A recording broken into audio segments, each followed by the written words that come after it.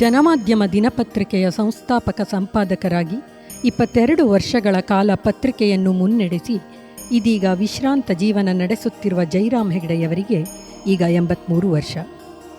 English ಮತ್ತು ಕನ್ನಡದಲ್ಲಿ ಸ್ನಾತಕೋತ್ತರ ಪದವಿ ಗಳಿಸಿ ಕಾಲೇಜು ಪ್ರಾಧ್ಯಾಪಕರಾಗಿ ಹಾಸನದ ಜನತಾ ಮಾಧ್ಯಮ ಪತ್ರಿಕೆಯ ಸಹ ಸಂಪಾದಕರಾಗಿ ಕಾರ್ಯನಿರ್ವಹಿಸಿ ಶಿರಸಿಯಲ್ಲಿ ನೆಲೆ ನಿಂತ ಸಾಹಿತಿ ಪತ್ರಕರ್ತ ಜೈರಾಮ್ ಹೆಗ್ಡೆಯವರದ್ದು ಪತ್ರಿಕಾ ರಂಗದಲ್ಲಿ 42 ವರ್ಷಗಳ ಅವ್ಯಾಹತ ಸೇವೆ. ಪತ್ರಿಕೋದ್ಯಮ, ಸಾಹಿತ್ಯ, ಸಂಗೀತ, ಚಿತ್ರಕಲೆ, ಕ್ರೀಡೆ, ಪ್ರವಾಸ, ಸಿನೆಮಾ, ನಾಟಕ, ತಾಳಮದ್ದಲೆ ಹೀಗೆ ವಿವಿಧ ರಂಗಗಳಲ್ಲಿ ಅಪಾರ ಆಸಕ್ತಿ ಹೊಂದುವುದರೊಂದಿಗೆ ಜೀವನ್ಮುಖಿ ವ್ಯಕ್ತಿತ್ವ ಹೊಂದಿರುವ ಜೈರಾಮ್ ಹೆಗ್ಡೆಯವರೊಂದಿಗೆ ಮಾತುಕತೆ ನಡೆಸಿಕೊಡಲಿದ್ದಾರೆ ನಾಗರಿಕ ಪತ್ರಿಕೆಯ ಸಂಪಾದಕರಾಗಿರುವ ಶ್ರೀ ಕೃಷ್ಣಮೂರ್ತಿ ಹೆಬ್ಬಾರ್ ಅವರು.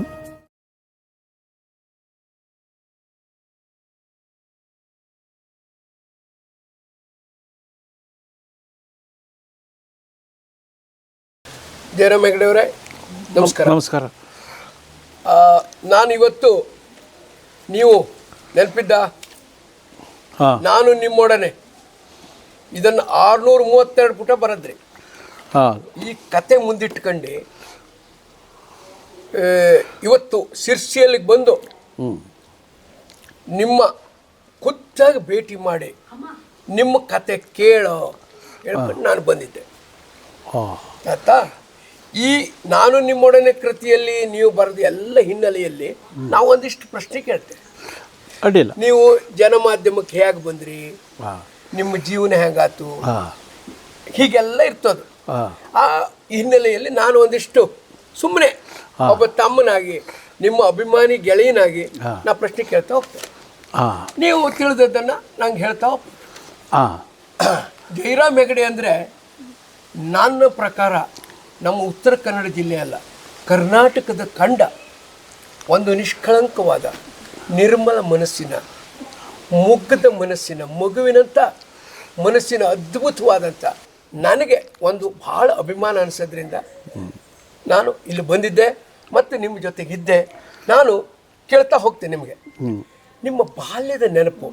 ನೀವೀಗ 83ರ ಹರೆಯದವರು, ಆದರೆ ನಗು ಮಾಸಿದ್ದಿಲ್ಲ, ಮಾಗ್ತಾ ಹೋಯ್ದ್ರಿ ನೀವು. ಆದ್ದರಿಂದ ನಿಮ್ಮ ಕಥೆಯನ್ನು ಕೇಳೋ ನಾನು ನಿಮ್ಮ ಸನ್ನಿಧಾನದಲ್ಲಿ ಕೂತ್ಕೊಂಡೆಯ ಹೇಳ್ಕೊಂಡು ನಾನು ಇಲ್ಲಿ ಬಂದಿದ್ದೆ. ನಿಮ್ಮ ಬಾಲ್ಯದ ನೆನಪು ಸುಮಾರು ಎಲ್ಲಿಂದ ಶುರು ಆಗ್ತದೆ ನಿಮ್ಮದು? ನನ್ನ ಬಾಲ್ಯದ ನನಗೆ ನೆನಪಿರೋದ ಮಟ್ಟಿಗೆ ಒಂದು 10 ವರ್ಷ ಆದ ನಂತರದ್ದೇ ಅಷ್ಟೇ ಹೊರತು ಅದಕ್ಕಿಂತ ಮುಂಚೆ ಸ್ವಲ್ಪ ನೆನಪು ಅಷ್ಟೇ ಹೊರತು ಜಾಸ್ತಿ ಇಲ್ಲ.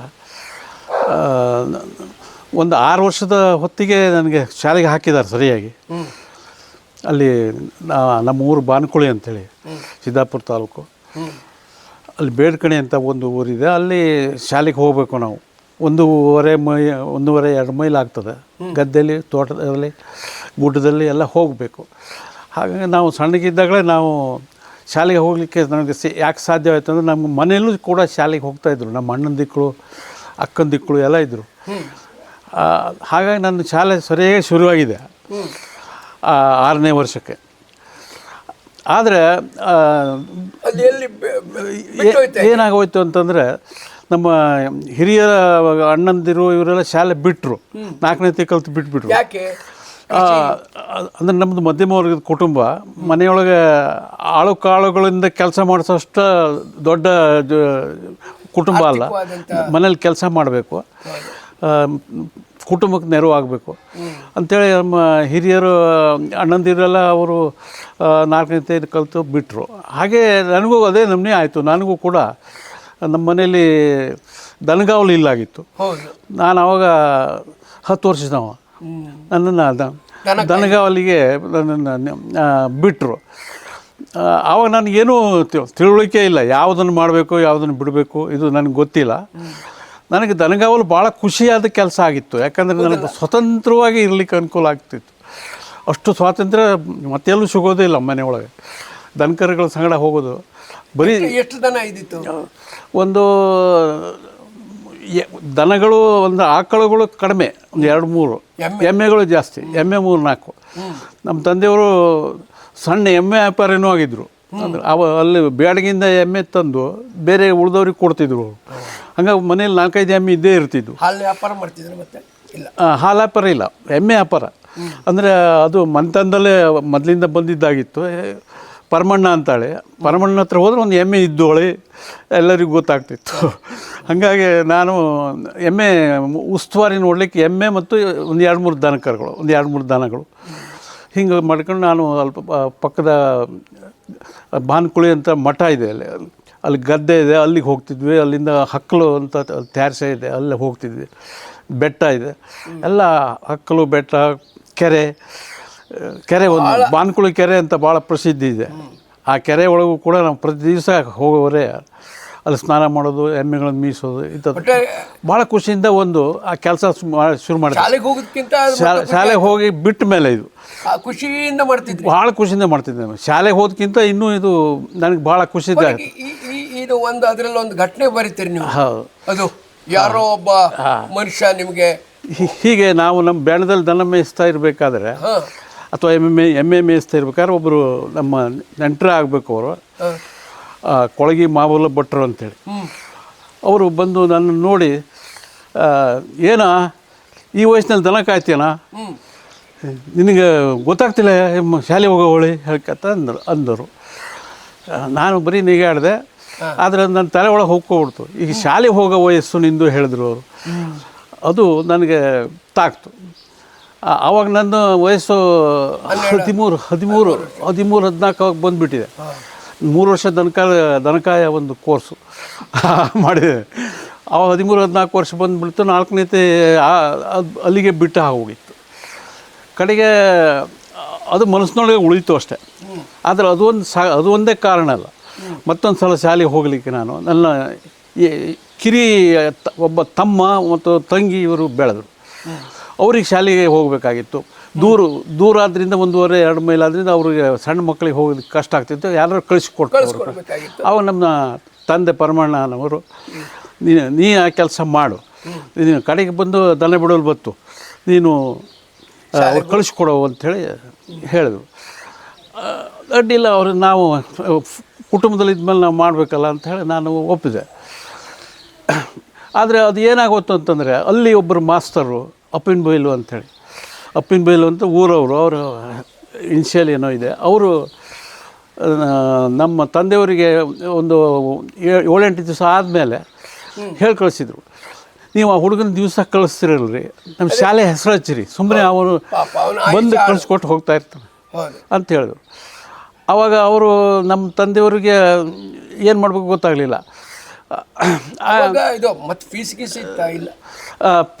ಆವಾಗೆಲ್ಲ 5-10 ರೂಪಾಯಿ ಒಳಗೆ ಒಂದು ಫೀಸ್ ಇರ್ತಿತ್ತು ಅಷ್ಟೇ. ಅದು ಸರ್ಕಾರಿ ಶಾಲೆ, ಕನ್ನಡ ಶಾಲೆ, ಬೇಡ್ಕಣಿ ಶಾಲೆ ಅಂತೇಳಿ.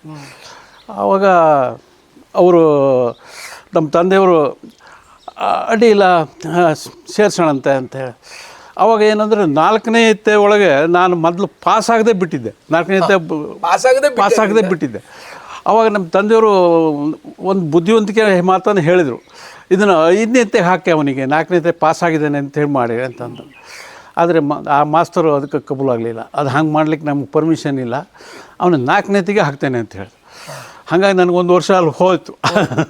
4ನೇತಿಗೆ ಹಾಕಿದರು. ನಮ್ಮ ತಮ್ಮ ಗುರುಪಾದ ಅಂತ ಮತ್ತು ಶಾರದೆ ತಂಗಿ ಅವ್ರನ್ನೆಲ್ಲ 1ನೇತಿಗೆ ಹಾಕಿ ನನ್ನನ್ನು 4ನೇತಿಗೆ ಹಾಕಿದರು. ಆವಾಗ ನಾನು 14 ವರ್ಷದವ 4ನೇತಿ ಆಗೋಯ್ತು. ಅವಾಗ ಎಷ್ಟು ದೊಡ್ಡ ಆಗಿದ್ರೆ? ಅವಾಗ ಚೆನ್ನಾಗಿ, ಅಂದರೆ ಆಳು ಯಾವಾಗಲೂ ಭಾಳ ಸದರ ನಾನು, ಆದರೆ ಒಳ್ಳೆ ಚಟುವಟಿಕೆಯಿಂದ ಇದ್ದವ. ಶಾಲೆ ಒಂಥರ ಹಿರಿಯ ವ್ಯಕ್ತಿ ಆದಂಗೆ ಆದ. ಹಾಗೆ ಮಾಸ್ತರ್ಕಿಂತ ದೊಡ್ಡವಾಗಲಿಲ್ಲ, ಮಾಸ್ತರೆಲ್ಲ ಬೇಕಾದಂಗೆ ಅವರೆಲ್ಲ. ಅವಾಗಿನ ಯಾವ್ದಾದ್ರು ಮಾಸ್ತರ್ ನೆನಪಾಗ್ತದೆ? ಚಲೋ ಮಾಸ್ತರ್ ನಿಮಗೆ ಪ್ರೀತಿ ಮಾಡ್ಕೊಂಡವರು? ಭಾಳ ಪ್ರೀತಿ ಮಾಡಿದವರು ಅಂದರೆ ಅಪ್ಪಿನಬೈಲು ಮಾಸ್ತರು ಕೂಡ ಅವ್ನಿಗೆ ಶಾಲೆ ಹಾಕಿದ್ರು ಅವರು. ಆದ್ದರಿಂದ ಅವ್ರಿಗೂ ನನ್ನ ಮೇಲೆ ಅಭಿಮಾನ ಇತ್ತು, ಮಮಕಾರ. ಅದಕ್ಕಿಂತ ನಂತರ ಕಡೆಗೆ ಒಬ್ಬರು ಉದ್ದಂಡ ಸಣ್ಣಪ್ಪ ನಾಯಕ ಅಂತೇಳಿ ಅಂಕೋಲೆ ಹತ್ತಿರದವರು, ಉದ್ದಂಡ ನಾಯಕ ಮಾಸ್ತರು. ಅಲ್ಲೊಂದು ಊರು, ಆ ಊರಿನ ಹೆಸರು ನನಗೆ ನೆನಪಾಗ್ತಾಯಿಲ್ಲ. ಅವರು ಅಂಕೋಲದವರು. ಅಲ್ಲ ಈಗ ಅದಾದ 4ನೇತಿ ಆಯ್ತು, ಮುಲ್ಕಿ ಎಷ್ಟು ಮುಗೀತು ಸುಮಾರು? ಅದೇ ಆ ಮುಲ್ಕಿ ಹೊತ್ತಿಗೆ ಬರಬೇಕಾದ್ರೆ ನನಗೆ ಮತ್ತೊಂದು ಕಾರಣ, ಮಧ್ಯ ಅವನೇನು ನಮ್ಮ ತಂದೆಯವರು ಏನು ಮಾಡಿದ್ದಂದರೆ ಒಂದು 4ನೇತಿ ಹಾಕಿ ಕಡೆಗೆ 5ನೇತಿಗೆ ಅವನು ಹಿಂದೆ ತಿರ್ಸಿಬಿಟ್ರಾಯ್ತು. ಅದು ಕಡೆ ಅಷ್ಟೊತ್ತು ರೂಢಿ ಆಗ್ತದಲ್ಲ ಅವ್ರಿಗೆ, ಹುಡುಗರಿಗೆ ರೂಢಿ ಆಗ್ತದೆ ಶಾಲೆಗೆ ಹೋಗಿ. ಅವ್ರು ಹೋಗ್ತಾರೆ, ಅವರಷ್ಟಕ್ಕೆ ಅವ್ರು ಹೋಗುವವರಿಗೆ ಹೌದು, ಅವರಷ್ಟಕ್ಕೆ ಅವ್ರು ಬರೋವರಿಗೆ ಶಾಲೆಗೆ ಹಾಕ್ತೇನೆ, ಆಮೇಲೆ ನಮ್ಮ ಮನೆಯೊಳಗೆ ಕೆಲಸ ಇದೆ ಅಂತ ಹೇಳಿದ್ರು. ಹಾಗೆ 1 ವರ್ಷ ಆದಮೇಲೆ 4ನೇತಿ ಪಾಸ್ ಆಯಿತು. ನಾನು ಒಳ್ಳೆ ಮಾರ್ಕ್ಸ್ ತಗೊಂಡೆ. ನಾನು ವಯಸ್ಸು ಜಾಸ್ತಿ ಇರೋದ್ರಿಂದ ನಮಗೆ ಕಷ್ಟ ಆಗಲಿಲ್ಲ. ಶಾಲೆ ಬಿಡಿಸ್ಬೇಕು. 4ನೇತಿ ಕಲಿತು 3 ವರ್ಷ ನೀವು ಎಮ್ಮೆ ಕಾಯ್ದದಿಂದ ಅಕ್ಷರ ಎಲ್ಲ ಮರ್ತೋಗ್ಲಿಲ್ವಾ? ಅದೇ ಅದು ಒಂದು ಸಮಸ್ಯೆ ಇತ್ತು. ಅದನ್ನು ನಾನು ನಮ್ಮ ಅಣ್ಣನ ಹೆಂಡತಿ ಸರೋಜ ಅಂತೇಳಿ ಅವ್ರ ಹತ್ರ ಹೇಳಿದೆ. ಮುಗ್ಗೆಲ್ಲ ಮರ್ತೋಯ್ದು, ಹ್ಯಾಂಗೆ ಹೋಗ್ಬೋದು, ಎಂಥದ್ದು ನೆನಪಿಲ್ಲ. ನೀ ಹೆದರೋದ ಅದೆಲ್ಲ ರೂಢಿ ಆಗ್ತು ನಿನಗೆ, ನೀನು ಹಾಗೆ ಅವ್ನು ಕಳಿಸ್ಕೊಡಲ್ಲ, ಓದ್ತಾ ಪುಸ್ತಕನೂ ಓದ್ತಾವು, ನಿಂಗೆಲ್ಲ ಬತ್ತು, ಹೆದರೋಡ ಧೈರ್ಯ ಕೊಟ್ಟರು. ನಾನು ಅತ್ತಿಗೆ ನೆನೆಸ್ಕೋಬೇಕು ನಿಜವಾಗಿ. 5ನೇತಿ ಆದಮೇಲೆ ಮತ್ತೆ ಅದೇ ಪ್ರಸಂಗ ಬಂತು, ಶಾಲೆ ಬಿಡಿಸ್ತಾನೆ ಅಂತ ನನ್ನ ತಂದೆಯವರು ಮಾಸ್ತರಿಗೆ ಹೇಳಿದರು. ಅವಾಗ ನಿಮ್ಮ ಪ್ರತಿಕ್ರಿಯೆ? ಆವಾಗ ಉದ್ದಂಡ ಸಣ್ಣಪ್ಪ ನಾಯಕ ಅಂತ ಹೇಳಿದ್ನು, ಆ ಮಾಸ್ತರ್ ಬಂದಿದ್ರು. ಅವ್ರು ಏನು ಹೇಳಿದ್ರು, ಜಯರಾಮ್ನಿಗೆ ಶಾಲೆ ಬಿಡಿಸಬೇಡಿ, ಮುಲ್ಕಿ ಆಗಲಿ, ತುಂಬ ಚೆನ್ನಾಗಿ ಕಲಿತಾನೆ, ಅವನು ಯಾಕೆ ಶಾಲೆ ಬಿಡಿಸ್ತೀರ? ಈಗ ಅವರು ಮಕ್ಕಳದ್ದು ಬರ್ತಾರೆ, ಅವನ ಸಂಗಡ ಇವನು ಬರಲಿ, ಏನು 2-3 ವರ್ಷದೊಳಗೆ ಏನಾಗೋದಿಲ್ಲ, ನಮ್ಮ ಶಾಲೆಗೂ ಈ ಥರ ಹುಡುಗರು ಬೇಕು, ಎಲ್ಲ ಚಟುವಟಿಕೆ ಒಳಗೆ ಇದ್ದಾನೆ, ಅವನನ್ನು ಈಗ ಬಿಡಿಸ್ಬಾರ್ದು ಅಂಥೇಳಿ ನಮ್ಮ ತಂದೆಯವರಿಗೆ ಹೇಳಿದ್ರಿಂದ ನಾನು 5ನೇತಿಯಿಂದ ಮುಂದುವರೆದೆ. 7ನೇತಿ ಒಳಗೆ ನನಗೆ ತಾಲೂಕಿಗೆ ಮೊದಲನೇ ಪ್ರೈಸ್ ಬಂತು, ಅವು ಮುಲ್ಕಿ ಪರೀಕ್ಷೆ ಅಂತ. ಅವಾಗೆಲ್ಲ ಒಂದೊಂದು ಸಬ್ಜೆಕ್ಟಿಗೆ 10 ರೂಪಾಯಿ ಬಹುಮಾನ ಇಟ್ಟಿದ್ರು. ನನಗೆ 60 ರೂಪಾಯಿ ಬಂತು, 6 ಸಬ್ಜೆಕ್ಟ್ ಒಳಗೆ ಫಸ್ಟು.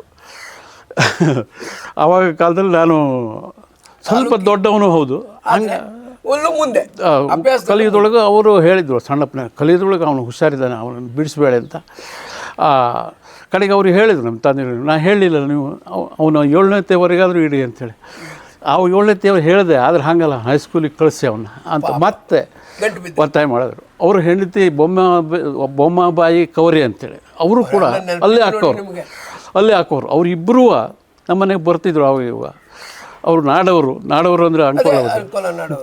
ಅವರು ತನ್ನ ಮಗನಂಗೆ ಅಂಥೇಳಿ ಅವ್ನು ಶಾಲೆಗೆ ಹಾಕಿದ್ದು ಆಯಿತು, ಹೈಸ್ಕೂಲಿಗೆ ಹಾಕ್ರಿ ಅಂಥೇಳಿ ಮತ್ತೆ ಒತ್ತಾಯ ಮಾಡಿ. ಬೇಡ್ಕಣಿ ಹೈಸ್ಕೂಲಿಗೆ ಹಾಕಿದ್ರೆ? ಬೇಡ್ಕಣಿ ಹೈಸ್ಕೂಲ್ ಇಲ್ಲ ಅವಾಗ ದಿನಕರ್ ದೇಸಾಯಿ ಅವಾಗ ಇನ್ನೂ ಶಾಲೆ ಪ್ರಾರಂಭ. ಸಿದ್ದಾಪುರಕ್ಕೆ ಹೋಗ್ಬೇಕಲ್ಲ, ಸಿದ್ದಾಪುರಕ್ಕೆ ಹೋಗೋದು ಹೇಗೆ ಆಯಿತು, ಸಿದ್ದಾಪುರಕ್ಕೆ ಹೋಗೋದು ಕಷ್ಟ ಆಯಿತು. ಸೈಕಲ್ಲು ಒಂದು ಮಾಡಬೇಕು ಅಂತ ಆಯಿತು. ಒಂದು ಸೈಕಲ್ಲು ನಮ್ಮ ಅಣ್ಣ ಸೈಕಲ್ ಒಳಗೆ ಭಾಳ ಉಮೇದಿಯವರಾಗಿದ್ದ, ಒಂದು ಸೈಕಲ್ಲು ತಂದು ಕೊಟ್ಟರು. ಆದರೆ ಸೈಕಲ್ ಮೇಲೆ ಹೋದಲ್ಲಿ ಟೈಮಿಗೆ ಸರಿಯಾಗಿ ಹೋಗೋದಕ್ಕೆ ಆಗೋದಿಲ್ಲ. 4-5 ಮೈಲ್ ಆಗ್ತದೆ ಸಿದ್ದಾಪುರ. ಒಂದೊಂದು ದಿವಸ ಹೆಚ್ಚು ಕಡಿಮೆ ಹೋಗ್ತಿದ್ದೆವು. ಮತ್ತು ಹೋಗೋದು ಊಟದ್ದು ಇದೆಲ್ಲ ತೊಂದರೆ ಆಗಲು ಹಿಡಿತು. ಅವಾಗ ನಮ್ಮ ತಂದೆಯವರು ಏನು ಮಾಡಿದ್ರು ಅಂದರೆ, ಅವರು ಸಂತೆಗೆಲ್ಲ ಹೋಗ್ತಿದ್ರು. ಸಂತೆಗೆ ಹೋದಾಗ ಒಂದು ಖಾನಾವಳಿಗೆ ಊಟ ಮಾಡ್ತಿದ್ರು.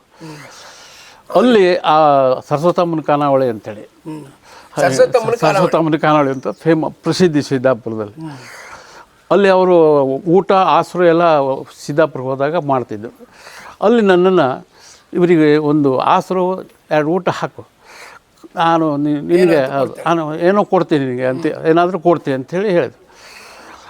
ಆ ಸರಸ್ವತಮ್ಮನ ಖಾನಾವಳಿ ಒಳಗೆ ಉಳಿದು ಅಲ್ಲಿ ನಮ್ಮ ಮತ್ತೊಬ್ಬರು ಬೇಡ್ಕಣಿ ಶೆಟ್ಟರು ಅಂಥೇಳಿ, ಹಿಂದೆ ನಮ್ಮ ಪೂರ್ವಜರೆಲ್ಲ ಯಾವಾಗಲೂ ಅವರು ಒಡೆಯರಾಗಿದ್ದರಂತೆ, ಭೂಮಿ ಒಡೆಯರಾಗಿದ್ದರಂತೆ.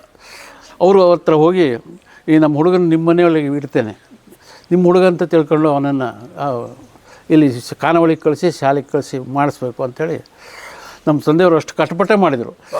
ಅವರು ಎದುರುಗಡೆಗೆ ವಿದ್ಯೆ ಕಲೀಲಿಕ್ಕೆ ಕಂಡ್ರೂ ಆಂತರಿಕವಾಗಿ ಅವ್ರು ಕಲೀಲಿ ಅನ್ನೋದಿತ್ತು ಅವರಿಗೆ.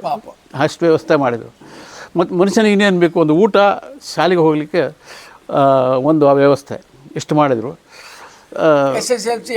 ಆವಾಗ ಹೈಯರ್ ಇಡ್ತು, ಓಲ್ಡ್ ಇಡ್ತು, ಹೀಗೆಲ್ಲ ಇತ್ತು. ಅದೆಲ್ಲ ದಾಟಿ ನಾನು SSLC ಬಂದೆ.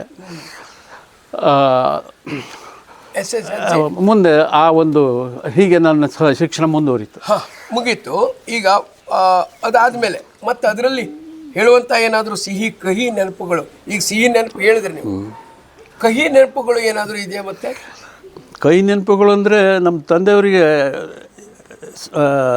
ಅಷ್ಟೊಂದು ದೊಡ್ಡ ಜಮೀನ್ದಾರ ಅಲ್ಲದೆ ಇರೋದ್ರಿಂದ ಸಂಸಾರಕ್ಕೆ ದುಡ್ಡು ಸಾಕಾಗೋದಿಲ್ಲ ಇತ್ತು, ಸಾಲ ಮಾಡ್ತಿದ್ವಿ. ಎಷ್ಟು ಜನ? ನಾವು ನಾವು 4 ಜನ ಗಂಡು ಮಕ್ಕಳು, 4 ಜನ ಹೆಣ್ಣುಮಕ್ಕಳು, 8 ಜನ ಮತ್ತು ತಂದೆ ತಾಯಿಗಳು, ಒಟ್ಟು 10 ಜನ ನಮ್ಮ ಕುಟುಂಬ. ಆವಾಗ ಜಮೀನು ಕಡಿಮೆ, ಜಮೀನು ಆವಾಗಿನ ಕಾಲದಲ್ಲಿ ಒಂದು 4 ಎಕರೆ ಇದ್ದು, ಅದರಲ್ಲಿ 1-2 ಎಕರೆ ಹಾಳಿತ್ತು. ಹೀಗಾಗಿ ಅವರಿಗೆ ಆವಾಗೆಲ್ಲ 50 ರೂಪಾಯಿ 60 ರೂಪಾಯಿ ಕ್ವಿಂಟಾಲ್ ಅಡಿಕೆ. ಈ ಮತ್ತೆ 8 ಜನರಲ್ಲೂ ಅಷ್ಟು ಸುಮಾರು ಜನ ಓದಬೇಕಲ್ಲ. ಹಾಂ, ಅದರಲ್ಲಿ ಕೆಲವು ಜನ 4 ಗಂಟೆವರೆಗೇನೆ, ನನಗಿಂತ ಮುಂದೆ ಹೋದವರೇ ಇಲ್ಲ. ನೀವೇ ಮುಂದೆ ಹೋಗೋದು. ಅದರಿಂದ ಯಾವಾಗಲೂ ತೊಂದರೆ ಇರ್ತಿತ್ತು, ಸ್ವಲ್ಪ ದುಡ್ಡಿಂದು ಓದಿದ್ದು. ಕಡೆಗೆ ಈಗ SSLC ಆದಮೇಲೆ ಮುಂದೆ ಏನು ಮಾಡಿದ್ರಿ? ಕಡೆಗೆ ಅಲ್ಲ, ಅದ್ರ ನಡುವೆ ನಾ ಹೇಳ್ದೆಲ್ಲ ಒಂದು ಕಹಿ ಅಂದರೆ ಈ ದುಡ್ಡಿಂದ ಅಲ್ಲಿ ಎಂಥ ಸುಣ್ಣ ಖರ್ಚಿಗೆ ಬೇಕಾದರೆ ನಾವು ಸ್ವಲ್ಪ ತೊಂದರೆ ಆಗ್ತಿತ್ತು. ಆದರೆ ನನಗೆ ಫ್ರೆಂಡ್ಸ್ ಭಾಳ ಒಳ್ಳೊಳ್ಳೆ ಜನ ಇದ್ದರು. ನನಗೆ ಚಹಾ ಕುಡಿಯೋದು, ಆಸರೆ ಕುಡಿಯೋದು ತೊಂದರೆನೇ ಇಲ್ಲ, ಎಲ್ಲ ಕರ್ಕೊಂಡೋಗಿ ಕುಡಿಸ್ಬಿಡ್ತಿದ್ರು, ಇದಾಗ್ತಿತ್ತು. ಹಾಗಾಗಿ ನನಗೇನು ಅಷ್ಟು ಅವಶ್ಯಕತೆ ಇಲ್ಲದೆ ಇದ್ದರು. ನೀವು ಅಲ್ಲಿ ಇದರಲ್ಲಿ ಇರುವಾಗ ನಿಮಗೆ ಈಗ ಬೇರೆ ಬೇರೆ ಈಗ ನಿಮಗೆ ಹಿಂದೂಸ್ತಾನಿ ತಬಲಾ ಎಲ್ಲ ಬಂದಿದ್ದಾರೆ, ಹಾಗೆ ಅಲ್ಲಿ ಏನಾದರೂ ಆ್ಯಕ್ಟಿವಿಟೀಸಲ್ಲಿ ಭಾಗವಹಿಸ್ತಿದ್ದಾರೆ ನೀವು? ನಿಜವಾಗಿ ನಾನು ಹೈಸ್ಕೂಲಿಗೆ ಹೋದ ಮೇಲೇ ಮುಂದೆ ಏನು ಮಾಡಬೇಕು ಅನ್ನುವ ಒಂದು ಕುತೂಹಲ ನನಗೆ ಹುಟ್ಟಿತು, ಏನಾದರೂ ಒಂದು ಮಾಡಬೇಕು ಅಂತ. ಯಾಕಂದರೆ ಅಲ್ಲಿ ನನಗೆ ಮುಖ್ಯವಾಗಿ ಅಲ್ಲಿಯ ಗುರುಗಳು, ಮಾಸ್ತರ್ಗಳು ಮತ್ತು ಫ್ರೆಂಡ್ಸು ಇವರೆಲ್ಲ ಏನಾದರೂ ಮಾಡಬೇಕು ನಾನು ಅನ್ನೋದ್ರ ಬಗ್ಗೆ ಅವರು ಪ್ರೋತ್ಸಾಹದಾಯಕ ಆದರು. ಅಂದರೆ ಅವರ ಒಂದು ನನಗೆ ಸಪೋರ್ಟ್ ಏನಿತ್ತು ಅದು ನನಗೆ ಭಾಳ ಮುಂದೆ ಅವಕಾಶ ಮಾಡಿಕೊಡ್ತು, ಏನಾದರೂ ಒಂದು ಮಾಡಬೇಕು ಅಂತೇಳಿ. ಅಲ್ಲಿ ಅವಾಗ ಯಾವುದ್ರಲ್ಲಿ ಭಾಗವಹಿಸ್ತಿದ್ರಿ? ಅವಾಗ ನನ್ನ ಮಾನಿಟರ್ ಅಂತ ಹೇಳಿ ಅವಾಗೆಲ್ಲ ಇರ್ತಿತ್ತು, ಮಾನಿಟರ್ ಮಾಡಿಬಿಡ್ತೀನಿ, ಕ್ಲಾಸಿನ ಮಂತ್ರಿ. ಅವಾಗ ನಾನು ಯಾವ ಕ್ಲಾಸಿಗೆ ಹೋದ್ರೂ ನಾನು ಮಾನಿಟರ್. ಆತನ ಎತ್ತರಕ್ಕಿದ್ದೆ, ಸ್ವಲ್ಪ ತೆಳ್ಳಗಿದ್ದೆ, ಆದರೆ ಎಲ್ಲರನ್ನೂ ಹೊಂದಾಣಿಕೆ ಮಾಡ್ಕೊಂಡು ಹೋಗೋವ ಅಂತೇಳಿ. ಅಧಿಕಾರ ಸ್ಥಾಪನವಲ್ಲ ಅಂತೇಳಿ ಅದಕ್ಕೆ ಆ ಮಾಸ್ತರ್ದು ಏನು ಮಾಡ್ತೀನಿ ಅಂದರೆ, ಇವನಿಗೆ ಜಯರಾಮ್ ಅಂತ ಅವಾಗ ಹೇಳ್ತಿದ್ರು ನನಗೆ, ಎಲ್ಲೋದ್ರೂ ಜಯ. ಹೌದು, ನೀವು ಮಾನಿಟರ್ ಅಂತ. ಹಿಂಗೆ ಮಾನಿಟರ್ ಆದ್ದರಿಂದ ನಾನೇನಾಯ್ತು ಅಂದರು, ಉಳಿದವ್ರದ್ದೆಲ್ಲ ಸಂಘ ಜಾಸ್ತಿ ಆಯಿತು, ಅಂದರೆ ಎಲ್ಲರನ್ನೂ ಗುರ್ತಾಯಿತು, ಎಲ್ಲರನ್ನೂ ಸಂಘನ ಬೆಳಿಬೇಕಲ್ಲ. ಅದರಲ್ಲಿ ಹೆಣ್ಮಕ್ಳು ಗಂಡು ಮಕ್ಕಳು ಎಲ್ಲ ನನಗೆ ದೋಸ್ತರಾದರು. ಆವಾಗ ನಾವು ನಾಟಕ ಕೂಡ ಭಾಗವಹಿಸಿದೆ. ನಾಟಕ ನಾನೇ ಮಾಡ್ಸವ ಮತ್ತು ಅವನ್ನೆಲ್ಲ ಆಯ್ಕೆ ಮಾಡ್ಕೊಳ್ಳವ, ಇಂಥದ್ದೆಲ್ಲ ಮಾಡಲಿಕ್ಕೆ. ಹೈಸ್ಕೂಲಾಗಿ ನಾಟಕದೊಂದು ಹುಚ್ಚು ಹಿಡಿಲಿಕ್ಕೆ ಮತ್ತೊಂದು ಕಾರಣ ಅಂತಂದರೆ, ನಮ್ಮ ಮಗೆಗಾರು ಅಂತ ನಮ್ಮ ಬಾನ್ಕೊಳೆ ಹತ್ತಿರ ಇದೆ, ಅಲ್ಲಿ ನಾಟಕ ಕಂಪನಿ ಇತ್ತು. ಅಲ್ಲಿ ನಮ್ಮ ಅಣ್ಣ ದೊಡ್ಡ ನಟ. ಹೌದು, ನಾನು ಅವನ ಹೆಸರು ಅನಂತ ಹೆಗಡೆ ಅಂತ, ಅವನು ದೊಡ್ಡ ಮುಖ್ಯ ನಟ ಅಲ್ಲಿ. ಆವಾಗ ನನ್ನನ್ನು ಪ್ರಾಂಪ್ಟ್ ಮಾಡುವ ಅಂತ ತೊಗೊಳ್ತಿದ್ರು ಹಿಂದುಗಡೆ. ಹೌದು, ನಾನು ಯಾವ ರಿಹರ್ಸಲ್ ಟ್ರಯಲ್ ಇದೆಯೋ, ಟ್ರಯಲ್ ಅಂತ ನಾವು ಹೇಳ್ತಿದ್ವಿ ಅವಾಗ, ರಿಹರ್ಸಲ್. ಅದಕ್ಕೆ ನಾನು ಹಿಂದುಗಡೆ ಕೂತ್ಕೊಂಡು ಓದೇಳು ಪಾರ್ಟ್ ಇದು ಪರದೆ ಹಿಂದುಗಡೆ ನಿಂತ್ಕೊಂಡು ಸ್ವಲ್ಪ ಓದೆ, ಅವ್ರಿಗೆ ಮರೆತಾಗ ಓದಿ ಹೇಳೋದು, ಇದು ಪ್ರಾಂಪ್ಟ್ ಮಾಡುವ. ಒಳ್ಳೆ ಪ್ರಾಂಪ್ಟರಾಳೆ ಹೆಸರಾಗಿದ್ದೆ ಅಲ್ಲಿ. ನನ್ನ ಹೈಸ್ಕೂಲ್ ಅವಧಿ 4 ವರ್ಷನೂ ಅಲ್ಲಿ ಪ್ರಾಂಪ್ಟರಾಗಿ ನಾನು ತುಂಬ ಅವ್ರಿಗೆ ಬೇಕಾದವ. ಅದು ನಾನು ನಾಟಕ ಮಾಡಬೇಕು ಹೇಳೋದಕ್ಕೆ ಅದಕ್ಕೆ ಕಾರಣ ಆಯಿತು. ನಾನು ನಾಟಕ ಮಾಡಿಸ್ಬೇಕು, ಬರೀ ಪ್ರಾಂಪ್ಟ್ ಮಾಡೋದ್ರಿಂದ ನನ್ನ ಆಸೆ ಪೂರೈಕೆ ಆಗೋದು. ಅದರಿಂದ ನಾನು ನಾಟಕ ನಾನು ಪಾಠ ಹಾಕಿ ಹಲವಾರು ಏಕಾಂಕ ನಾಟಕಗಳನ್ನೆಲ್ಲ ಮಾಡಿಸಿ ಅವಾಗೆಲ್ಲ ಗುಂಡನ ನಾಟಕ ಅವಾಗ ಈ ಥರದ್ದೆಲ್ಲ ಒಂದಿಷ್ಟು ಜನ ಇದ್ದರು ಅವಾಗೆಲ್ಲ. ಅವ್ರ ಹೆಸರೆಲ್ಲ ನನಗೆ ನೆನಪಾಗ್ತಾ ಇಲ್ಲ. ಈಗ ಒಟ್ಟು ಅಂದರೆ SSLC ಆಗ್ತಾ ಇದ್ದಂಗೆ ನಾಟಕದ ಹುಚ್ಚು ಅಂತ ಹತ್ತಿತ್ತು. ಆದ್ರೆ ನಾನು ಇದರಲ್ಲಿ ಒಂದು ಸುಂದರವಾದ ಘಟನೆ ನನಗೆ ಇನ್ನೂ ನೆನಪಿದೆ. ಅದು ನನಗೆ ಇಲ್ಲಿ ನಾನು ಟಿಪ್ಪಣಿ ಮಾಡ್ಕೊಂಡಿದ್ದೆ. ಅದು ಆ ದನ ಕಾಯ್ಲಿಕ್ಕೆ ಹೋದಾಗ ಆ ಮುಳ್ಳು ಜಗ್ಗೆ ನೆನಪಿದೆ ನಿಮಗೆ? ಹೌದು, ಅದು ಹೇಳ್ಬಿಡಿ ನನಗೆ. ಅದು ನಮ್ಮ ಬೆಟ್ಟ ಬೇಡ ಅಂದರೆ ನಮ್ಮದೇ ಆದಂಥ ಒಂದು ಏರಿಯಾ ಇರ್ತದೆ, ಸರಹದ್ದು, ಒಂದು ಗಡಿ ಇರ್ತದೆ. ಅಲ್ಲಿ ನಾವು ದನ ಮೇಯಿಸ್ಬೇಕಾದ್ರೆ ಏನಾಯಿತು ಅಂದರೆ, ಹೊರಗಡೆಯಿಂದ ಕೆಲವು ಜನ ನಮ್ಮ ತ್ಯಾರ್ಸಿ ಊರು ಅಂತ ಇದೆ, ಅಲ್ಲಿ ತ್ಯಾರ್ಸಿ ಮತ್ತು ಕಡಿಕೇರಿ ಅಂತ ನಮ್ಮ ಊರ ಹತ್ರ, ಅಲ್ಲಿ ದನ ಕಾಯುವವರು ಕೆಲವು ಹುಡುಗರು ನಮ್ಮ ಜಾಗದೊಳಗೆ ಬಂದುಬಿಡ್ತಿದ್ರು. ಅದರಿಂದ ಏನಾಯಿತು ಅಂದರೆ ನಾನು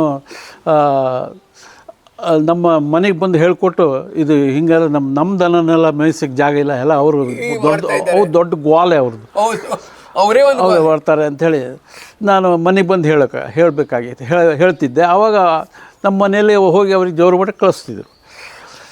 ಇದರಿಂದ ಏನಾಯಿತು, ನನಗೆ ನನ್ನ ಮೇಲೆ ಒಂದು ದ್ವೇಷ ಇಟ್ಬಿಟ್ರು ಆ ಹುಡುಗರು, ಆ ದನಕಾಯ ಹುಡುಗರು. ನಾನು ಒಂದು ದಿವಸ ನಮ್ಮ ಗಡಿ ದಾಟಿ ಆ ಕಡೆ ಹಕ್ಕಲು ಅಂತಿದೆ, ಅಲ್ಲಿ ದನ ಮೇಯಿಸ್ಬೇಕಾದ್ರೆ ನನಗೆ ಬಂದು ಹೊಡಿಲಿಕ್ಕೆ ಬಂದುಬಿಟ್ರು ಒಂದು 4-5 ಜನ.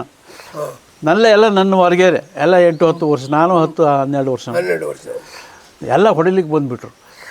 ಆವಾಗ ನನಗೆ ಏನು ಮಾಡಬೇಕು ಅಂತ ಗೊತ್ತಾಗಲಿಲ್ಲ. ಅಲ್ಲೊಂದು ಪಕ್ಕದಲ್ಲಿ ಒಂದು ಮುಳ್ಳಿನ ಸಾಲ್ಡು ಅಂತ ಹೇಳ್ತೀವಿ ನಾವು, ಮುಳ್ಳಿನ ಸಾಲ್ಡ್ ಬಿದ್ದಿತ್ತು.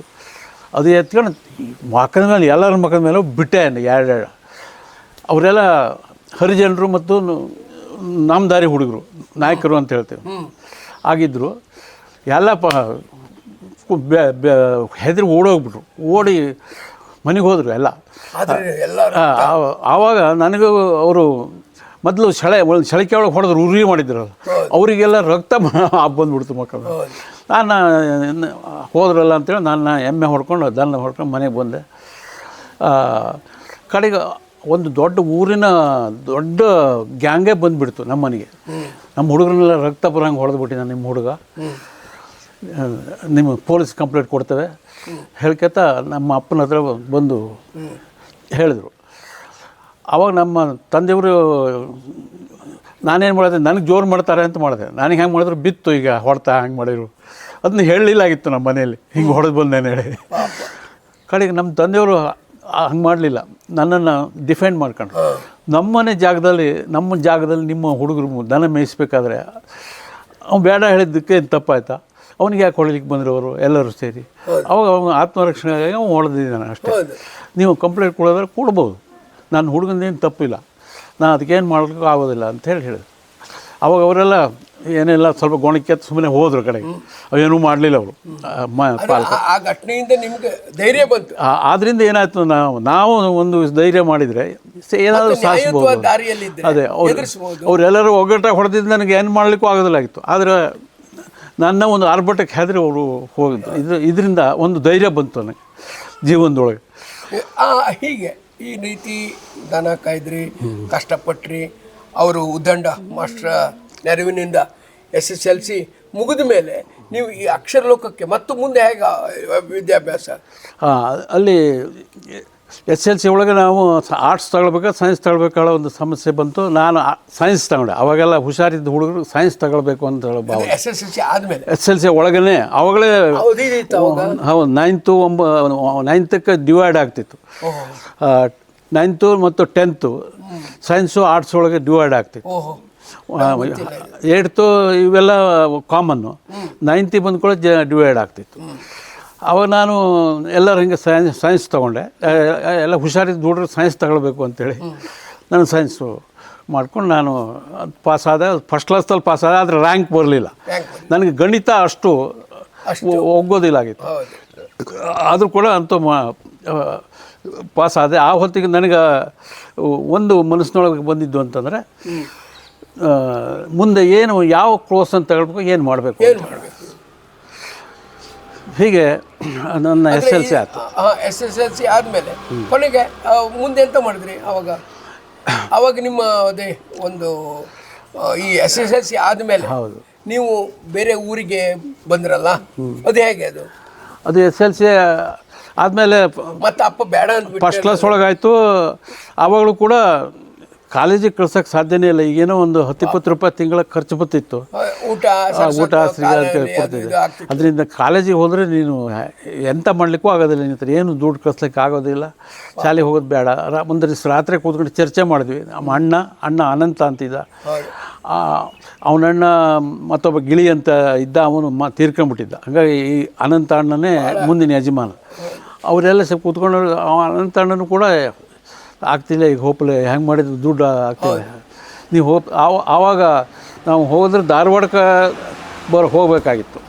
ಶಿರ್ಸಿ ಒಳಗೆ ಅಷ್ಟೇ ಶುರುವಾಗಿತ್ತು. ಆದರೂ ಅಲ್ಲಿ ಶಿರ್ಸಿ ಒಳಗೂ ಕೂಡ ಅಷ್ಟು ಪ್ರಸಿದ್ಧಿ ಇಲ್ಲ ಅಲ್ಲಿ ಕಾಲೇಜು. ಆದ್ದರಿಂದ ನಾನು ಹೋದ್ರೆ ಧಾರವಾಡಕ್ಕೆ ಅಥವಾ ಬೆಳಗಾವಿ ಎಲ್ಲರೂ ಹೋಗಬೇಕು.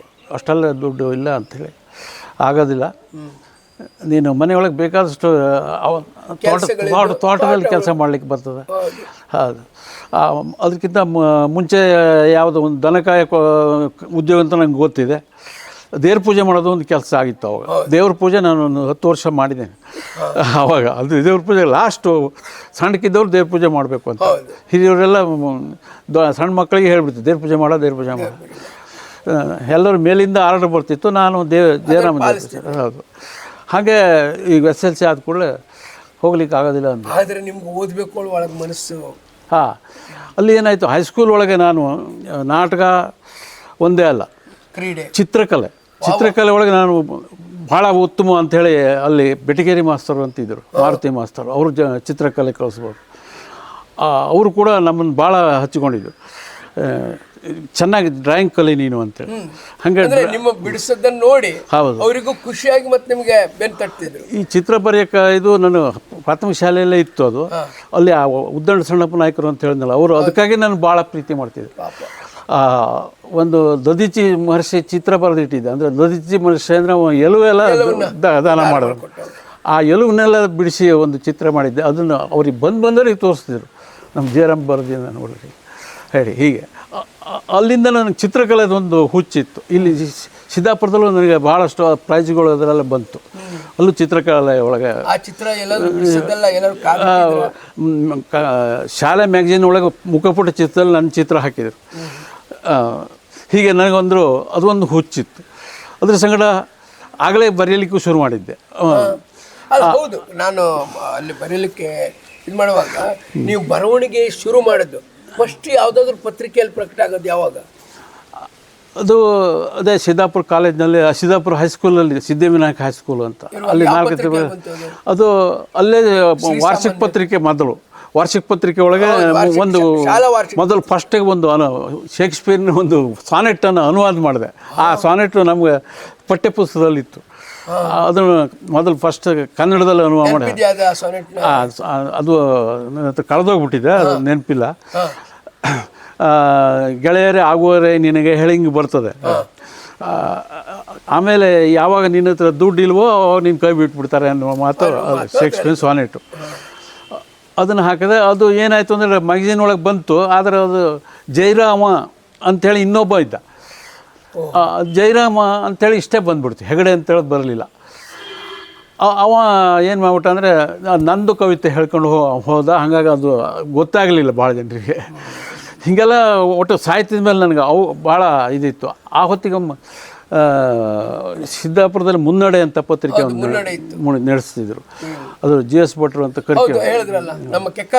ಅವರು ಅವಾಗ ಇವಾಗ ನನ್ನ ಕೆಲವು ಕವಿತೆಗಳನ್ನು ಪ್ರಕಟ ಮಾಡ್ತಿದ್ರು. ಅವಾಗಲೇ ಕವಿತೆಗಳು ಈಗಲೂ ಇದ್ದಾವೆ ನನ್ನ ಹತ್ರ ಕೆಲವು. ಆವಾಗಲೇ ಹೈಸ್ಕೂಲಾಗಿ ಇದ್ದಾಗಲೇ ಬರೆದಿರುವಂಥ. ಅಂದರೆ ಒಟ್ಟಾರೆ ಹೈಸ್ಕೂಲ್ನಲ್ಲೇ ನೀವು ಬರವಣಿಗೆ ಅಂತೂ ಶುರು ಮಾಡಿದ್ರಿ, ಚಿತ್ರಕಲೆ ಬಿಡಿಸ್ಲಿಕ್ಕೆ ಶುರು ಮಾಡಿದ್ರಿ. ಒಂದು ಸಮಸ್ಯೆ ಅಂದರೆ ಇದೇ ಆಗಿತ್ತು. ಏನು ಅಂದರೆ ನಾನು ಯಾವ ರಂಗಕ್ಕೆ ಹೋಗಬೇಕು? ನಂಗೆ ಚಿತ್ರಕಲೆ ಒಳಗೆ ಆಸಕ್ತಿ, ನಾಟಕದೊಳಗೆ ಆಸಕ್ತಿ ಇದೆ, ಸಾಹಿತ್ಯದೊಳಗೆ ಆಸಕ್ತಿ, ಓಟದಲ್ಲೂ ನಾನೇ ಫಸ್ಟು. ನಾನು ವಾಲಿಬಾಲ್ ಆಡ್ತಿದ್ದೆ. ವಾಲಿಬಾಲು ನಾನು ಕಾರವಾರದಲ್ಲಿ ನಾನು ವೈಸ್ ಕ್ಯಾಪ್ಟನ್, ಕಾರವಾರದಲ್ಲಿ ಟೀಮ್ ತಗೊಂಡು ಹೋಗಿದ್ದೆ. ಹೀಗೆ ನಾನು ಅದರೊಳಗೂ ಕೂಡ ವಾಲಿಬಾಲ್ ಒಳಗೂ ಕೂಡ ಇದ್ದೆ. ಅಲ್ಲಿ ನನಗೆ ಜಯವೀರ ಅಂತ ಅತ್ಯಂತ ಹತ್ತಿರದ ಫ್ರೆಂಡು, ಅವನು ವಾಲಿಬಾಲ್ ಆಡೋನು. ಅದು ಒಂದು ಬೇರೆ ಆಟದ ಒಂದು ಸೆಳಕು. ಅಂದರೆ SSLC ಆಗುವಾಗ ಹೌದು, ನೀವು ಈ ಬಹುಮುಖಿ ಆಸಕ್ತಿಯಿಂದ ಎಲ್ಲದರಲ್ಲೂ ಸಾಧನೆ ಮಾಡೋದ್ರಿಂದ ಎಲ್ಲಿ ಹೋಗಬೇಕು ಅಂತ ಗೊಂದಲ ಈ ಮನಸ್ಸಿನೊಳಗೆ ಅದೊಂದು ದೊಡ್ಡ ಸಮಸ್ಯೆ ಆಯ್ತು. ಯಾವುದ್ರಲ್ಲೂ ನಾನು ಹೋಗಬೇಕು ಅನ್ನೋದು. ಆದರೆ ಮನೆಯೊಳಗೆ ಏನು ಅಂತಂದ್ರೆ ಯಾವುದಕ್ಕೂ ಬೇಡ, ನೀನು ಮನೆಗೆ ಬರಬೇಕು ಅಂತ. ಎಲ್ಲದರಲ್ಲೂ ನೀವಿದ್ದೀರಿ, ಆದರೆ ಅವ್ರು ಹೇಳ್ತಾರೆ ಎಲ್ಲೂ ಬೇಡ ಅಂತ. ಆವಾಗಿನ ಕಾಲದಲ್ಲಿ ನಮ್ಗೆ 4 ಎಕರೆ ತೋಟ ಇತ್ತು. 4 ಎಕರೆ ದೊಡ್ಡದದು, ಆದರೂ ಕೂಡ ಆವಾಗಿನ ಉತ್ಪಾದನೆಗೆ ಭಾಳ ಕಡಿಮೆ. ಅಲ್ಲಿ ಕೆಲಸ ಮಾಡಲಿಕ್ಕೆ ಅವಕಾಶ ಇದೆ. ನಮ್ಗೆ ಆಳು ಯಾರೂ ಇಲ್ಲ, ತೋಟ ಇದೆ, 4 ಎಕರೆ ಇರೋದ್ರಿಂದ ಆರಾಮ ಮನೇಲಿ ಇರಿ ಎಲ್ಲರೂ ಅಂಥೇಳಿ ಅವ್ರು ಹೇಳಿದ್ರು. ಹಾಗಾಗಿ ಮತ್ತೆ SLC ಬಂದ್ಕೊಳ್ಳೋ ದೊಡ್ಡ ತೊಂದರೆ ಆಯಿತು ನನಗೆ ಮುಂದೆ ಹೋಗ್ಲಿಕ್ಕಿಲ್ಲ ಅಂತ. ಎಲ್ಲದರೊಳಗೆ ಆಸಕ್ತಿ ಇಟ್ಕೊಂಡ್ರು ಯಾವುದಕ್ಕೂ ಹೋಗ್ಲಿಕ್ಕೆ ಆಗಲಿಲ್ಲ. ಆ ಕಡೆಗೆ ಹೆಂಗೆ ಮನೆ ಬಿಟ್ರಿ? ಆವಾಗ ರಾತ್ರಿ ಎಲ್ಲ ಹೇಳಿದ್ನಲ್ಲ ಚರ್ಚೆ ಆಯಿತು ಅಂತ. ಚರ್ಚೆ ಒಳಗೆ ಏನು ಸುಮಾರು ಏನು ನಿರ್ಣಯಕ್ಕೆ ಬರಲಿಲ್ಲ. 1:30 ಗಂಟೆವರೆಗೂ ಒತ್ತಾಯ ಮಾಡಿದೆ. ಇದಾಯ್ತು. ಕಡೆಗೆಲ್ಲ ಮಲಗಿದ್ರು. ನಾನು ನಮ್ಮ ಮನೆ ಮೆತ್ತಿನ ಮೇಲೆ ಮಲಗವ ಒಬ್ಬನೇ. ಮೇಲ್ಮೆತ್ತು ಅಂತಿತ್ತು ಅವಾಗ. ಮೇಲ್ಮೆತ್ತು ಮೇಲೆ ಒಬ್ಬನೇ ಹೋಗಿ ಮಲಗವ. ಅಲ್ಲಿ ಹೋಗಿ ಮಲ್ಕೊಂಡಿದ್ದೇನೆ. ಆ ಹೊತ್ತಿಗೆ ಯಾರೋ ಕೆಳಗಡೆಯಿಂದ ಹತ್ತು ಬಂದರು. ಅಲ್ಲಿ ಹಿಂದ್ಗಡೆಯಿಂದ ಏಣಿದೆ, ಹತ್ತು ಬಂದರು. ಯಾರೋ ನೋಡ್ತಾನೆ ನನ್ನ ಆಯಿ ಅಥವಾ ಅಮ್ಮ ಅಂತ ನಾವು ಹೇಳ್ತೇವೆ. ನನ್ನ ಅಮ್ಮ ಹತ್ತಿ ಬಂದಿದ್ದಾಳೆ, ಕೈಲೊಂದು ಪೆಟ್ಟಿಗೆ ಹಿಡ್ಕೊಂಡಿದ್ದಾಳೆ. ಬಂದು ಅದು ನನ್ನ ಜೀವನದ ಅತ್ಯಂತ ಅದು ಒಂದು ದುಃಖ ಸನ್ನಿವೇಶ ಅಂತ ಹೇಳ್ಬೋದು. ಈ ಮಾತನ್ನು ಎಲ್ಲಿ ಹೇಳಬೇಕಾದ್ರೂ ನನಗದು ಸರಳವಾಗಿ ಹೇಳಲಿಕ್ಕೆ ಬರೋದಿಲ್ಲ. ಆ ಪೆಟ್ಟಿಗೆ ತೊಗೊಂಡು ಬಂದಳು.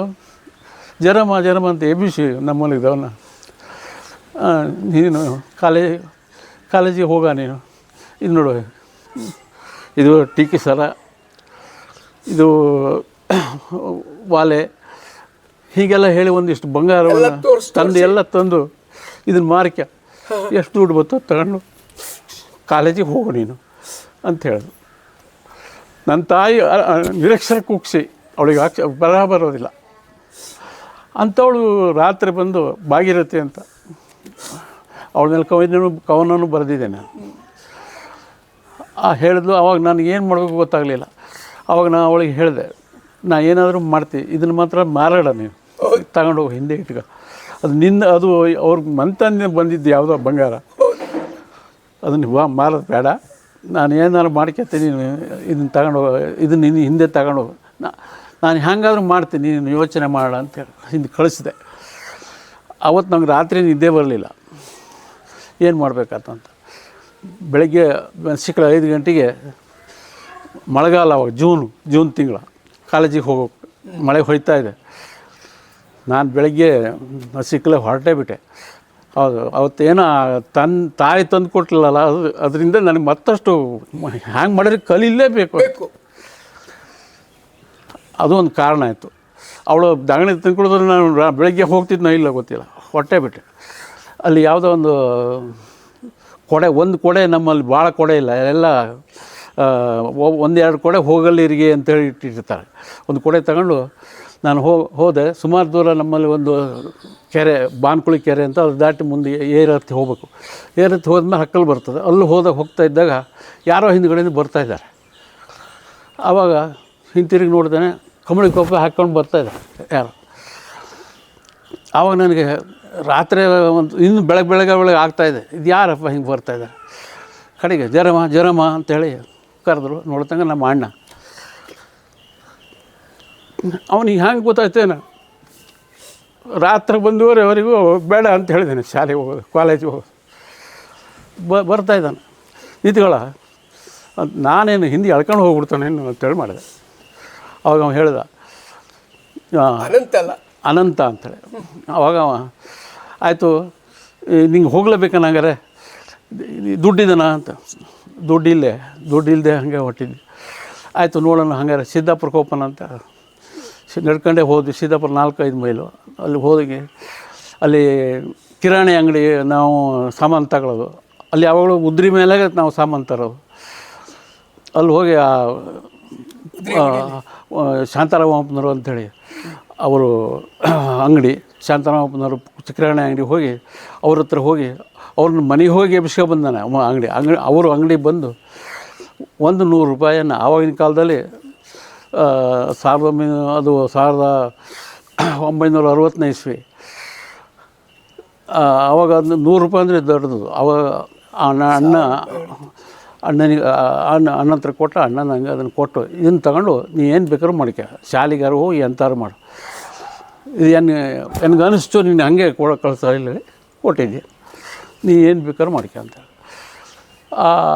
ಆವಾಗ ನಾನು ಹಂಗಾರೆ ಇಲ್ಲ, ನಾನು ಕಾಲೇಜಿಗೆ ಹೋಗೋ ಪ್ರಯತ್ನ ಮಾಡ್ತೀನಪ್ಪ ಅಂಥೇಳಿ ಹಾಗೆ ಬರಿಗೈಲಿ ಬಂದವ, ಹೊರಟೆ. ಆವಾಗ ಆ ಶಾಂತಾರಾಮಪ್ಪನವರು ಅಂತೇಳಿ ಅಂಗಡಿಯ ಮಾಲಕರು, ಆ ದುಡ್ಡು ಕೊಟ್ಟವರು, ಅವರು ಒಂದು ಮಾತು ನಂಗೆ ಹೇಳಿದ್ರು, ನೀ ಎಲ್ಲಿಗಾದರೂ ಹೋಗು, ಏನಾದರೂ ಮಾಡು, ವಿದ್ಯೆನಾದರೂ ಕಡೆ ಏನಾದರೂ ಮಾಡಿ, ಅಪ್ಪನಿಗೆ ಅಣ್ಣನಿಗೆ ಮರಿಬೇಡ ಅಂತ ಹೇಳಿದರು.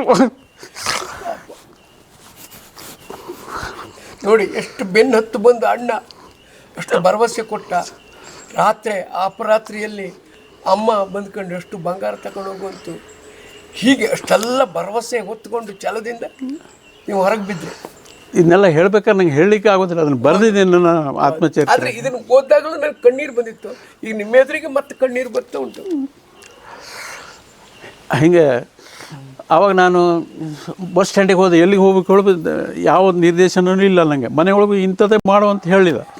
ನಿಮಗೆ ಸುಮಾರು 18-20 18 ವರ್ಷ ಅವಾಗ. 18 ವರ್ಷ ಕರೆಕ್ಟ್ 18ಕ್ಕೆ 18 ಅಲ್ಲ ಅವಾಗ 22ನೇ ವರ್ಷ.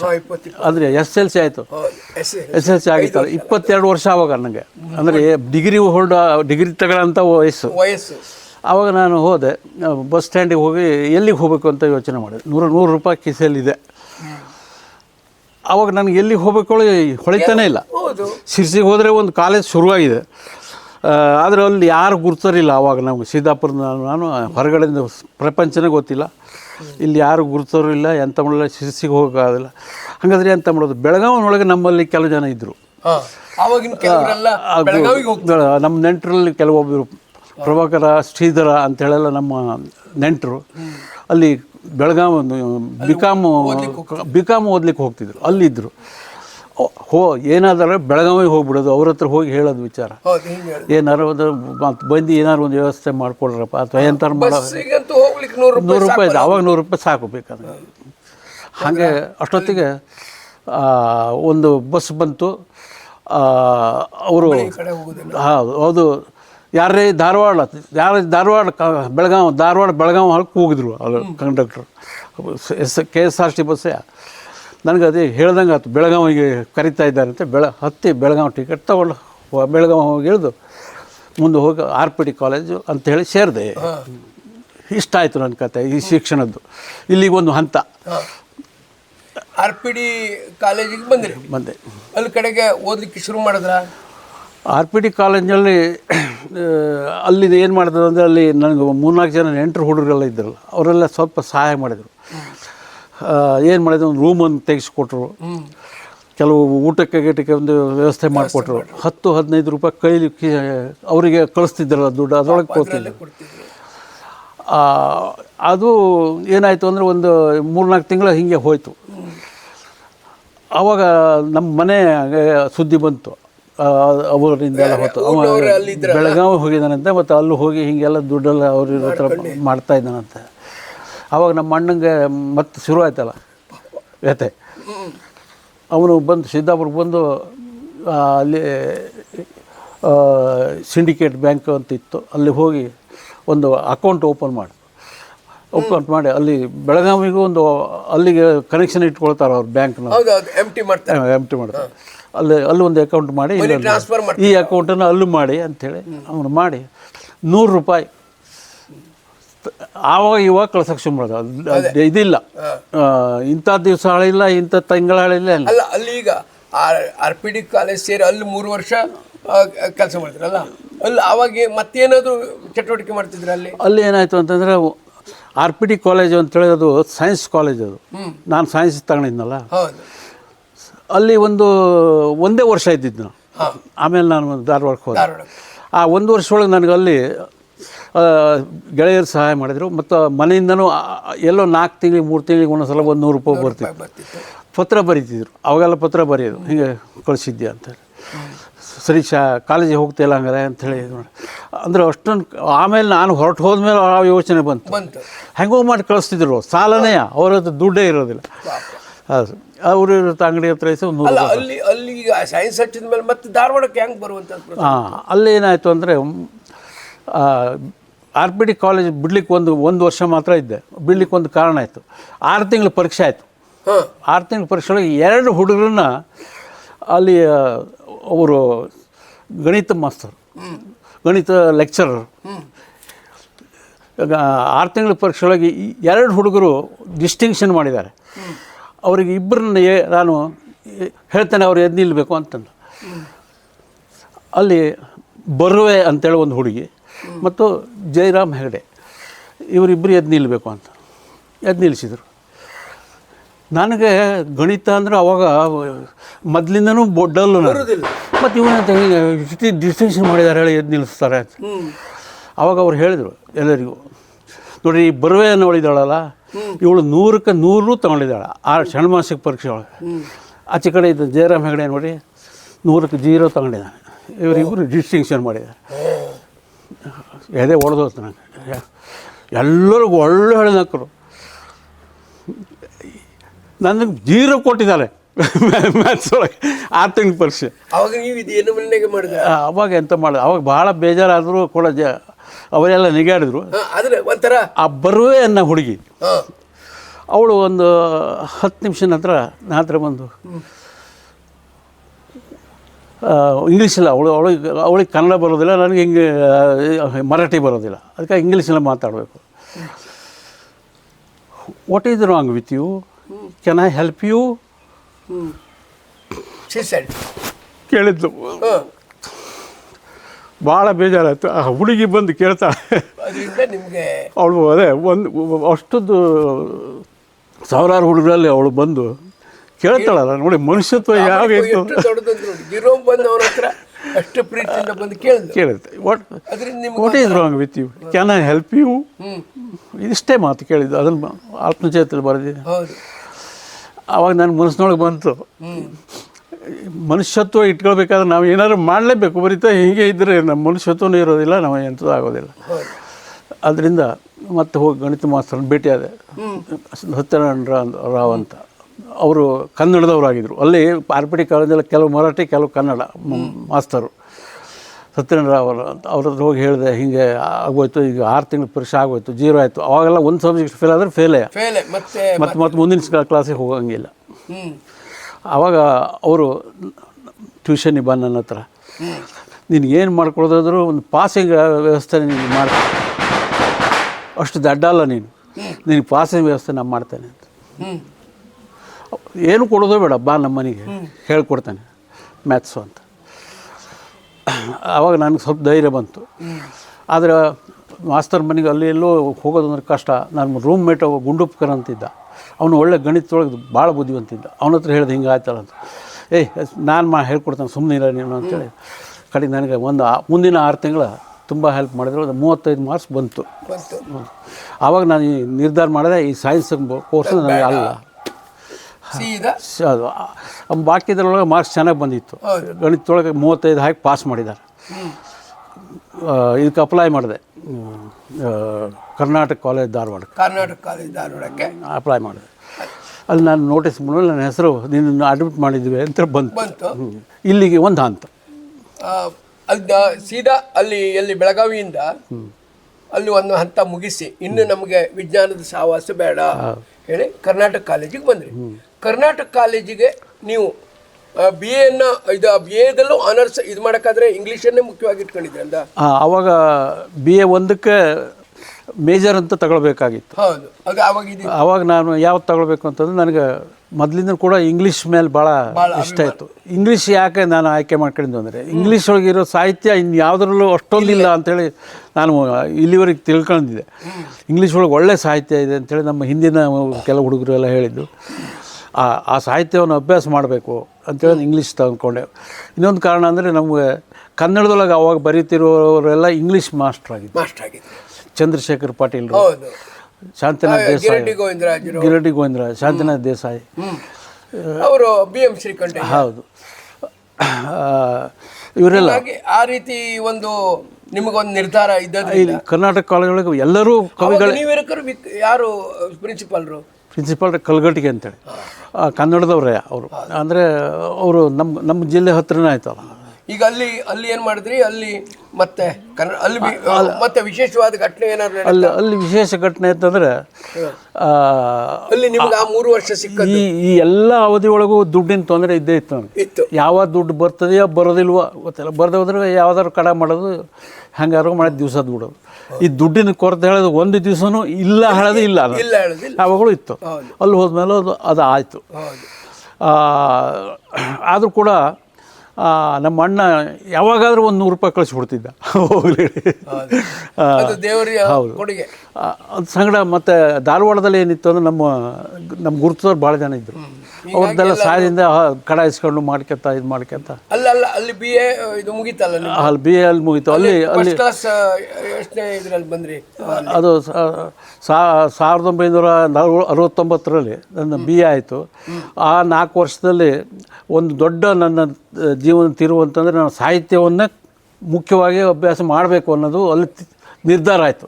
ಯಾಕಂದರೆ ಅಲ್ಲಿ ಚಂದ್ರಶೇಖರ್ ಪಾಟೀಲರು, ಗಿರಡಿ ಗೋವಿಂದರಾಜರು, ಪಟ್ಟಣ ಶೆಟ್ಟಿಯವರು, ಇವರೆಲ್ಲ ಇಂಥದ್ದೆಲ್ಲ ದೊಡ್ಡ ದೊಡ್ಡ ಸಾಹಿತಿಗಳು, ಶಾಂತಿನಾಥ ದೇಸಾಯಿಯವರು, ದೊಡ್ಡ ದೊಡ್ಡ ಸಾಹಿತಿಗಳು, ಮೊಕಾಶಿ ಪುಣೇಕರ್, ಎಲ್ಲ ಎಲ್ಲಿ ಯಾರನ್ನು ಭೇಟಿಯಾದರೂ ಅವರೊಬ್ಬ ಸಾಹಿತಿಗಳು. ಹೀಗಾಗಿ ನಾನು ಅಲ್ಲಿ ಸಾಹಿತ್ಯದಲ್ಲಿ ಏನಾದರೂ ಒಂದು ಮಾಡಬೇಕು ಅಂಥೇಳಿ ಒಂದು ತೀರ್ಮಾನ ಅವಾಗ ತೆಗೆದುಕೊಂಡೆ. ಬಾಕಿ ಎಲ್ಲ ಬಿಟ್ಟೆ ಅಂದರೆ ಪೂರ್ಣ ಬಿಟ್ಟಿದ್ದಲ್ಲ, ಒಂದು ಕಡೆಗಾದರೂ ಕಾನ್ಸಂಟ್ರೇಟ್ ಮಾಡಬೇಕು ಅಂಥೇಳಿ ಚಿತ್ರಕಲೆ ಇದನ್ನೆಲ್ಲ ಒಂದು ಬದಿಗಿಟ್ಟು ಚಿತ್ರಕಲೆ, ಆಟ ಓಟ ಇದೆಲ್ಲ ಪೂರ ಕಡಿಮೆ ಮಾಡಿದೆ. ಹೆಗಡೆ, ನೀವು ಅಲ್ಲಿ ಧಾರವಾಡದಲ್ಲಿರಕ್ಕಾದ್ರೆ ಆದ ಬೆಳವಣಿಗೆ ಅಂದರೆ ನೀವು ಸಂಗೀತದ ನಿಮ್ಮ ಒಳಗಿನ ಒಂದು ತುಡಿತಕ್ಕೆ ಅನುಗುಣವಾಗಿ ರಾಜಗುರು ಅವರ ಸಂಪರ್ಕಕ್ಕೆ ಬಂದರು ಅಂತ ಕೇಳಿದ್ದೆ. ಅದೇನು? ಅದು ಮೊದಲಿಂದ ನನಗೆ ಹೈಸ್ಕೂಲು ಇದರಿಂದನೂ ಈ ನಾಟಕದ ಸಂಪರ್ಕ ಇರೋದ್ರಿಂದ ನಾಟಕದೊಳಗೆ ಹಾಡು ಹೇಳ್ತಿದ್ರಲ್ಲ. ನಮ್ಮ ಅಣ್ಣನೂ ಕೂಡ ಗಾಯಕ, ಹಾಡು ನಾಟಕದ ಸಂಗೀತವನ್ನು ಚೆನ್ನಾಗಿ ಅಭ್ಯಾಸ ಮಾಡಿದ್ದರು. ಹೀಗಾಗಿ ನನಗೆ ಅದ್ರ ಮೇಲೆ ಒಂದು ಒಲವಿತ್ತು. ಅಲ್ಲಿ ನಮ್ಮ ರೂಮ್ಮೇಟ್ಸ್ ಅವರೆಲ್ಲ ಕೆಲವು ಜನ ರಾಜಗುರುನ ಹತ್ರ ಮತ್ತು ಬೆಂಡಿಗೇರಿ ಅಂತ ತಬಲಾ ಅವರು ಅವ್ರ ಕಡೆಗೆ ಹೋಗ್ತಿದ್ರು. ನಮ್ಮ ಹಾಸಣಗಿ ಗಣಪತಿ ಭಟ್ರು ನಮ್ಮ ರೂಮ್ಮೇಟೇ ಆಗಿದ್ದರು. ಅಂದರೆ ನಾವು ಒಂದು ವಾಜಪೇಯಿ ಬಿಲ್ಡಿಂಗ್ ಅಂತೇಳಿ ಒಂದು ಬಿಲ್ಡಿಂಗ್ ಇದೆ ಅಲ್ಲಿ ಧಾರವಾಡದಲ್ಲಿ, ಅಲ್ಲಿ ಮಾಳಮಡ್ಡಿ ಹೇಳೋ ಏರಿಯಾದಲ್ಲಿ. ಅವರು ನಮ್ಮ ರೂಮ್ಮೇಟ್ ಅಂದರೆ ನಮ್ಮ ರೂಮ್ ಒಳಗೆ ಇಲ್ಲದೇ ಇದ್ದರು ಆ ಮನೆ ಇದು ಏನಿದೆ ಬಿಲ್ಡಿಂಗ್ ಒಳಗೆ ಎಲ್ಲ ಬೇರೆ ಬೇರೆ ರೂಮ್ನಲ್ಲಿ ಇರ್ತಿದ್ರು. ಗಣಪತಿ ಭಟ್ರು ಅವಾಗ ಸಂಗೀತಕ್ಕೆ ಅವರು BSc ಅಭ್ಯಾಸ ಮಾಡ್ತಾಯಿದ್ರು. ಅವರು BSc ಮಾಡ್ತಾಯಿದ್ರು, ನಾವು BA ಮಾಡ್ತಾಯಿದ್ವಿ. ನೀವು ಅವಾಗ ಹೆಚ್ಚು ಕಾಲವನ್ನು ಅವಾಗ ಅವ್ರ ಸಂಪರ್ಕದಿಂದ ನಮಗೆ ರಾಜಗುರು ಅವರ ಸಂಗೀತ ಕೇಳೋದು, ಮತ್ತು ಮಲ್ಲಿಕಾರ್ಜುನ್ ಮನ್ಸೂರ್ ಅವರ ಸಂಗೀತ ಕೇಳೋದು. ಹಾಗೂ ನಾವು ಮೊದಲಿಂದನೂ ಕೂಡ ಹಿಂದೆ ಬೆಂಡಿಗೇರಿ ಇಲ್ಲಿ ಬೆಟಗೇರಿ ಅಂಥೇಳಿ ನಮ್ಮ ಹೈಸ್ಕೂಲ್ ಒಳಗೆ ನಮಗೆ ತಬಲಾ ಸ್ವಲ್ಪ ಕಲಿಸಿದ್ರು. ಅದನ್ನು ಮುಂದುವರಿಸ್ಬೇಕು ಅಂತ ಅಲ್ಲಿ ಬೆಂಡಿಗೇರಿ ಅಂತಿದ್ರು. ಆ ಬೆಂಡಿಗೇರಿ ಹತ್ರ ನಾನು ತಬಲನೂ ಸ್ವಲ್ಪ ಅಭ್ಯಾಸ ಮಾಡಿದೆ. ಹಾಗಾಗಿ ಸಂಗೀತದ ಒಳಗಡೆ ಒಂದು ಒಳವು ಇತ್ತು. ಅದು ಸಂಗೀತ ಯಾಕೆ ಇಟ್ಕೊಂಡೆ ಅಂತಂದರೆ ಸಾಹಿತ್ಯಕ್ಕೆ ಬೇಕು ಆಗ್ತದೆ ಅಂತೇಳಿ, ಸಾಹಿತ್ಯಕ್ಕೆ ಪೂರಕವಾಗಿದೆ ಅದು ಅಂತೇಳಿ. ಗಣಿತ ಪೂರಕವಾಗಿ ಇರೋದಿಲ್ಲ. ಹೀಗಾಗಿ ಅಲ್ಲಿ ಸ್ವಲ್ಪ ಸಂಗೀತದ ಅಭ್ಯಾಸನೂ ಮಾಡಿದೆ. ಅಲ್ಲಿ ಒಂದು ವಿಶೇಷ ಘಟನೆ ಅಂತಂದರೆ 60 ಲೆಕ್ಚರರ್ ಇದ್ದರು ಅಲ್ಲಿ ಕರ್ನಾಟಕ ಕಾಲೇಜೊಳಗೆ. 60 ಲೆಕ್ಚರರ್ ಮೇಲೆ ನಾನು 4 ಸಾಲಿನ ಚುಟುಕಗಳನ್ನು ಬರೆದೆ. ಆಗಿನ ಕಾಲದಲ್ಲಿ ನಾವು ಎಲ್ಲರಿಗೂ 4 ಸಾಲು, 60 ಜನರಿಗೆ ಬರೆದು ನಮ್ಮ ಕಾಲೇಜಿನ ಸೆಕ್ರೆಟ್ರಿಗೆ ಕೊಟ್ಟೆ. ಅವ ಏನು ಮಾಡ್ಬಿಟ್ಟ, ಅದನ್ನು ನೋಟಿಸ್ ಬೋರ್ಡಿಗೆ ಹಾಕಿಬಿಟ್ಟ. ಅದನ್ನು ಯಾರನ್ನೂ ಕೇಳಲೇ ಇಲ್ಲ, ಆ ಲೆಕ್ಚರಿಗೆ ತೋರಿಸ್ಲೂ ಇಲ್ಲ. ನೋಟಿಸ್ ಬೋರ್ಡಿಗೆ ಬಂದುಬಿಡ್ತು. ಏಕದಮ್ ಬೆಳಗ್ಗೆ ಒಂದು ಇದಾಗೋತು, ಗೌಜಿ ಇತ್ತು. ಯಾರೋ ಪ್ರೊಫೆಸರ್ ಮೇಲೆಲ್ಲ ಬರೆದು ಹಾಕಿಬಿಟ್ಟಿದ್ದಾರೆ ಯಾರೋ ಹುಡುಗರು ಅಂತ ಎಲ್ಲ. ಪ್ರಿನ್ಸಿಪಾಲ್ರವ್ರಿಗೆ ಹೋಯ್ತು ಪುಕಾರು. ಪ್ರಿನ್ಸಿಪಾಲ್ರ ಕಲ್ಗಟ್ಟಿಗೆ ಅಂತೇಳಿ. ಆ ಪ್ರಿನ್ಸಿಪಾಲ್ರು ಸ್ವತಃ ಬಂದು ಕೋಟ್ ಗೀಟ್ ಹಾಕ್ಕೊಂಡು ಬಂದು ನೋಡಿದ್ರು. ಎಲ್ಲ ಒಂದು 5 ನಿಮಿಷ 10 ನಿಮಿಷ ನೋಡಿದ್ರು. ಎಲ್ಲ ಕಡೆಗೆ ಯಾರು ಇದು ಬರ್ದವ ಅಂತ ನಾನು ಹಿಂದೆ ಇದ್ದೇನೆ, ನೋಡ್ತಾ ಇದ್ದೇನೆ ಏನು ಬೈತಾರ ಅಂತ. ಯಾರವ ಬರ್ದವ ಅಂತೇಳಿ ಅಲ್ಲಿ ಯಾರು ಹೇಳಿದ್ರು, ಸರಿ ಇವನೇ ಅಂತ. ಅವನನ್ನು ಚೇಂಬರಿಗೆ ಕಳಿಸೋ ಅಲ್ಲಿ ಅಂತ ಹೇಳಿದ್ರು. ಚೇಂಬರು ಅಲ್ಲೇ ಇತ್ತು, ಅಲ್ಲಿ ಹೋದರು ಅವರು. ನಾನು ಹಿಂದೆ ಹೋದೆ.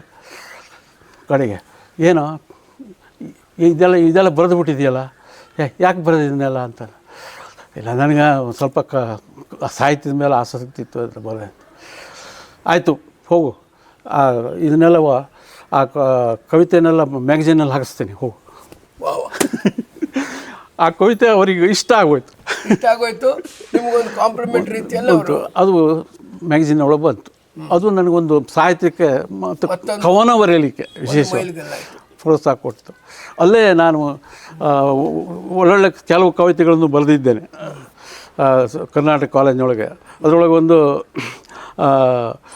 ಕವಿತೆ ಅಂತಂದರೆ ಪಂದ್ಯಾಟ ಅಂತ ಹೇಳೋದು. ಅದನ್ನು ನಮ್ಮ ಎಲ್ಲ ಲೆಕ್ಚರರು ಮೆಚ್ಚಿಕೊಂಡು ಅದನ್ನು ಒಂದು ಸಂಕ್ರಮಣ ಅಂತ ಆವಾಗಿನ ಪತ್ರಿಕೆ ಅಲ್ಲೇ ಅದರಲ್ಲಿ ಪ್ರಿಂಟ್ ಮಾಡಿ ಇದನ್ನು ಮುಂದುವರ್ಸೋದು ಚೆನ್ನಾಗಿದೆ ಇದು ಪಂದ್ಯಾಟ ಕವಿತೆ ನೆನಪಿದೆ. ಇಲ್ಲಿ ಇದರೊಳಗಿದೆ, ಕವನ ಸಂಕಲನದೊಳಗಿದೆ. ಆವಾಗಿಂದ ನನಗೆ ಕವನ ಬರಿಬೇಕು ಏನಾದರೂ ಮಾಡಿ ಅಂತೇಳಿ ಒಂದು ಸಾಹಿತ್ಯ. ರಾಜ್ಗುರು ಅವರನ್ನು ನೀವು ಹತ್ತಿರದಿಂದ ನೋಡಿ ಅವರ ಒಡನಾಟ ಇತ್ತ? ಅವರು ನಮಗೆ ನಾವೆಲ್ಲ ಉತ್ತರ ಕನ್ನಡ ಜಿಲ್ಲೆ ಹುಡುಗರು ಅಂದರೆ ತುಂಬ ಒಳ್ಳೆಯವರು. ಅವರು ಎಲ್ಲ ಸಂಗೀತ ಅಭ್ಯಾಸ ಒಳಗೆ ಅದೆಲ್ಲ ಭಾಳ ಚೆನ್ನಾಗಿರ್ತಾರೆ ಹೇಳಿ ಅವ್ರಿಗೆ ಗೊತ್ತಿತ್ತು. ಅದರಿಂದ ಇವೆಲ್ಲ ಧಾರವಾಡದಲ್ಲಿ ನಾವೆಲ್ಲ ಹೋಗುವಾಗ ಸಾಲಿ ರಾಮಚಂದ್ರ ರಾಯರ ಮನೆ ಫುಲ್ಲು ಉತ್ತರ ಕನ್ನಡದ ಹುಡುಗರೇ ಇರ್ತಿದ್ರು, ಮಾಳ್ಮಡ್ಡಿ ಇಲ್ಲೆಲ್ಲ. ಅವ್ರು ಹಾಗೆ ಭಾಳ ಪ್ರೀತಿ ಮಾಡ್ತಿದ್ರು. ಅವರು ಉತ್ತರ ಕನ್ನಡ ಜಿಲ್ಲೆಯವರು ಆದರೆ ಆಯಿತು, ಸಂಗೀತ ಕಲಿಯೋರು ಬರ್ಬೋದು ಅಥವಾ ಹಾಗೆ ಹೋಗ್ಬೋದು. ಒಟ್ಟು ಉತ್ತರ ಕನ್ನಡ ಜಿಲ್ಲೆ ಅಂದರೆ ಭಾಳ ಸಂತೋಷ ಪಡ್ತಿದ್ರು. ಅದು ಅಲ್ಲಿ ಆನರ್ಸ್ ಈ ರೀತಿ ಹೀಗೆ ಮತ್ತು ಸಂಗೀತ ಮತ್ತು ಸಾಹಿತ್ಯಕ್ಕೆ ಒಲವು ಸಿಕ್ತು ನನಗೆ. ಮತ್ತೆ MA ಅಲ್ಲೇ ಮುಗಿಸಿದ್ರ. ಕಡೆಗೆ BA ಆತು ಅಂದ ಕೂಡಲೇ ಒಂದು ದೊಡ್ಡ ಕಂಟಕ ಇದೆಯಾ ದುಡ್ಡಿಂದು. BA ಆದಮೇಲೆ ಆದರೂ ಯಾವ್ದಾದ್ರು ನೌಕರಿ ಹಿಡಿಯ, ಇನ್ನೆಂತ ದುಡ್ಡು ಕಳ್ಸೋ ಸಾಧ್ಯ, ಇನ್ನು ದುಡ್ಡು ಕಳ್ಸೋ ಸಾಧ್ಯನೇ ಇಲ್ಲ ಹೇಳಿ ಅಣ್ಣ ಹೇಳ್ದ.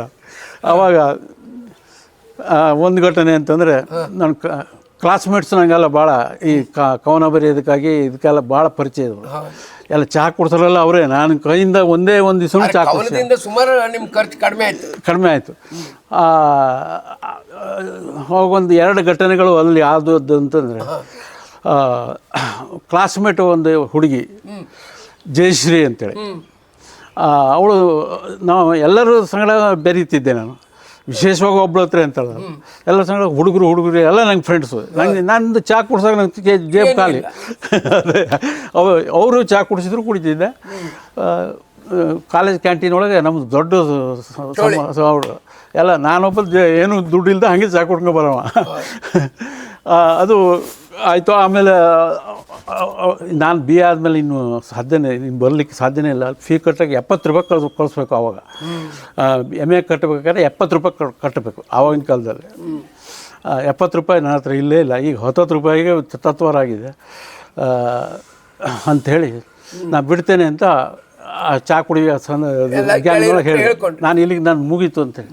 ಆಗ ಆ ಜಯಶ್ರೀ ಅನ್ನೋಳು, ಹಂಗೆ ಯಾಕೆ ಮಾಡ್ತೀರಿ, ನೀವು MA ಮಾಡ್ಬೇಕ್ರಿ, ಇಲ್ಲ ನನ್ನ ಹತ್ರ ಫೀ ಇಲ್ಲ, ದುಡ್ಡಿಲ್ಲ ಅಂತ ಇಲ್ಲ, ಏನಾದ್ರು ಮಾಡೋದು ನಾವು, ನಿಮ್ಮ ಹೆಸರು ಹಚ್ಚಿರಿ ಅಂದ್ಲು. ಅವಳ ಹತ್ರ ತಗೊಳ್ಳಿಲ್ಲ ನಾನು. ಆದರೆ ಅದೊಂದು ಹೇಳಿದ ಕೂಡ ಒಂದು ಮನಸ್ಸಿನೊಳಗೆ ಎದ್ದು ಹೋಗ್ಬಿಡ್ತು ಮುಂದೆ ಮಾಡಬೇಕು ಅಂತ. ಆದರೆ ಏನು ಮಾಡಬೇಕು ಅಂತ ಇದ್ದೆ. ಒಂದು ದಿವಸ ಕಡೆಗೆ ಈ ಶಾನ್ಭಾಗರು ಅಂತೇಳಿ ಲೆಕ್ಚರರು, ಸಂಸ್ಕೃತ ಲೆಕ್ಚರರು, ಅವರು DN ಶಾನ್ಭಾಗರು ಕುಮಟಾದವರು. ಅವರು ಅಲ್ಲಿ ಸಂಸ್ಕೃತ ಡಿಪಾರ್ಟ್ಮೆಂಟ್ ಆಗಿದ್ರು, MA ಸಂಸ್ಕೃತ. ಅವರು ಕರ್ನಾಟಕ ಕಾಲೇಜಿಗೂ ಬರ್ತಿದ್ರು ಕಲಿಸ್ಲಿಕ್ಕೆ. ಅವ್ರು BAಗೂ ಕಲಿಸ್ತಿದ್ರು. ಬೆಳ್ಳಗಿದ್ರು. ಅವ್ರ ಹತ್ರ ಹೇಳಿದೆ, BA ಆಯ್ತು ಮಾರ್ಯಾರ, ಆದರೆ ಎಂತ ಮಾಡಿದ್ರಿ, ನನಗೆ ದುಡ್ಡಿಲ್ಲ, ನಾವು ಇಲ್ಲಿ ಬಂದ್ ಮಾಡ್ತೇನೆ ಹೋಗ್ತೇನೆ ಅಂತ. ಎಷ್ಟಂತ ಫೀ ಅಂತ ಕೇಳಿ, 70 ರೂಪಾಯಿ ಕಟ್ಟಬೇಕು. ಈಗ ತೆಗೆದೇ ಬಿಟ್ರು. 70 ರೂಪಾಯಿ ಕೊಟ್ಟು ಇದನ್ನು ತಗೊಂಡೋಗಿ ಹಚ್ಚು ಹೆಸರು, ಮುಂದೆ ನೋಡೋಣ, ನೀನು MA ಆಗಿ ನೀನು ನನಗೆ ನೀನು ದುಡಿಯೋ ಹಂಗೆ ಆಗಿ ಕಳಿಸಿದ್ರೆ ಸಂತೋಷ, ಆದರೆ ಇಲ್ಲದೆ ಹೋದ್ರು ಇಲ್ಲ. ಕೊಟ್ಟರು. ಅದೇ ಸಾಕಾಗೋಯ್ತು ನನಗೆ. 1 ವರ್ಷ. ಹೌದು. ಆ ಮಧ್ಯೆ ಏನಾಯಿತು ಅಂದರೆ, ವೀಣಾ ಯಲಬುರ್ಗಿ ಅಂಥೇಳಿ ಒಂದು ಲೆಕ್ಚರರು ನಮಗೆ ಇಂಗ್ಲೀಷ್ ಕಲಿಸೋರು. ಅವ್ರ ಹತ್ರ ಹೇಳಿದ್ದೆ, ನಾನು BAಗೆ ಮುಗಿಸ್ತಾ ಇದ್ದೇನೆ, ಮತ್ತು ಅವಳು ಜಯಶ್ರೀ ನನ್ನ ಹುಡುಗಿ ಹೇಳಿದ್ನಲ್ಲ, ಆ ಹುಡುಗಿ ಅವ್ರಿಗೆ ಭಾಳ ಕ್ಲೋಸ್ ಇದ್ಲು. ಅವಳೇನೋ ತಾವೇನಾದ್ರು ಮಾಡ್ಲಿಕ್ಕೆ ಸಹಾಯ ಮಾಡ್ತೇನೆ ಅಂತ ಹೇಳಿದ್ಲು. ಅದು ಏನಾಯ್ತು ನನಗೆ ಗೊತ್ತಾಗಲಿಲ್ಲ ಅಂತ. ಅವಳು ಟೈಫಾಯ್ಡ್ ಆಗಿ ಅವಳು ಎಕ್ಸಾಮಿಗೆ ಬರಲೇ ಇಲ್ಲ BAಗೆ, ಮನೆ ಮಲಗಿದ್ಲು. ವೀಣಾಯಲ್ಗೆ ಹತ್ರ ಹೇಳಿದ ಕೂಡಲೇ ಏನಾದ್ರು ಮಾಡೋಣ ಅಂದಿಲ್ಲ. ನಾನು ಹೋಗಿ ಕೇಳ್ತೇನೆ, ಏನು ಮಾಡ್ತಾಳೆ, ಹಂಗಾದ್ರೆ ನೀವು BA ಕಂಟಿನ್ಯೂ MA ಕಂಟಿನ್ಯೂ ಮಾಡಿ, ನಾನು ಹೋಗಿ ಕೇಳ್ತೇನೆ ಅವಳ ಹತ್ರ ಅಂತ. ಇದು ಶಾನ್ಭಾಗರು 70 ರೂಪಾಯಿ ಕೊಡೋದಕ್ಕಿಂತ ಮುಂಚಿನ ಘಟನೆ. ಕಡೆಗೆ ಅವಳು ಕೇಳ್ಕೆ ಬಂದಲು, ಇಲ್ಲ ನಾ ಹಾಗೇನು ಹೇಳಿಲ್ಲ ಅಂದ್ಬಿಟ್ರು ಅವಳು. ಹಾಗಾಗಿ ಕಡೆಗೆ ಶಾನ್ಭೋಗ್ರದ್ದು ಸಹಾಯ ಸಿಕ್ತು. ನನಗೆ ಆ ಹುಡುಗಿಯ ಸ್ನೇಹನೂ ಅಲ್ಲಿಗೆ ಕಳೆದು ಹೋಯಿತು. ಅದಕ್ಕಿಂತ ಮುಂಚೆ ಅವಳ ಮನೆಗೂ ನಾನು ಒಂದು ಸಲ ಹೋಗಿದ್ದೆ. ಆವಾಗಲೂ ಅವಳು ಹೇಳಿದ್ಲು ನಾವೇನಾದ್ರು ಮಾಡೋಣ ಅಂಥೇಳಿ. ತನಗಂತೂ BA ಮಾಡಲಿಕ್ಕಾಗಿಲ್ಲ, ನೀವು BA ಆಯಿತು, ನೀವು MA ಹೋಗಬೇಕು ಅಂತ ಅವಳು ಹೇಳಿದ್ಲು. ಆದರೆ ಅವಳು ಯಾವಾಗ ಹತ್ತಿರ ಬಂತ ಅದು ಆ ಸಮಸ್ಯೆ, ಅವಳು ಏನು ಹೇಳಿದ್ಲು ನಂಗೆ ಗೊತ್ತಾಗಲಿಲ್ಲ. ಈ ವಿನಯ ಬಗ್ಗೆ ಬಂದು ಅವಳು ಹಂಗೆ ಹೇಳಲೇ ಇಲ್ಲ ಅಂತ ನೀವು ಎಂತೆಂಥರ ಹೇಳ್ತಾ ಇದ್ರಿ ಹೇಳ್ಕೈತೆ. ವಿನಯ ಬಗ್ಗೆ ನನಗೆ ಬೈದ್ಬಿಟ್ಲು. ಅಲ್ಲಿಗೆ ಅದಕ್ಕೆ ಇದಾಯ್ತು. ಆದರೆ ನಾವು MA ಮುಂದೆ ಹೋದೆ. ಯಾಕಂದರೆ ಇವ್ರದ್ದು 70 ರೂಪಾಯಿ ಸಿಕ್ತು. ಅಲ್ಲಿ 2 ವರ್ಷ ಅಲ್ಲ ಅವಾಗ? 2 ವರ್ಷ. 2 ವರ್ಷ ಮುಗಿಸಿ. ಹೌದು. ಅಲ್ಲ ಈಗ ಅಲ್ಲಿ 2 ವರ್ಷ ಮುಗಿಸಿದ್ರಾ? ಹೌದು. ಇಂಗ್ಲೀಷ್ MA ಮುಗಿಸಿದ್ರೆ? ಇಂಗ್ಲೀಷ್ MA ಮುಗಿಸಿದೆ. ಆವಾಗಿನ ಕಾಲದಲ್ಲಿ ಇಂಗ್ಲೀಷ್ MA ಸೆಕೆಂಡ್ ಕ್ಲಾಸ್ ಮಾಡಿದ್ರೆ ಭಾಳ ಒಳ್ಳೆಯದು. ಫಸ್ಟ್ ಕ್ಲಾಸ್ ಅಂತೂ ಮಾಡ್ಲಿಕ್ಕೆ ಆಗೋದಿಲ್ಲ. ಪಾಸ್ ಕ್ಲಾಸ್ ಆದರೂ ಹೆದರೋದು ಬೇಡ, ಅಷ್ಟು ನೌಕರಿ ವ್ಯವಸ್ಥೆ ಇದೆ. ಅಂದರೆ ಅದು MA ಪಾಸ್ ಕ್ಲಾಸ್ ಆದರೂ ಕೂಡ ಎಷ್ಟೋ ಜನ MA ಪಾಸ್ ಕ್ಲಾಸ್ ಆದರೂ ಲೆಕ್ಚರರ್ ಆಗಿದ್ದಾರೆ. ಅದರಿಂದ ನನಗೆ MA ಪಾಸ್ ಕ್ಲಾಸ್ ಆಯಿತು. ಅದರಿಂದ ಹೆದರಿಕೆ ಏನಿಲ್ಲಾಗಿತ್ತು, ಎಲ್ಲರೂ ಒಂದು ಕಡೆಗೆ ಸಿಗ್ತದೆ ಅಂಥೇಳಿ. ಅದಕ್ಕಿಂತ ಮುಂಚೆ ಒಂದು ಮನೋರಂಜನೆ ಒಂದು ಕೆಲಸದ ಇದರೊಳಗೆ ಒಂದು ಮನೋರಂಜನೆ ಸಂದರ್ಭದಲ್ಲಿ ನಾನು ಒಂದು ಮಿಮಿಕ್ರಿ ಮಾಡಿದೆ, ಜಾದೂಗಾರ ಅಂತ. ಎಲ್ಲ ಸಂಗಡಿಗರನ್ನೆಲ್ಲ ತೆಗೆದುಕೊಂಡು ಅವರಿಗೆಲ್ಲ ಇಂತಿಂಥ ಪಾತ್ರ ಅಂತ ಕೊಟ್ಟು ಮಿಮಿಕ್ರಿ, ನೀನು ಇಂಥವ ನೀನು ಹಿಂಗೆ ಮಾತಾಡ್ಬೇಕು, ಹಿಂಗೆ ಮಾಡಬೇಕು ಅಂಥೇಳಿ ಹೇಳಿ ಅದು ಜಾದೂಗಾರ ಇವ. ಅದನ್ನು ಅಲ್ಲಿ ಟಾಮ್ ಕೋವನ್ ಅಂತೇಳಿ ಒಬ್ಬನ ಜಾದೂಗಾರ ಅಲ್ಲಿ ಮಾಡ್ತಿದ್ದ ಆವಾಗ ಧಾರವಾಡದಲ್ಲಿ. ಅದೇ ಥರ ನಾನು ನನ್ನ MA ಕ್ಲಾಸ್ನೊಳಗೆ ವಾರ್ಷಿಕೋತ್ಸವದಲ್ಲಿ ಮಾಡಿ ತೋರಿಸಿದೆ. ಅದು ನಮ್ಮ ಹೆಡ್ ಆಫ್ ದಿ ಡಿಪಾರ್ಟ್ಮೆಂಟಿಗೆ ತುಂಬ ಸಂತೋಷ ಆಗೋಯ್ತು. ಅವರು ಒಂದು ಹೇಳಿದ್ರು, so fluent English you speak ಅಂಥೇಳಿ ನನಗೆ ಹೇಳಿದರು. ನನಗೆ ಅದೊಂದು ಧೈರ್ಯ ಕೊಡ್ತು. ನನಗೆ ಕ್ಲಾಸ್ ಇಲ್ಲದೆ ಹೋದರೂ ಮಾತಾಡಲಿಕ್ಕೆ ಏನು ತೊಂದರೆ ಇಲ್ಲ ಇಂಗ್ಲೀಷು ಅಂತೇಳಿ ಅವ್ರು ಹೇಳಿದರು. ಈ ಥರ ಒಂದು ಉತ್ಸಾಹ ಬಂದು MA ಮುಗೀತು. MA ಮುಗಿದ ತಕ್ಷಣ ನೀವು ಸೀದಾ ಅರಂಗಡಿಗೆ ಲೆಕ್ಚರ್ ಆದ್ರಿ? ಇಲ್ಲ, ಅಲ್ಲಿಂದ ನಾನು ಸೀದಾ ಸಿಂದಗಿ ಅಂತೇಳಿ ಧಾರವಾಡ ಜಿಲ್ಲೆ ಅಲ್ಲಿ ಹೋಗಿ ಲೆಕ್ಚರರ್ ಆದೆ.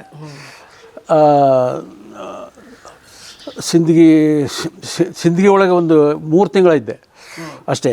ಕೊನೆಗೆ ಅರಂಗಡಿಗೆ ಬಂದ್ರ? ಅರಂಗಡಿಗೆ ಬರ್ಲಿಕ್ಕೆ ಕಾರಣ ಯಾರು? ಇದು ಸಿಂದಗಿ ಸುದ್ದಿ ಹೇಳಿದ್ನಲ್ಲ, ಸಿಂದಗಿಗಿಂತ ಮುಂಚೆ ಅರಂಗಡಿ ಬಂದಿದ್ದು. ಅದಕ್ಕಿಂತ ಸಿಂದಗಿ ಅಲ್ಲ, ಅದು ಮಾಯಸಂದ್ರ ಅಂತೇಳಿ. ಮಾಯಸಂದ್ರನ ಹೋದೆ, ಫಸ್ಟಿಗೆ ಸೇರಿದ್ದು ಮಾಯಸಂದ್ರ. ಅಲ್ಲಿ ಅಲ್ಲಿ ಮೊದಲೇ ಹೇಳಿದರು ಒಂದೇ ವರ್ಷಕ್ಕೆ ಮಾತ್ರ. ನಮ್ಮ ಬೇರೆ ವಿದ್ಯಾರ್ಥಿಗಳು ಇದ್ದಾರೆ ನಮಗೆ. ಅವಾಗ ಎಷ್ಟು ರೂಪಾಯಿ ನಿಮಗೆ ಸಂಬಳ? 250 ರೂಪಾಯಿ. ಅವಾಗ ಅವ್ರು ಮೊದಲೇ ಹೇಳ್ಬಿಟ್ಟಿದ್ರು ಒಂದೇ ವರ್ಷ ನಾವು ಕೊಡೋದು, ನಿಮ್ದು ಆದದ್ದು ಅಂತ ಕೂಡ ನಾವು ಬೇರೆ ಜನರು ಕೊಡಲೇಬೇಕು. ಹಾಗೆ ನಮ್ಮ ಮ್ಯಾನೇಜ್ಮೆಂಟ್ ತೀರ್ಮಾನ ಮಾಡಿಬಿಟ್ಟಿದೆ, 1 ವರ್ಷಕ್ಕೆ ಇರೋರು ಬರೋರು ಬನ್ನಿ. ಆಯಿತು. 1 ವರ್ಷ ಸೇರ್ಕೊಂಡೆ. ಅಲ್ಲಿ ಕೆನಡಿ ಫೋಟೋ ಬಿಡಿಸ್ಕೊಟ್ಟ ಚಿತ್ರಕಲೆ ಒಳಗೆ ನಾನು. ಹೌದು, ಅಲ್ಲೊಂದು ಅದು ಇನ್ನೂ ಇದ್ರೂ ಇರ್ಬೋದು, ದೊಡ್ಡ ಫೋಟೋ ಹಾಕಿದೆ. ಹೌದು, ಅಲ್ಲಿ ಭಾಳ ನನ್ನ ಕೆನಡಿ ಫೋಟೋ. ಹೌದು, ವಿದ್ಯಾರ್ಥಿಗಳ ಪಾಪ್ಯುಲರ್ ಆದ. ಒಬ್ಬರು ಇನ್ಸ್ಪೆಕ್ಟರ್ ಹಿಂದೆ ಕೂತ್ಕೊಂಡು ಕಲಿಸು ಅಂತ ಹೇಳಿದರು. ಒಂದು ಒಡಿಸೋತನ ಒಂದು ಕವನ ಕಲಿಸಿ, ಅದು ಡ್ಯಾಫೋಡಿಲ್ ಅಂತೇಳಿ. ಅದು ಡ್ಯಾಫೋಡಿಲ್ ಅದು ಭಾಳ ಫೇಮಸ್. ಆ ಡ್ಯಾಫೋಡಿಲ್ ಅಂದರೆ ಹೂವು. ಅದು ಆ ಹೂವಿನ ಬಗ್ಗೆ ವರ್ಣನೆ ಇದೆ. ನಾನು ಆ ಕ್ಲಾಸ್ನೊಳಗೆ this is the garden and you are all daffodils and I am the poet ಹೇಳಿ ಅವರಿಗೆ ಇಂಪ್ರೆಸ್ ಮಾಡ್ಬೇಕಾದ್ರೆ ಹಿಂದ್ಗಡೆ ಕೂತಂಥ ಇನ್ಸ್ಪೆಕ್ಟರ್ ಬಂದು ತಪ್ಪಿಕೊಂಡು ಒಳ್ಳೆ ಸಂತೋಷ ಆಯಿತು ಅಂತ ಹೇಳ್ದ. ಆದರೆ ಅಲ್ಲಿ ನಾವು ಒಂದೇ ವರ್ಷದ ಕೊಟ್ಟಿದ್ದಾರೆ, ಏನು ಮಾಡೋದು. ಅಲ್ಲಿ ಹೆಡ್ ಮಾಸ್ತರು ಹೇಳಿದ್ರು, ನಾವು ಏನು ಮಾಡ್ಲಿಕ್ಕೆ ಆಗೋದಿಲ್ಲ, ಮ್ಯಾನೇಜ್ಮೆಂಟ್ ಅವರೇ ಮತ್ತೊಬ್ಬನ MA ಮಾಡ್ಲಿಕ್ಕೆ ಕಳಿಸಿದಾರಂತೆ. ಅಲ್ಲಿ ಒಬ್ಬ ಮಾಸ್ತರ್ನ ಅವ 1 ವರ್ಷ ಗ್ಯಾಪಿಗೆ ನಾನು ತಗೊಂಡಿದ್ದೆ. ಅವಾಗ ಅಲ್ಲಿಂದ ಬಿಡಬೇಕು, ಅಲ್ಲಿಂದ ಹೊರಟೆ. ಅಲ್ಲಿಂದ ಬಂದವನೇ ಅರೆಂಗಡಿ. ಅರಂಗಡಿಯಲ್ಲೂ 1 ವರ್ಷನಾ ಅಥವಾ 2 ವರ್ಷ ಇದ್ರ? ಅರಂಗಡಿಯಲ್ಲಿ 1 ವರ್ಷ. ಅರಂಗಡಿ ಒಳಗೆ ನನಗೆ ಭಾಳ ಬರ್ಲಿಕ್ಕೆ ಕಾರಣ ಅಂತಂದರೆ ಆರ್.ವಿ. ಭಂಡಾರಿ ಭಾಳ ನನ್ನ ಗೆಳೆಯರಿದ್ದು. ಅವಾಗ ನಾವೆಲ್ಲ ಬಂಡಾಯ ಸಾಹಿತ್ಯಕ್ಕೆ ಸೇರಿಕೊಂಡಿದ್ವಿ. ಅಲ್ಲಿ ಹೌದು, ಬಂಡಾಯ ಸಾಹಿತ್ಯ ಅಲ್ಲಿಂದ ನಿಮಗೆ ಧಾರವಾಡದಿಂದನೇ ಶುರು ಆಗಿರ್ಬೇಕು. ಅಲ್ಲೇ ಆವಾಗ ಅಲ್ಲಿ 2-3 ಗುಂಪು ಇದ್ವು. ಗುಂಪಿದ್ದು ಚಂಪಾ ಅವರದು, ಪಟ್ಟಣ ಶೆಟ್ಟಿ ಮತ್ತು ಗಿರಣಿ ಗೋವಿಂದರಾಜರದು. ಅವಾಗ ಬಂಡಾಯ ಜಸ್ಟ್ ಶುರು ಆಗಿತ್ತು, ನವ್ಯ ಇನ್ನೂ ಜಾರಿಯಲ್ಲಿ ಇತ್ತು, ಜಾರಿಯಲ್ಲಿ. ಅದು ಆ ಒಂದು ಬಂಡಾಯ ಸಾಹಿತ್ಯದ ಸಂಪರ್ಕ ಭಂಡಾರಿ. ನಮ್ಮ ಕವಿತೆ ನಾವು ಬೇಕು ಅಂತ ಬಂಡಾಯ ಸಾಹಿತ್ಯ ಬರೆದಿದ್ದಲ್ಲ, ಹೋಗಿದ್ದಲ್ಲ. ನಮ್ಮ ಕವಿತೆಯ ರೀತಿ ಒಳಗೆ ನನ್ನ ಬಂಡಾಯ ಸಾಹಿತ್ಯ ಅಂತ ನನ್ನನ್ನು ಗುರುತಿಸಿದರು. ಆ ಕವಿತೆಯ ರೀತಿ 1-2-3 ಕವಿತೆ ಅಲ್ಲಿ ಇದ್ದಾವೆ. ಹಾಗೆ ಮಾಡಿ ನಾನೇನು ಮಾಡಿದೆ, ಭಂಡಾರಿ ಇದ್ದಾನೆ ಅಂಥೇಳಿ ಅವನು ಕೂರ್ತಿದ ಮೇಲೆ ಬಂದು ನನಗೆ ಇಂಟರ್ವ್ಯೂ ಮಾಡಿದರು. ಅಲ್ಲೂ ಇದೇ ಸಮಸ್ಯೆ. ಒಬ್ಬನ ಅಲ್ಲಿ ಸ್ಥಳೀಕ ಒಬ್ಬನು MA ಮಾಡ್ತಾ ಇದ್ದಾನೆ, ಅವನು ಅಂಬರವರೆಗೆ ನಾವು ತಗೊಳ್ಳೇಬೇಕು, ಅವ್ನು ತಗೊಳ್ಳೇಬೇಕು. ಹೌದು. ಇದು ನೋಡಿ ನನ್ನ ಅದೃಷ್ಟ ಹೀಗಿದೆ ಅಂತ ಯಾರಿಗೆ ಗೊತ್ತು. ಅಲ್ಲಿ ಏನು ಅಂತಂದರೆ ಅಲ್ಲಿ ದುಡ್ಡು ಕೊಡಬೇಕು, ಅರೆಂಗಡಿ ದುಡ್ಡು ಕೊಟ್ಟು ಸೇರಬೇಕು. ಅವನ ಪಾಲಕರು ಮೊದಲೇ ದುಡ್ಡು ಕೊಟ್ಟು ಇಟ್ಬಿಟ್ಟಿದ್ದಾರೆ. ಬುಕ್ಕು ಜಾಗ ನಾನು ತಗೊಂಡಿದ್ದಾರೆ. ಅದನ್ನು ಕಡಲೆ ಹೆಗಡೆರು ಅಂತೇಳಿ ಓಪನ್ ಆಗಿ ಹೇಳಿದರು. ಹಿಂಗಾಯ್ತು ತಮ್ಮ, ಎಂತ ಮಾಡೋದು, ಈಗ 1 ವರ್ಷಕ್ಕೆ ಹಿಂಗೆ ತಗೊಳಕಾಯ್ದು.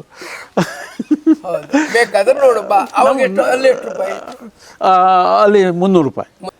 ಈ ನಡುವೆ ಈ ನಮ್ಮ ಅರೆಂಗಡಿ ಮಾಯಸಂದ್ರ, ಕೆನಡಿ ಫೋಟೋ ಎಲ್ಲ ನಂತರ ಈ ಅರೆಂಗಡಿಗೆ ಬಂದ್ರಿ. ಇಷ್ಟೆಲ್ಲ ಓದಿ ಎಲ್ಲ ಮಾಡೋಕ್ಕಿಂತ ಅದ್ರ ನಡುವೆ ನೀವು ಊರಿನ ಸಂಬಂಧ ಇಟ್ಕೊಂಡಿದ್ರ? ಆಯಿ, ನಿಮ್ಮ ತಾಯಿ ಊರಿನ ಸಂಬಂಧ ಅನಂತ ಭೇಟಿ ಮಾಡಿದ್ರ? ಅವಾಗ ದುಡ್ಡು ತಗೊಳ್ಳೋದು ಪೂರ್ಣ ಬಂದಾಗಿತ್ತು. ಯಾಕಂದ್ರೆ ನನಗೆ ಅಲ್ಲಲ್ಲಿ ಸಣ್ಣ ನೌಕರಿ ಸಣ್ಣ ಪೀರಿಯಡ್ ಆದರೂ 200-300 ರೂಪಾಯಿ ಸಿಗ್ತಿತ್ತು. ಹಂಗೆ ಮನೆಯಿಂದ ದುಡ್ಡು ತಗೊಳ್ಳೋ ಪ್ರಶ್ನೆನೇ ಇಲ್ಲ. ಆದರೆ ಏನಾಯಿತು, ವರ್ಷಕ್ಕೆ 1-2 ಸಲ ಆದರೂ ಹೋಗ್ತಿದ್ದೆ. ಅಲ್ಲಿ ಏನಾಯಿತು, ನಾನು ಅರೆಂಗಡಿ ಒಳಗೆ ಇರ್ಬೇಕಾದ್ರೆ ಒಂದು ದೊಡ್ಡ ಸಮಸ್ಯೆ ಅಂದರೆ ನಮ್ಮಲ್ಲಿ ಹಿಸೆ ಆಗುವಂಥ ಗಡ್ಬಡಿ ಆಯಿತು. ಹಿಸೆ ನಾವು 4 ಜನ ಗಂಡು ಹುಡುಗರು, ಹೆಣ್ಮಕ್ಳೆಲ್ಲ ಮದುವೆ ಆಗಿ ಹೋಗಿದ್ದರು. 4 ಜನ ಗಂಡು ಮಕ್ಕಳೊಳಗೆ ಇದಾಯ್ತು. ಅಲ್ಲಿ ಮನೆಯೊಳಗಿದ್ದರೆ 3 ಜನ ಮನೆಯೊಳಗಿದ್ದವರಿಗೆ ಹಿಸೆ ಆಗಬೇಕು ಅಂತೇಳಿ ಗಂಟು ಬಿದ್ದರು. ನಮ್ಮ ತಮ್ಮ, ಅಣ್ಣ ಅವರೆಲ್ಲ. ಅಣ್ಣ 1 ಎಕರೆ ಬರ್ತದೆ. ನಾನು ಒಂದು ಮನೆಯೊಳಗೆ ರಿಕ್ವೆಸ್ಟ್ ಮಾಡ್ಕೊಂಡಿದ್ದೇನೆ, ಇನ್ನೂ ನೆನಪಿದೆ. ಹಿಸೆ ಆಗೋದು ಬೇಡ ನನಗೆ, ನೀವು ಏನೂ ಕೊಡೋದು ಬೇಡ.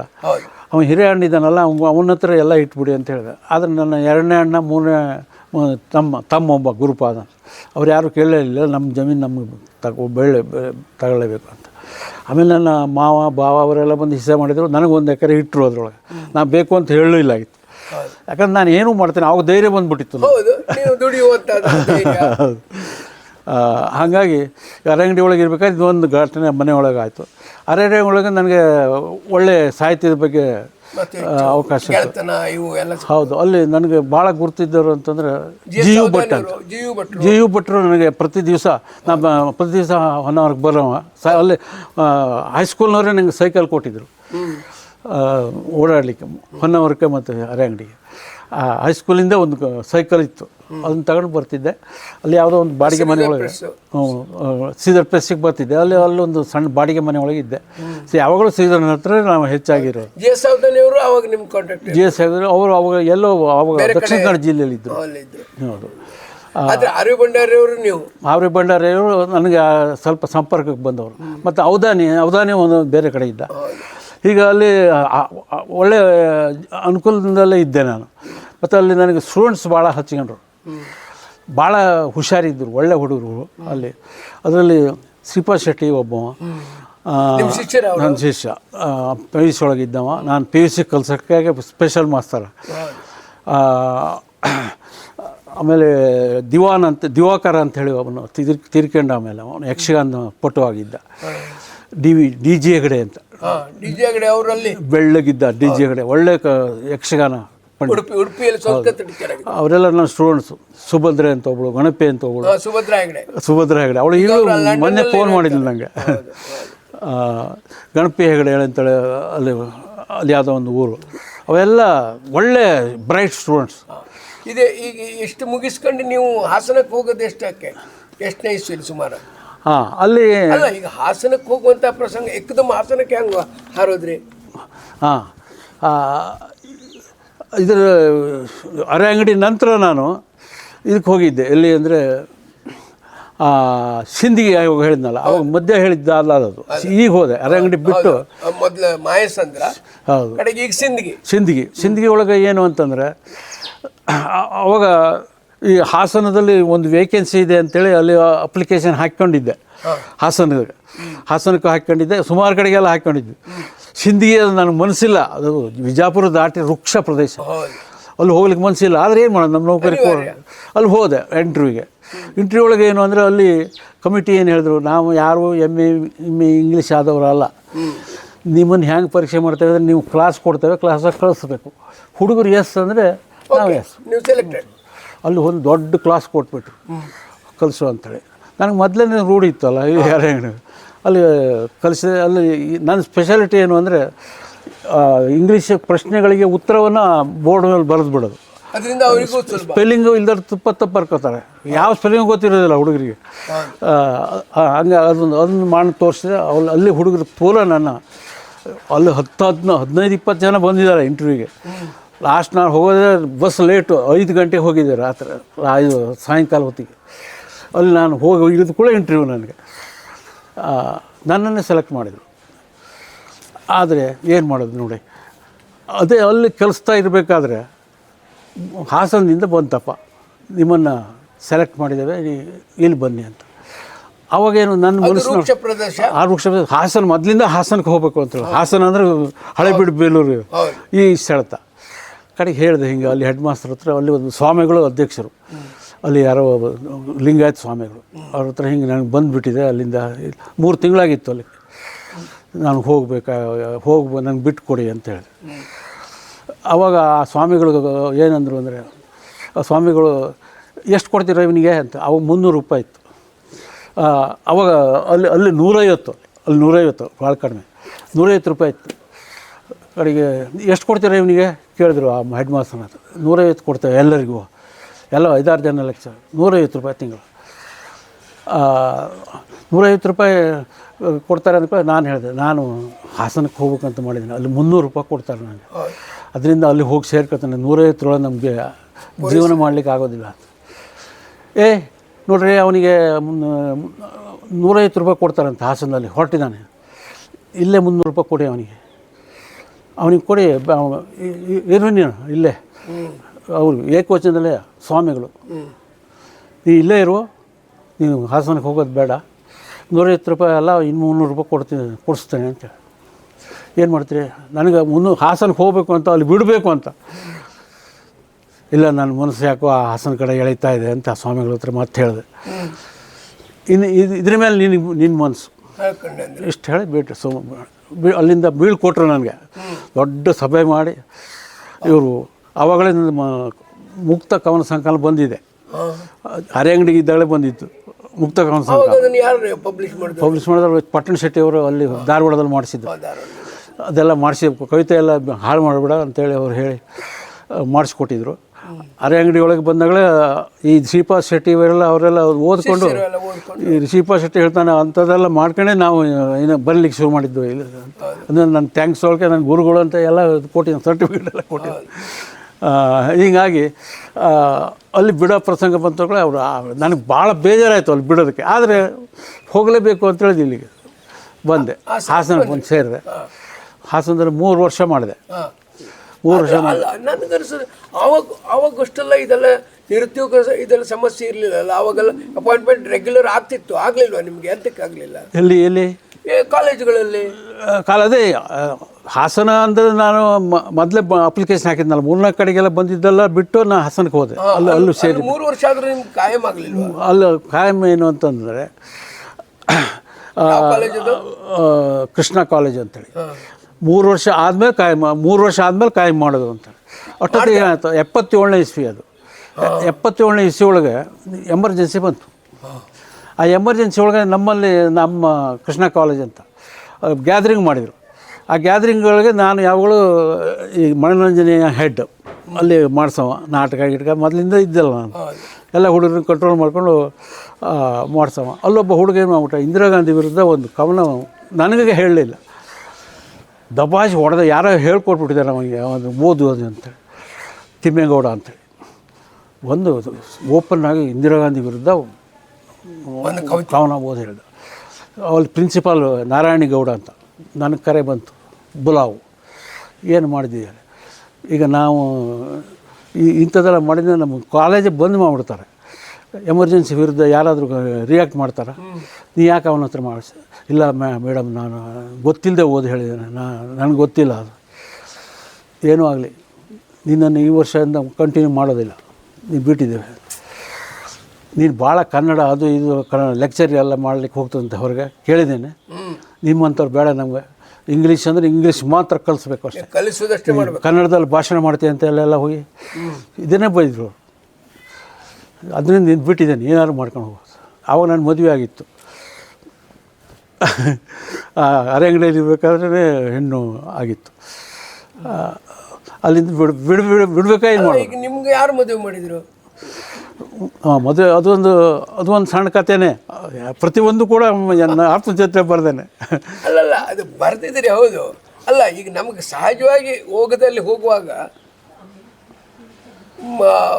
ಅದು ಪ್ರಶ್ನೆ ಬರ್ತದೆ. ಈಗ ನೀವು 150, 250, 300 ರೂಪಾಯಿ ಸಂಬಳ ಇಟ್ಕೊಂಡು ಒಂದು ವರ್ಷಕ್ಕೆ ತಿರುಗ್ತಾ ಇರುವಾಗ ನಿಮಗೆ ಮದುವೆ ಆಗುವಂತ ಯಾರು ಹೇಳಿದ್ರು ಮತ್ತು ಹೆಂಗಾಯ್ತು ನಿಮ್ಮ ಮದುವೆ? ಹಾಸನದಲ್ಲಿ 300 ರೂಪಾಯಿ ಪಗಾರು ಮನೆಗೂ ಬರ್ತಿದ್ದೆ ಮಧ್ಯ.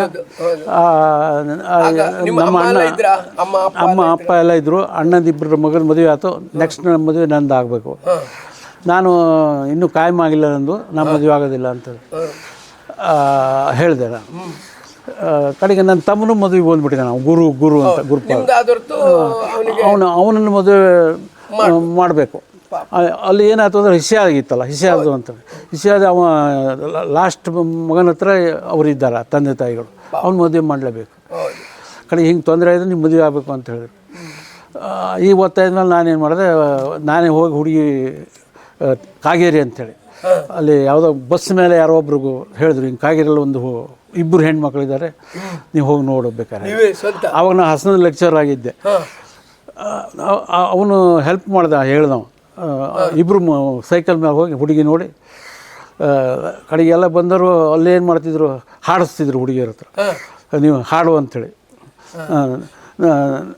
ಕಡೆಗೆ ನಾನು ಹಾಡಿಸ್ತೇನೆ ಮಾಡ್ಕೊಂಡು ಹಾಡು ಹೇಳ್ಬೇಕಾ ನಮ್ಮ ಹುಡುಗಿ ಅಂತೇಳಿ ಕೇಳಿದ್ರು ಅವರು. ಅಲ್ಲಿ ಈ ವಿಶ್ವೇಶ್ವರ ಹೆಗಡೆಯವರ ಅಪ್ಪ ಮದುವೆ ಮಾಡಿಸೋರು. ಹೌದು, ಹೌದು, ಕಾಗೇರಿಯವರಪ್ಪ. ಹಾಡು ಹೇಳಿಸ್ಬೇಕಲ್ಲ ಅಂತ ಕೇಳಿದ್ರು ನಿಮ್ಮ ಹತ್ರ. ಹೌದು, ನನಗೆ ಹಾಡು ಹೇಳಲಿಕ್ಕೆ ಬರೋದಿಲ್ಲ, ಅದರಿಂದ ಅವಳು ಹಾಡು ಹೇಳೋದು ಬೇಡ ಅಂತ ಹೇಳಿದೆ. ಸರಿ ಸರಿ. ಹಾಗಾಗಿ ಅದು ಹಾಡು ಹೇಳೋದು ಹುಡುಗಿಯನ್ನು ಮದುವೆಯಾಗಿ ಅಲ್ಲಿ 2 ಹುಡುಗಿಯರು. ಅವ್ರಿಗೊಂದು ತೊಂದರೆ, ಯಾವ ಹುಡುಗಿ ತೋರಿಸ್ಬೇಕು ಯಾವುದು ಬಿಡಬೇಕು ಅಂತೇಳಿ. ಈಗ ನಾ ಮದುವೆ ಆದಂಥ ಹುಡುಗಿ ತೋರಿಸಿದ್ರು, ಮತ್ತೊಂದು ಹುಡುಗಿನ ಅಡಗಿಸಿದ್ರು, ಬೇರೆ ಕಡೆಗೆ ಇಟ್ಟಿದ್ರು. ಅವ್ರಿಗೊಂದು ಪ್ರಾಬ್ಲಮ್ಮು. ಅಂದರೆ ಎರಡು ಹುಡುಗಿ ಅಲ್ಲಿ ಏನಾದರೂ ಕೊಡೋ ತಗೊಳ್ಳೋದು, ಆ ಸಂಬಂಧ. ಹೆಣ್ಣನ್ನು ಕೊಡಬೇಕು, ಹೆಣ್ಣನ್ನು ತರಬೇಕು ಅಂತ ಮೊದಲೇ ಮಾಡ್ಕೊಂಡಿದ್ದೆ. ಹಾಗೆ ಅದು ಅಲ್ಲಿ ಕೊಡಲೇಬೇಕು. ಅದು ಈ ಹುಡುಗಿ ಹೊಡಿಲ್ಲ ಅಂದ್ಬಿಟ್ರೆ ಏನು ಮಾಡೋದು? ಅವಾಗ ತೊಂದರೆ ಆಗ್ತದೆ. ಅವಳು ನಾನು ಬೇರೆ ಕಡೆಗೆ ಇಟ್ಟು, ಅದು ನನಗೆ ಮೊದಲು ಗೊತ್ತಿಲ್ಲ, ಕಡೆಗೆ ಗೊತ್ತಾಯ್ತು. ಆದರೆ ಒಳ್ಳೆ ಹುಡುಗಿನೇ ನಾನು ಮದುವೆ ಆದ, ನನಗೆ ಭಾಳ ಒಳ್ಳೇದಾಯ್ತು. ನನಗಿಂತ ಹೆಚ್ಚು ಕಷ್ಟಪಟ್ಟಿದ್ದಾಳೆ ಅಂಥೇಳಿ ನಾನು ಎಲ್ಲಿ ಹೋದರೂ ಹೇಳ್ತೇನೆ. ನಾನು ಸ್ವಲ್ಪ ಕಷ್ಟಪಟ್ಟಿದ್ದೇನೆ, ನನಗಿಂತ ಹೆಚ್ಚು ಕಷ್ಟ ಅವಳಿಗೆ ಆಯಿತು. ಆದರೆ ನನ್ನ ಸಗಣ ಚೆನ್ನಾಗಿದೆ, ಎಲ್ಲ ಸಂಸಾರ ಚೆನ್ನಾಗಾಯಿತು. ಹೀಗೆ ಇದು ಹಾಸನದಲ್ಲಿ ಆದಂಥ ಒಂದು ಘಟನೆ. ಆದರೆ ಈ ಎಮರ್ಜೆನ್ಸಿ ಒಳಗೆ ನನ್ನನ್ನು ಮುಂದೆ ತಗೊಳ್ಳಿಲ್ಲ. ಅದಾದಮೇಲೆ ಮತ್ತೆ ನೀವು ಈ ಉದ್ಯೋಗಕ್ಕೆ, ಉಪನ್ಯಾಸದ ಕೆಲಸಕ್ಕೆ ಮತ್ತೆ ಮುಂದೆ ಮನಸ್ಸು ಮಾಡಿದ್ರ? ಅದೇನಾಯಿತು ಅಂತಂದರೆ, ಇವರು ಮರು ವರ್ಷ ಬೇರೆ ಒಬ್ಬ ಕೇರಳದವ್ನು ತೊಗೊಂಡ್ರು, ನಾನು ತಗೊಳ್ಳೇ ಇಲ್ಲ. ಅಪ್ಲಿಕೇಶನ್ ಮಾಡಿದ್ದೆ ನಾನು, ಏನಾದರೂ ಸಮಾಧಾನ ಮಾಡ್ಕೊಂಡು ಮಾಡ್ತಾರಲ್ಲ ಅಂತ. ಆದರೆ ಅವರು ನಾರಾಯಣ ಕರೀರು ಮೊದಲೇ ಹೇಳಿಬಿಟ್ಟಿದ್ಲು, ನಿಮ್ಮನ್ನು ತಗೊಳ್ಳೋದಿಲ್ಲ, ನೀವು ಕನ್ನಡ ಗಿನ್ನಡ ಅಂತ ಹೇಳಿ ಮೊಳ್ಳರಿತೀರಿ, ಅದರಿಂದ ಅವ್ರಿಗೆ ಅದೆಲ್ಲ ಹುಚ್ಚು, ಇದೆಲ್ಲ ಮೊಳ್ಳು ಅವ್ರಿಗೆ. ಆದರೆ ನನ್ನ ಬಿಟ್ಟರಲ್ಲ, ಬಿಟ್ಕೊಳ್ಳೋ ಇಡೀ ಕಾಲೇಜು ಸ್ಟ್ರೈಕಿಗೆ ಶುರು ಮಾಡಿಬಿಡ್ತು. ಅಷ್ಟು ಜನ ಇಂಗ್ಲೀಷು ಇರ್ತದಲ್ಲ ಕಂಪಲ್ಸರಿ, ಅಷ್ಟು ಜನ ಶಾಲೆಗೆ ಬರೋದೇ ಎಲ್ಲ ಉಪವಾಸ ಕುಂತುಬಿಟ್ರು, ಜಯರಾಮ್ ಹೆಗಡೆಯವ್ರನ್ನ ತೆಗಿಲಿಕ್ಕಿಲ್ಲ ಅಂತ. ಆವಾಗೇನು ಮಾಡಿದ್ರು, ಕಾಲೇಜ್ ಬಂದಾಯ್ತು. ಎಷ್ಟು ದಿವಸ? 3 ತಿಂಗಳ ಬಂದಾಯ್ತು. ನನ್ನ ಮೇಲೆ ಕಂಪ್ಲೇಂಟ್ ಕೊಟ್ಟರು ಪೊಲೀಸರಿಗೆ. ಅವರು ಹಿಂಗೆ ನಮ್ಮ ಇವನ್ನೆಲ್ಲ ಕಾಲೇಜಿನಲ್ಲಿ ಬಂದು ಪ್ರಚೋದನೆ ಮಾಡಿದ್ದಾನೆ. ಮಾಡ್ತಾ ಇದ್ದಾನೆ. ಆದರೂ ಅವ್ರು ಬಗ್ಲಿ ನಾನು ತಗೊಳ್ಬೇಕಂತ ತಯಾರಿಲ್ಲ. ಅಡಿಗೆ PSI ನಾನು ಕರೆದು, ನೀನು ಗಡಿಪಾರು ಮಾಡಿದ್ದೇನೆ, ನೀ ಯಾವರು ನಿಂದು ಊರು ಅಂತ. ಗಡಿಪಾರು ಮಾಡಿದ್ದೇನೆ, ಅಲ್ಲಿ ಹೋಗಬೇಕು ನಿಮ್ಮ ಮನೆಗೆ, ಇಲ್ಲಿ ಇರಲೇಬಾರ್ದು ಅಂದ. ಆವಾಗ ನಾನು ಹೇಳಿದೆ, ಇಲ್ಲ ನನಗೆ ಮನೆಯೂ ಕೂಡ ಹೋದರೂ ಕೂಡ ನನಗೆ ಯಾವುದು ಅವಕಾಶ ಅಲ್ಲೇ ಇಲ್ಲ, ಇದು ಒಂದೇ ನನಗೆ ಅವಕಾಶ, ನಾನು ಇಲ್ಲೇ ಇರ್ತೇನೆ, ನಾನು ಇಲ್ಲಿ ನಮ್ಮ ಹುಡುಗರು ಉಪವಾಸಕೋತ ನಾನು ಎಲ್ಲಿಗೂ ಹೋಗೋದಿಲ್ಲ, ಅರೆಸ್ಟ್ ಮಾಡ್ತೇನೆ ಅಂದರು. ಮಾಡ್ಬೋದು ನೀವು ಅಂತ. ಮಾಡಿ ಅರೆಸ್ಟ್ ಮಾಡಿ ಅಡ್ಡಿಲ್ಲ. ಅವಾಗ ಹೇಗೆ ನಮ್ಮ ಕೈ ಕೇಳ್ದ, ಇಲ್ಲಿ ನಾವು ರಕ್ಷಣೆ ಕೊಡ್ತೇವೆ, ನೋಡ್ರಿ ಬಿಡಿ, ಅವ್ರು ಸ್ಟ್ರೈಕ್ ಮಾಡಲಿ, ಸ್ಟ್ರೈಕು ಮಾಡಲಿ, ಅವರು ನಿನ್ನನ್ನು ನಾನು ಎಲ್ಲೂ ಕಳಿಸೋದಿಲ್ಲ, ಸುಮ್ಮನೆ ಹೆದರಿಸಿ ಕೇಳಿದೆ ಅಷ್ಟೇ, ನೀನು ಎಷ್ಟು ಗಟ್ಟಿ ಇದ್ದೀನಿ ನೋಡೋಣ, ಇಲ್ಲೇ ಇರು ನೋಡೋಣ, ನಾನು ರಕ್ಷಣೆ ಕೊಡ್ತೇನೆ ನಿಮಗೆ ಅಂತ. ಅವನು ವಿರುದ್ಧ ಆಗಲಿಲ್ಲ. ಆದರೆ ಕಡೆಗೆ ನಮಗೆಲ್ಲ ಲಾಯರ್ಗಳು, ಕೃಷ್ಣಮೂರ್ತಿ ಅಂತ ಒಬ್ಬರು ಇದ್ದವರು, ಎಲ್ಲ ಕೋರ್ಟಿಗೆ ಹಾಕೋಣ ಅಂತ ಕೋರ್ಟಿಗೆ ಹಾಕಿದರು ಅಲ್ಲಿ ಹಾಸನ ಕೋರ್ಟಿಗೆ ನನಗೆ ಕೊಡಬೇಕು ಅಂತ ಬಂತು. ಮತ್ತು ವಾಪಸ್ ಬಂತು, ಮತ್ತೆ ಸೇರ್ಕೊಂಡೆ ಅದೇ ಕಾಲೇಜಿಗೆ. ಆದರೆ ಮತ್ತೆ ಮರು ವರ್ಷ ಅದೇನೇ ಮಾಡಿದರು, ಕಿತ್ತು ಹೋಗಿದ್ರು. ಆವಾಗ ನಾನು ಇದಂತ ಇದು ಬೇರೆ ಕಡೆ ಹೋಗ್ಲಿಕ್ಕೂ ಆವಾಗ ವಯಸ್ಸು ಆಗಿದೆ ನನಗೆ. ಅದಲ್ಲದೆ ನನಗೆ ಅಷ್ಟೊತ್ತಿಗೆ ಜನತಾ ಮಾಧ್ಯಮ ಅಂತ ಆ ಸ್ಟ್ರೈಕ್ನೊಳಗೆ ಸಂಪೂರ್ಣ ಕವರ್ ಮಾಡಿದರು. 3 ತಿಂಗಳ ನನ್ನ ಸಲುವಾಗಿ ಆ ಪೇಪರ್ ಒಳಗೆ ತುಂಬ ಕೆಲಸ ಮಾಡಿದರು. ಆ ಪೇಪರಿಗೆ ನಾನು ಸೇರಿದೆ. ಅಲ್ಲಿ ನನ್ನ ಸಹ ಸಂಪಾದಕ ಅಂತ 10 ವರ್ಷ ಕೆಲಸ ಮಾಡಿದೆ. ಪತ್ರಿಕೋದ್ಯಮದ ಆಟೋಮೆಟಿಕ್ಕಾಗಿ ಪತ್ರಿಕೋದ್ಯಮ ಬಂತು. ಬೇರೆ ಕಡೆಗೆ ಎಲ್ಲರೂ ಹೋಗ್ಬೋದಿತ್ತು, ಆದರೆ ಅಲ್ಲಿ ಒಂದು ಸೇರ್ಕೊಂಡು. ಅಲ್ಲಿ ಅವರು ಅವಾಗ ಯಾವ ಸಂಪಾದಕರಿದ್ದರು? ಅಲ್ಲಿ ಸಂಪಾದಕ RP ವೆಂಕಟೇಶಮೂರ್ತಿ ಅಂತೇಳಿ, ದತ್ತ ಅಂತ ಹೇಳೋರು ಕಮಿಟಿ ಒಳಗಿದ್ದರು. ಡಾಕ್ಟರ್ ಮುನಿವೆಂಕಟೇಗೌಡ ಅನ್ನೋರು ಚೇರ್ಮನ್ರಾಗಿದ್ದರು. ಅವರಿಗೆ ನಿಮ್ಮ ಬಗ್ಗೆ ಭಾಳ ಮಮಕಾರ. ಅವ್ರಿಗೆ ಅವೆಲ್ಲ ಹೆಲ್ಪ್ ಮಾಡಿದರು. 3 ತಿಂಗಳ ನಾನೊಬ್ಬನೇ ಅಲ್ಲ ಸ್ಟ್ರೈಕ್ ಮಾಡೋ, ಅವರು ಎಲ್ಲರೂ ಹೆಲ್ಪ್ ಮಾಡಿದರು. ಆ ಹುಡುಗರನ್ನ ಎತ್ತಿ ಕಟ್ಟಿ ಅವ್ರನ್ನೆಲ್ಲ ಗಲಾಟೆ ಮಾಡಿಸೋರೆಲ್ಲ ಅವರೇ. ಇಡೀ ಹಾಸನ ಕಾಲೇಜ್ ಒಂದಲ್ಲ, ಹಾಸನ ಜಿಲ್ಲೆ ಒಳಗೆಲ್ಲ ಕಷ್ಟಾಯ್ತು. ಅದೊಂದು ದೊಡ್ಡ ಘಟನೆ. ಹೀಗಾಗಿ ನಾನು ಅಲ್ಲಿ ಜನತಾ ಮಾಧ್ಯಮ ಬಿಡಲಿಕ್ಕೆ ಆಗೋದಿಲ್ಲ, ನನಗೆ ಸೇರಲೇಬೇಕಾಯ್ತು. ಅಲ್ಲಿ 10 ವರ್ಷ ಕೆಲಸ ಮಾಡಿದೆ. ಅವಾಗ ನಿಮಗೆ ಮದುವೆ ಮಕ್ಕಳು 2 ಜನ, ಸೀಮಾ ಸಿಂಧು ಅಂತ ಇವಳು, ಸೀಮಾ ಅಂತ ಬೆಂಗಳೂರೊಳಗಿದ್ದಾಳೆ. ಅವರಿಬ್ಬರು ಮಕ್ಕಳಾಗಿದ್ದರು. 10 ವರ್ಷ ಇದ್ದೆ. ಆವಾಗ ನಮಗೆ ಮುಂದೆ ಏನು ಮಾಡಬೇಕು ಹೇಳೋದೊಂದು ಯೋಚನೆ ಹಚ್ಚಿತು. ಇದು ಒಂದು ಘಟ್ಟ. ಇಲ್ಲಿಗೆ ಅಂದರೆ ಅಲ್ಲಿ ಪತ್ರಿಕೋದ್ಯಮ 10 ವರ್ಷ ಅಲ್ಲಿ ಸಹ ಸಂಪಾದಕರಾಗಿದ್ರಿ. ಅದರಿಂದ ನೀವು ಈ ಪತ್ರಿಕೋದ್ಯಮದಲ್ಲಿ ನಿಜವಾಗಿ ನೆಲೆ ಕಂಡುಕೊಂಡು ಶುರು ಮಾಡಿದ್ರಿ ಅಲ್ಲ. ಈಗ ಅಲ್ಲಿ 10 ವರ್ಷ ಮಾಡಿದ ನಂತರ ಶಿರ್ಸಿಗೆ ಬರಬೇಕು ಅಂತ ಹೆಂಗೆ ಯೋಚನೆ ಬಂತು? ಅದಕ್ಕೆ ಒಂದು ಕಾರಣ ಅಂತಂದರೆ,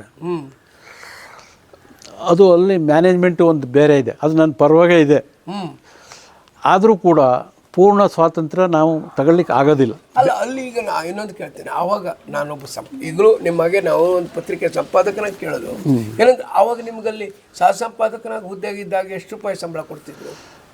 ಆವಾಗ ಮೊದಲು 100 ರೂಪಾಯಿಂದ ಶುರು ಆಯಿತು. 100 ರೂಪಾಯಿಂದ ಮೊದಲು ಅದು 800 ರೂಪಾಯಿವರೆಗೆ ಏರಿತ್ತು 10 ವರ್ಷಕ್ಕೆ. 10ನೇ ವರ್ಷ 800 ರೂಪಾಯಿ ಕೊಡ್ತಾರೆ. ನಿಮ್ಮ ಜೀವನ ನಡೀತಿತ್ತು. ಅದು ಅಷ್ಟರೊಳಗೆ ಅದೊಂದೇ ಅಲ್ಲ, ನಾನು ಮೊದಲೇ ಲೆಕ್ಚರ್ ಆದವನಲ್ಲ, ನನಗೆ ತುಂಬ ಹುಡುಗರು ಬೆಂಬಲ ಇತ್ತು. ನಾನು ಟ್ಯೂಷನ್ ಮಾಡ್ತಾಯಿದ್ದೆ. ಟ್ಯೂಷನ್ ಒಳಗೆ ತುಂಬ ಉತ್ಪಾದನೆ ಇತ್ತು ನನಗೆ.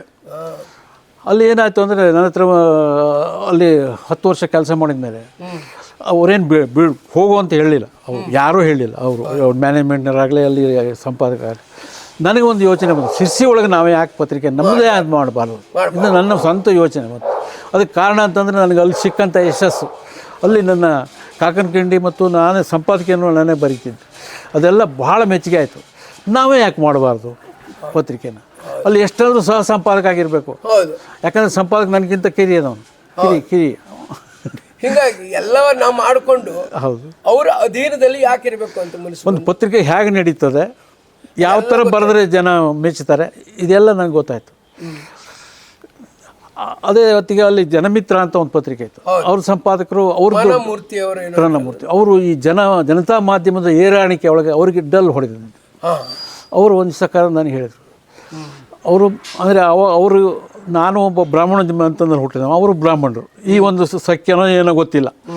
ಅವ್ರು ಕರೆದು ಹೇಳಿದ್ರು, ನೀನೇ ಒಂದು ಪತ್ರಿಕೆ ಮಾಡಬಾರ್ದು. ಹೌದು, ನಿನ್ನ ಊರಿಗೆ ಅವರಿಗೆ ಅವ್ರದ್ದು ಒಳಗಡೆ ಸ್ವಾರ್ಥ ಇದ್ದಿದ್ದು ನನಗೆ ಅದು ಮಾತುದ್ದಲ್ಲ. ಅವ್ರು ಹೀಗೆ ಹೇಳಿದ್ರಲ್ಲ, ಆದ್ರೆ ನಿಮ್ಗೆ ಅದು ಇಮ್ಮು ಕೊಟ್ಟಂಗೆ ಅನಿಸ್ತು. ನಿಮ್ಮ ಮನಸ್ಸಲ್ಲೂ ಅದೇ ಯೋಚನೆ ಬರ್ತೈತಲ್ಲ. ನೀನು ಅಲ್ಲಿ ಹೋದ್ರೆ ನಾನು 5,000 ರೂಪಾಯಿ ಕೊಡ್ತೇನೆ. ನೋಡಿರಿ, ಅವರು ಅಂದರೆ ಹೆಂಗಾದ್ರೂ ಮಾಡಿ ನನ್ನನ್ನು ಭಾಳ ಒಳ್ಳೆಯವರು. ಮತ್ತು ಆದರೆ ಅವ್ರಿಗೆ ಅನಿವಾರ್ಯ. ಇಲ್ಲಿ ಹೋದರೆ ನನಗೊಂದು ಮೊದಲಿಂದ ಕುದೀತಾ ಇತ್ತು, ಏನಾದರೂ ನಾವು ಮಾಡಬೇಕು ಅಂತ. ಕಡೆಗೆ ಆ ಚೇರ್ಮನ್ ಹತ್ರ ಹೋಗಿ ಹೇಳಿದೆ, ಡಾಕ್ಟರ್ ಮುನಿವೆಂಕಟೇಗೌಡರು ಅಂತ, ನಾನು ಹಿಂಗೆ ಶಿರ್ಸಿ ಹೋಗಿ ಪತ್ರಿಕೆ ಮಾಡಬೇಕು ಅಂತ ಮಾಡಿ. ನಾವೇನು ಬೇಡ, ಇಲ್ಲಿರೋದು ಬೇಡ ಅಂತ ಹೇಳೋದಿಲ್ಲ, ಆದರೆ ನೀನು ಮಾಡ್ತೀಯ ಅಂತಂದಾಗ ಅದು ಒಳ್ಳೆಯ ಕೆಲಸನೇ ಮಾಡುವಂಟಿಲ್ಲ. ನಾನು ಕೈಲಾದ ಹೆಲ್ಪ್ ಮಾಡ್ತೇನೆ, 10,000 ರೂಪಾಯಿ ಕೊಡ್ತೇವೆ. ಹೀಗಾಗಿ ಒಂದು 10-15,000 ರೂಪಾಯಿ ಆಯಿತು. ಅಂತ ನನ್ನ ಹತ್ರ ಒಂದು 60,000 ರೂಪಾಯಿ ಇತ್ತು ಈ ಟ್ಯೂಷನ್ ನಡೆಸಿದ್ದು. ಅದನ್ನೆಲ್ಲ ತಗೊಂಡು ಬಂದು ಶಿರ್ಸಿಗೆ ಬಂದದ್ದು. ಅದಕ್ಕಿಂತ ಮುಂಚೆನೇ ಟೈಟ್ಲಿಗೆ ಅಪ್ಲಿಕೇಶನ್ ಮಾಡಿ ಎಲ್ಲ ಮಾಡಿಟ್ಟಿದ್ದೆ. ಹೌದು, ಇಲ್ಲಿ ಕಾಗೇರಿಯವರ ಏನು ನೆಂಟಸ್ಥಾನ ಇತ್ತಲ್ಲ, ಅಲ್ಲಿ ಭಾಸ್ಕರ ಅಂಥೇಳಿ ಕಾಗೇರಿ ಒಬ್ಬನು, ಅವರೆಲ್ಲ ಹೆಲ್ಪ್ನಿಂದ ಟೈಟ್ಲ್ ನನಗೆ ಜನತಾ ಮಾಧ್ಯಮ ಬದಲಾಗಿ ನಾವು ಜನಮಾಧ್ಯಮ ಹಾಕಿದ್ದೆ. ತೆಗೆದುಬಿಟ್ಟಿದ್ದೆ. ಅದು ನನ್ನ ಕಂಪ್ಯೂಟರ್ ಒಳಗೆ ಹತ್ತಿತ್ತು. ಅವ್ರು ನೋಡ್ತಾರೆ, ಕಂಪ್ಯೂಟರ್ 5 ಸೇರಿಸ್ತಾರೆ. ಅದರಲ್ಲಿ ಯಾವುದು ನಿಮ್ಗೆ ಲೈಕ್ ಆಗ್ತದೆ ಮತ್ತು ಯಾವುದು ಕೊಟ್ಟಾಗಲಿಲ್ಲ ಇನ್ನು ಅಂದರೆ ಅದೇ ಜನಮಾಧ್ಯಮ ಹತ್ತಿತ್ತು. ನನಗೆ ಬಂತು. ಅದು ಬಂದ ನಂತರ 1-2 ವರ್ಷ ಆಗಿದೆ. ಮತ್ತು ಅಷ್ಟೊತ್ತಿಗೆ ಅಲ್ಲಿಂದ ಅಷ್ಟೇ ಸಂಸಾರ ತಗೊಂಡು ಬರಲಿಕ್ಕೆ ಆಗಲಿಲ್ಲ. ಕಡೆ ಬಂದು ಇಲ್ಲಂತೂ ಓಪನ್ ಮಾಡಿದೆ 88ನೇ ಇಸ್ವಿ. ಹೌದು, 88ನೇ ಇಸ್ವಿ ಒಳಗೆ ಅಲ್ಲಿಗೆ 10 ವರ್ಷ ಅದಕ್ಕೆ ಕೆಲಸ ಮಾಡಿದೆ. ಇಲ್ಲಿ ನನಗೆ ಬಂದಿದ್ದು ಬಂದಮೇಲೆ ನನಗೆ ತುಂಬ ಜನರಿಂದ ಪ್ರೋತ್ಸಾಹ ಸಿಕ್ಕಿ ಜನಮಾಧ್ಯಮದಲ್ಲಿ ನಾನು ಎಸ್ಟಾಬ್ಲಿಷ್ ಆದೆ. 88ರಲ್ಲಿ ಸಂಸಾರ ಸಮೇತ ಹಾಸನದಿಂದ, ಅಂದರೆ 2 ವರ್ಷದಿಂದ ಪ್ರಯತ್ನ ಮಾಡಿದ ಟೈಟಲ್ ನಿಮ್ಗೆ ಸಿಕ್ತು. ಜನಮಾಧ್ಯಮ ಹೇಳಿ 60 ವರ್ಷ ಅಂದರೆ 60,000 ರೂಪಾಯಿ ಟ್ಯೂಷನ್ ಫೀ, 15,000 ರೂಪಾಯಿ ಇಲ್ಲಿಂದ ಬಂದಂಥ ಒತ್ತಾಸೆ ಹಣ ಎಲ್ಲ ತೆಗೆದುಕೊಂಡು ಅಂತೂ ಇಲ್ಲಿ ಬಂದು ಇಲ್ಲಿ ಟ್ರೆಡಲ್ ಇದು ಸಿಲಿಂಡರ್ ಮಿಷನ್ ಏನೋ ಹಾಕೊಳ್ಳೋಕ್ಕೆ ಟ್ರೆಡಲ್ ಮೊದಲು ಟ್ರೆಡಲ್ ಹಾಕಿದ್ದು. ಆವಾಗ ಆಗಲೇ ಇವರಿದ್ದು ಲೋಕಧ್ವನಿ ಶುರು ಆಗೋಗಿತ್ತು. ಲೋಕಧ್ವನಿ ಆವಾಗಲೇ 2 ವರ್ಷ ಆಗಿತ್ತು. ಹೌದು, ಲೋಕಧ್ವನಿ ಚೆನ್ನಾಗಿ ನಡೀತಾನೆ ಇತ್ತು. ಹೌದು, ಚೆನ್ನಾಗಿ ನಡೀತಾ ಇತ್ತು. ಆವಾಗ ನಾನೇನು ಮಾಡಿದೆ ಅಂದರೆ, ಅದು ದುಡ್ಡು ಅದಷ್ಟು 75 ಸುಮಾರು 1,000 ರೂಪಾಯಿ ನನ್ನ ಹತ್ರ ಇದೆ. ಆದರೆ ಸಾಕಾಗೋದಿಲ್ಲ ಇತ್ತು. ಯಾಕಂದರೆ ಅಲ್ಲಿಂದ ಒಂದು ಮಷಿನ್ ತರಬೇಕಲ್ಲ. ಸಿಲಿಂಡರ್ ಮಷಿನ್ನು ಮೊದಲು ತಂದಿಲ್ಲ ನಾನು, ಟ್ರೆಡಲ್ ಮಷಿನ್ ತಂದಿದ್ದು. ಅದನ್ನು ತರಬೇಕಾದ್ರೆ ಬಾಕಿ ಮೊಳೆಗಳು ಮತ್ತು ಕೆಲಸಗಾರರಿಗೆ ದುಡ್ಡು ಅದೆಲ್ಲ ಸಾಕಾಗಲಿಲ್ಲ. ಅದಕ್ಕೆ ನಾನು ಅರ್ಬನ್ ಬ್ಯಾಂಕ್ನ ಹತ್ರ ಸೋಂದೇವ್ರ ಹತ್ರ ಹೋಗಿ ಹೇಳಿದ್ವಿ. 60,000 ರೂಪಾಯಿ ಸಾಲ ಕೊಟ್ಟರು. ಅವ್ರು ಹೇಳಿದ್ದು ಒಂದೇ ಮಾತು, ಎಲ್ಲರೂ ನಮ್ಮಲ್ಲಿ ನೌಕರಿ ಕೊಡಿ ಅಂತ ಬರ್ತಾರೆ. ನೀವೊಬ್ಬರು ನೌಕರಿ ನಾ ಮಾಡ್ಕೊತೇನೆ, ಸಾಲ ಕೊಡಿ ಅಂತ ಕೇಳ್ತಾ ಇದ್ರಿ, ನಿಮಗೆ ಕೊಟ್ಟಿದ್ದೇನೆ ಅಂತ ಹೇಳೋ ಮಾತನ್ನು ಒಂದೇ ದಿವಸ ಒಂದೇ ಚುಟ್ಕೊಂಡಾಗ ಹೇಳಿ ಕೊಟ್ಟರು. ಆಗ 60,000ಕ್ಕಾದ್ರೂ ಜಾಮೀನು ಬೇಕಾಯಿತು. ಕಾಗೇರಿ ಶೆಟ್ರು ಅಂತೇಳಿ ಇಲ್ಲಿ ಇದ್ದಾರೆ, ಅವರು ಆದರು. ಅಂದರೆ ಇಲ್ಲಿ ಕಾಗೇರಿ ನನ್ನ ಮಿಸ್ಸಸ್ಸಿನ ನೆಂಟಸ್ಥಾನ ನನಗೆ ಸಹಾಯ ಆಯಿತು. ಕಾಗೇರಿಯವರು ಎಲ್ಲರೂ ನನ್ನ ಸಪೋರ್ಟ್ ಇದ್ದರು. ಹೌದು, ಮಾವನ ಮನೆ. ಇವು ಜಾಮೀನಾದ್ರೂ ಮಾವನ ಮನೆ ಇರಲ್ಲ, ಅವನು ಶೆಟ್ರು ಅಂತ, ಕಾಗೇರಿ ಶೆಟ್ರು. ಅಥವಾ ಅದೆಲ್ಲ ಇನ್ಫ್ಲೂಯೆನ್ಸ್, ಅದರದ್ದೇ ಪ್ರಭಾವ. ಹೀಗಾಗಿ ನಾನು ಪತ್ರಿಕೆ ಓಪನ್ ಮಾಡಿದೆ. ಮಾಡಬೇಕಾದ್ರೆ ನನ್ನ ನಿರ್ಧಾರ ಅಂತಂದರೆ, ಅದು ನೀವು ಮುಂದೆ ಪ್ರಶ್ನೆ ಇದೆ, ನಾನು ಈಗ ಹೇಳಿಬಿಡ್ತೇನೆ. ನಿಷ್ಪಕ್ಷಪಾತವಾದಂಥ ಪಕ್ಷಾತೀತ ಜಾತ್ಯತೀತ ನಿಷ್ಪಕ್ಷಪಾತ ಸ್ವತಂತ್ರ ಮನೋಭಾವನೆಯ ಪತ್ರಿಕೆ ಓಪನ್ ಮಾಡಬೇಕು ಅಂತ. ಅದು ಮುಖ್ಯವಾಗಿ ಅಲ್ಲಿ ಸ್ವತಂತ್ರ ಮನೋಭಾವನೆ ಇರಬೇಕು ಅಂತ ಹೇಳಿ ನಾನು ಓಪನ್ ಮಾಡಿದೆ.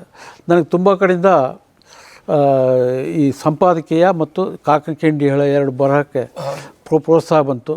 ಎಲ್ಲ ಕಡೆಗೂ ಚಂದಾದಾರರಾದರು ಹಳ್ಳಿ ಮೇಲೆ. ನಮ್ಮ ಪ್ರಸಾರ ಆಗ ಫಸ್ಟಿಗೆ ನೀವು ಇದರಲ್ಲಿ ಶಿರ್ಸಿ ನಗರದಲ್ಲಿ ಇದೆಲ್ಲ ಮಾಡಿದಾಗ ಸುಮಾರು ಎಷ್ಟು ಜನರಿಂದ ಶುರು ಮಾಡಿದ್ರಿ ನೀವು? ನಾವು ಬರೀ ಒಂದು 500 ಪತ್ರಿಕೆ ಪ್ರಿಂಟ್ ಮಾಡ್ತಿದ್ವಿ ಮೊದಲು, ಇಲ್ಲಿ ಶಿರ್ಸಿಗೆ ಅಷ್ಟೇ. ಕಡೆಗೆಲ್ಲ ಹಳ್ಳಿಗೆಲ್ಲ ಇದಾಯಿತು. ಇಲ್ಲಿ ಒಂದು ಅದು ಪ್ರಸಾರದ ಒಂದು ಜಾಲ ಇತ್ತು. ಅದು ಅಂದರೆ ಪತ್ರಿಕೆಗಳಿಗೆಲ್ಲ ಬೇರೆ ಬೇರೆ ಕಡೆ ಹೋದರೆ ಅಲ್ಲೆಲ್ಲ ಹಂಚಿ ಮಾಡಿಕೆ ಒಬ್ರಿಗೊಬ್ರಿಗೆ ಸಹಕಾರ ಮಾಡೋಂಥ ಒಂದು ಮನೋಭಾವ ನಮ್ಮಲ್ಲಿ ಸಿದ್ದಾಪುರ, ಹೊನ್ನಾವರ, ಕುಮಟಾ, ಕಾರವಾರದವರೆಗೆ ಎಲ್ಲ ಕಡೆಗೂ ಒಂದು ಜಾಲ ಇತ್ತು. ಅದು ಅಂದರೆ ಬೇರೆ ಬೇರೆ ಪತ್ರಿಕೆಗಳು ಎಲ್ಲ ಮಾಡಿ ಮುಚ್ಚಿ ಎಲ್ಲ ಇದು ಇತ್ತು. ಅದೆಲ್ಲ ಬಸ್ನಲ್ಲಿ ಹಾಕಿ ನೀವು ಕಳಿಸಿ. ಹೌದು, ಭಟ್ಕಳ ರಾಧಾಕೃಷ್ಣ ಹಳೆ ಅಲ್ಲಿಂದವರೆಗೂ ನಮ್ಮ ಏಜೆಂಟ್ರು, ಸುದ್ದಿಗಾರ ಹೌದು, ರಾಧಾಕೃಷ್ಣ ಭಟ್ರು ನನ್ನ ಸುದ್ದಿಗಾರನವನೇ. ಹೀಗೆ ಹೊನ್ನಾವರದಲ್ಲಿ ಜಿ ವಿ ಭಟ್ರು ಹೆಲ್ಪ್ ಮಾಡಿದರು. ಅಲ್ಲೂ ಕೂಡ ಶಂಭು ಬೈಲಾರ್ ನಿಮ್ಮ ವರದಿಗಾರ. ಹೌದು, ಇವರೆಲ್ಲ ಎಲ್ಲ ಕಡೆಯಿಂದಲೂ ಹೆಲ್ಪ್ ಆಯಿತು. ಒಂದು ಇದು ಅಂತಂದರೆ ನಾನು ಕೆಲವು ವಸೂಲಿಗೆ ನಾನು ಹೋಗಬೇಕಾಗ್ತಿತ್ತು. ನಮ್ಮಲ್ಲಿ ಸ್ವಭಾವ ಏನು ಅಂದರೆ ಮನೆ ಬಾಗಿಲಿಗೆ ಹೋದ್ರೆ ಕೊಡ್ತಾರೆ, ಇಲ್ಲ ತಾವಾಗೇ ಹಿಂಗೆ ಕೊಡೋದು ಭಾಳ ಕಡಿಮೆ. ಅದರಿಂದ ನಮ್ಮ ಹಳ್ಳಿ ಮೇಲೆ ಸಿದ್ದಾಪುರ ಹಳ್ಳಿ ಮತ್ತು ಸಿರ್ಸಿಹಳ್ಳಿ ಸುತ್ತಮುತ್ತ ನಾನು ಹೋಗಿ ಚಂದ ಇಸ್ಕೊಂಡು ಬೈಕ್ ಮೇಲೆ ಹೋಗ್ತೀನಿ. ಮೊದಲು ಟಿ ವಿ ಎಸ್ ಆಗಿತ್ತು, ಕಡೆಗೆ ಹೀರೋ ಹೊಂಡ ಬಂತು, ಕಡೆಗೆ ಕೊನೆಯ ಕಾಲದಲ್ಲಿ ಕಾರ್ನು ಕೂಡ ಕೊಂಡ್ಕೊಂಡಿದ್ದೆ. ಹೀಗೆ ಅಂದರೆ ಅಲ್ಲಿಂದ ಅಲ್ಲಿಗೆ ಮೇಂಟೈನ್ ಆಯಿತು ಜನಮಾಧ್ಯಮ. ಭಾಳ ಮೆಚ್ಚುಗೆ ಆದ್ದು ಅಂತಂದರೆ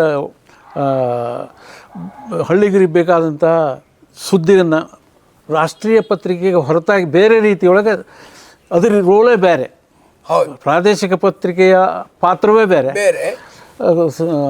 ರಾಷ್ಟ್ರೀಯ ಪತ್ರಿಕೆಯ ಪಾತ್ರವೇ ಬೇರೆ ಅನ್ನೋದನ್ನು ನಮ್ಮ ಜನಮಾಧ್ಯಮ ಮಾಡಿ ತೋರಿಸ್ತು. ಹಾಗಾಗಿ ಜನಮಾಧ್ಯಮ ಓದಬೇಕು, ಯಾವುದು ಬರಲಿ ಬಜಾವಣೆ ಬರಲಿ. ಆವಾಗ ನೀವು ಹೇಳ್ತೀವಿ ಜನಮಾಧ್ಯಮ ಮುನ್ನಡೆ.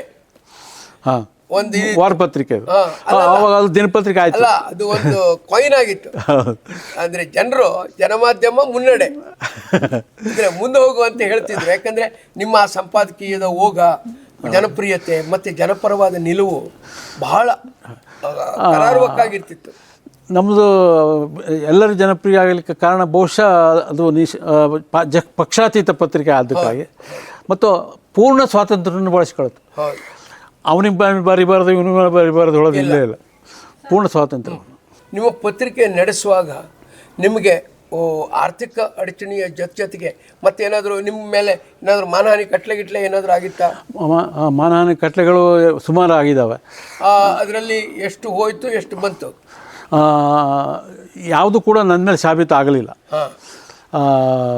ಅಲ್ಲ, ಎಷ್ಟಾಗಿತ್ತು ಸುಮಾರು? ಯಲ್ಲಾಪುರ ಮತ್ತು ಕುಮಟಾದಲ್ಲಿ ಆಗಲಿಲ್ಲ. ಮುಂಡಗೋಡಲ್ಲಿ ಒಂದು ಕೇಸ್ ಆಗಿತ್ತು. ಎಲ್ಲ ಕೇಸ್ಗಳು ನಾವು ಲಾಯರ್ಗಳನ್ನು ಇಟ್ಟು, ಮತ್ತು ಇಲ್ಲೂ ಒಂದು ಕೇಸು ಅಂತಂದರೆ ಮೊದಲು ಆ ಸ್ವಾಮಿಗಳು ಏನು ನಮ್ಗೆ ಕೊಟ್ಟಿದ್ರು ಆ ಜಾಗನ, ಆ ಸ್ವಾಮಿಗಳು ತೀರ್ಕೊಂಬಿಟ್ರು. ಅಲ್ಲ, ಒಬ್ಬರು ಅಕ್ಕವರಿದ್ದರು, ಅವರು ಬಿಡಿಸ್ಲಿಕ್ಕೆ ತಯಾರು ಮಾಡಿದ್ರು, ಕೋಟೆ ಹಾಕಿದರು. ಅದಕ್ಕೂ ಕೂಡ ಕೋಟೆ ತಿರುಗಾಡಬೇಕಾಯ್ತು ನಾನು. ಅದು ಅವ್ರಿಗೆ ಬಿಡಿಸ್ಲಿಕ್ಕೆ ಆಗಲಿಲ್ಲ, ಬಿಟ್ಟು ಕೊಡಲಿಲ್ಲ, ಕೋರ್ಟು ನನ್ನ ಪರವಾಗಿ ಕೊಡ್ತು. ಹೀಗಾಗಿ ಕೆಲವು ಕೋರ್ಟಿನ ವ್ಯವಹಾರಗಳು ಆದವು. ಯಲ್ಲಾಪುರದಲ್ಲಿ ಏನಾಯಿತು ಅಂದರೆ ಅಲ್ಲಿ ಯಾರೋ ಒಬ್ಬನ ಮೇಲೆ ರೌಡಿ ಅಂತ ಅಲ್ಲಿ ವರದಿಗಾರ ಕಳಿಸಿದ. ಅಲ್ಲಿ ವರದಿಗಾರ ಯಾರು ಅಂದರೆ ಅದು ವಜ್ರಹಳ್ಳಿ ಕಡೆಯಿಂದ ಬಂದಿದ್ದಾಗಿತ್ತು ಆ ಸುದ್ದಿ. ಅಲ್ಲಿ ಇದಾನಲ್ಲ ಈಗಿನ ಕವಿ ವನರಾಜ್ ಶರ್ಮ ಕಳಿಸಿದ ಸುದ್ದಿ, ರೌಡಿ ಅಂತ ಬರೆದು ಕಳಿಸಿದವ. ನಾನು ಇದ್ದಿರ್ಬೋದು ಅಂತ ಹಾಕಿಬಿಟ್ಟೆ. ಅವ ರೌಡಿ ಹಾಕಿಬಿಟ್ಟೆ, ಏಕದಮ್ ರೌಡಿನೇ ಅವ, ಅದ್ರೇನು ಸಂಶಯ ಇಲ್ಲ. ಆದ್ರೆ ಕೋರ್ಟಿಗೆ ಹಾಕಿದ, ನಾನು ರೌಡಿ ಹೇಳಿ ಅಲ್ಲ ನಾನು ಅಂತೇಳಿ ಕೋರ್ಟಿಗೆ ಹಾಕಿಬಿಟ್ಟ. ನನ್ನ ಬುಲಾವ್ ಬಂತು ನನಗೆ, ಅವರಿಗೂ ಬಂತು, ವರದಿಗಾರರಿಗೆ. ಒಂದು 2-3 ಹಿಯರಿಂಗ್ ಎಲ್ಲ ಆಯಿತು. ನಾವು ಕೆಟ್ಟ ಉದ್ದೇಶದಿಂದ ಹಾಕಿಲ್ಲ, ಅವ್ನು ರೌಡಿ ಇದ್ದಾನೆ, ಅದು ರೌಡಿ ಅಂತ ಹಾಕಿದ್ದೇವೆ ಅಂಥೇಳಿ ನಾನು ಹೇಳಿದೆ. ಹೌದು, ನಮ್ಮ ಲಾಯರ್ ಕಣ್ಣಿ ಹೋಗ್ತಿಲ್ರು ಅಂತ ಅಲ್ಲಿಯವರೇ ಅವರು ಕೂಡ ಅದೇನು ರೌಡಿ ಇದ್ದಿದ್ದರಿಂದ. ಆದರೆ ರೌಡಿ ಹೇಳಲಿಕ್ಕೆ ಆಧಾರ ಇಲ್ಲ. ಎಲ್ಲಿದೆ ಆಧಾರ? ನಾನು ರೌಡಿ ಅಲ್ಲೇ ಹೇಳಿ ಕೂತ್ಕೊಂಬಿಟ್ಟ. ಆವಾಗ ಅಲ್ಲಿ ಸಬ್ ಇನ್ಸ್ಪೆಕ್ಟರ್ ಒಬ್ಬ ಇಲ್ಲಿ ಸಿರ್ಸಿಂದ ಹೋದವ ಅಲ್ಲಿದ್ದ ನಾಯ್ಕ, ಬಿ ವಿ ನಾಯ್ಕ ಅಂತೇಳಿ. ಬಿ ವಿ ನಾಯ್ಕರ ಹತ್ರ ಹೇಳಿದೆ, ಹಿಂಗೆ ಆಧಾರ ಇಲ್ಲ ಅಂತ ಹೇಳ್ತಾರೆ, ನಮಗೆ ಕೇಸ್ ಹಾಕಿಬಿಟ್ಟಿದ್ದಾರೆ ಅಂತ. ಆವಾಗ ಅವ್ರು ಏನು ಮಾಡಿದ್ರು, ಅವನು ಕರೆಸಿದ್ರು. ರೌಡಿಯನ್ನು ಕ್ರಿಶ್ಚಿಯನ್ ರಮ ಯಾರೋ ಅವ್ನು ಕರೆಸಿ, ಏನಲ್ಲ ನೀನು ರೌಡಿ ಅಲ್ಲೇನು ಅಂತ.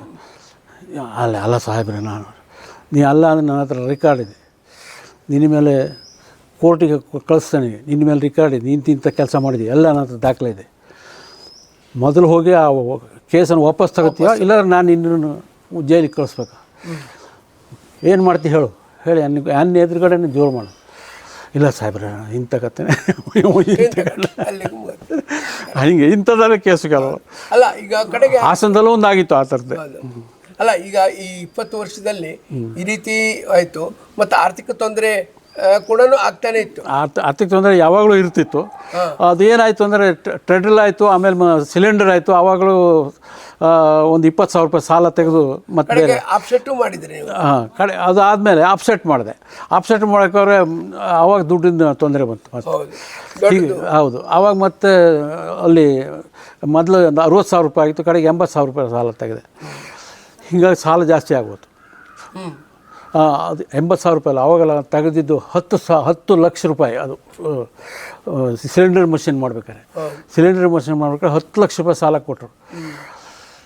ಆದರೆ ಅದನ್ನು ತೀರಿಸ್ಲಿಕ್ಕೆ ಆಗಲಿಲ್ಲ. ಬಡ್ಡಿ ಆಯಿತು, 15 ಲಕ್ಷ ರೂಪಾಯಿ ಆಯಿತು. ಪ್ರೆಸ್ಸಿಗೆ ಏನು ತೊಂದರೆ ಇಲ್ಲ, ಪ್ರೆಸ್ ನಡೀತದೆ, ಆದರೆ ದುಡ್ಡು ಉಳಿತಲ್ಲ. ಅದು ಪ್ರೆಸ್ ನಡೆಯೋಷ್ಟು ಆಗ್ತದೆ. ಆವಾಗ 15 ಲಕ್ಷ ರೂಪಾಯಿ ಆಯಿತು. ಆವಾಗ ಅಷ್ಟೊತ್ತಿಗೆ ಮನೆ ಕಟ್ಟಿದ್ದೆ ನಾನು. ಆ ಮನೆಯನ್ನು ಇದು ಮಾರಾಟ ಮಾಡಿದೆ. 15 ಲಕ್ಷ ರೂಪಾಯಿ ಕಟ್ಟಿದೆ. ಅದಕ್ಕೆ ನನ್ನ ಹೆಣ್ಮಕ್ಳು ಇವರೆಲ್ಲ ಸಹಾಯ ಮಾಡಿದರು. ಪತ್ರಿಕೆ ಇಂಡಿಪೆಂಡೆಂಟ್ ಆಯಿತು. ಹೌದು, ಅದನ್ನು ಚೆನ್ನಾಗಿ ನಡೀತಾ ಇತ್ತು. ಆದರೆ ಇನ್ನೂ ಕೂಡ ಸಿಲಿಂಡರ್ ಮಷಿನ್ ಅಲ್ಲ, ಈಗ ಮತ್ತೆ ವೆಬ್ ಮಷಿನ್ ಹಾಕಬೇಕು ಅಂತೇಳಿ ಎಲ್ಲ ಕಡೆಗೆ ಶುರುವಾಯಿತು.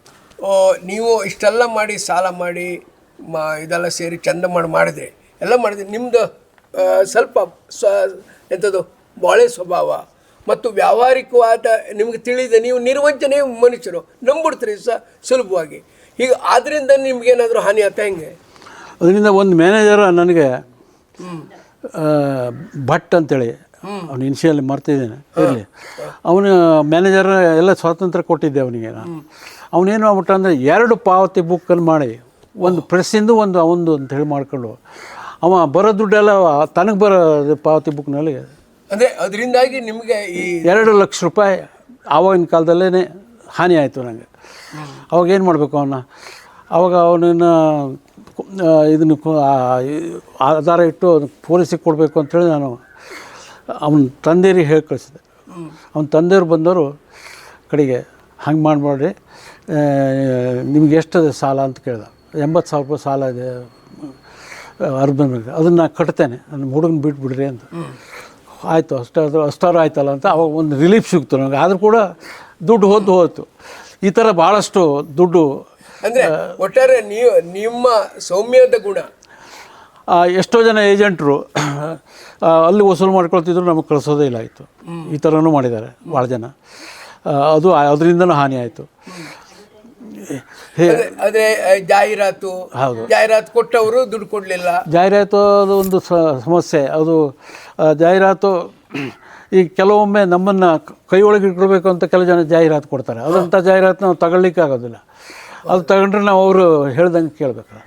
ಈ ಜಾಹೀರಾತು, ಈ ಸಮಸ್ಯೆಯಿಂದ ನಮ್ಮ ಜಾಹೀರಾತು ನಮಗೆ ಯಾವ ತೊಂದರೆನೂ ಕೊಡದೇ ಇದ್ದಂಥ ಜಾಹೀರಾತು ಮತ್ತು ತಗೊಳ್ತಿದ್ದೆ. ಇದರಿಂದ ನಂಗೆ ಜಾಹೀರಾತು ಬರೋಷ್ಟು ಹಣ ಬರಲಿಲ್ಲ. ಬ್ಲ್ಯಾಕ್ ಮೇಲ್ ಮಾಡುವಂಥ ಯಾವ ಕೆಲಸ ನಾನು ಮಾಡಲಿಲ್ಲ. ಅದರಿಂದ ನಮ್ಮ ಪತ್ರಿಕೆಗೆ ಬೇಕಾದಷ್ಟು ದುಡ್ಡು ಬರಲಿಲ್ಲ. ಬರಬೇಕಾದ ದುಡ್ಡು ಬರಲಿಲ್ಲ. ಕಷ್ಟದಲ್ಲಿ ನಡೀತಾ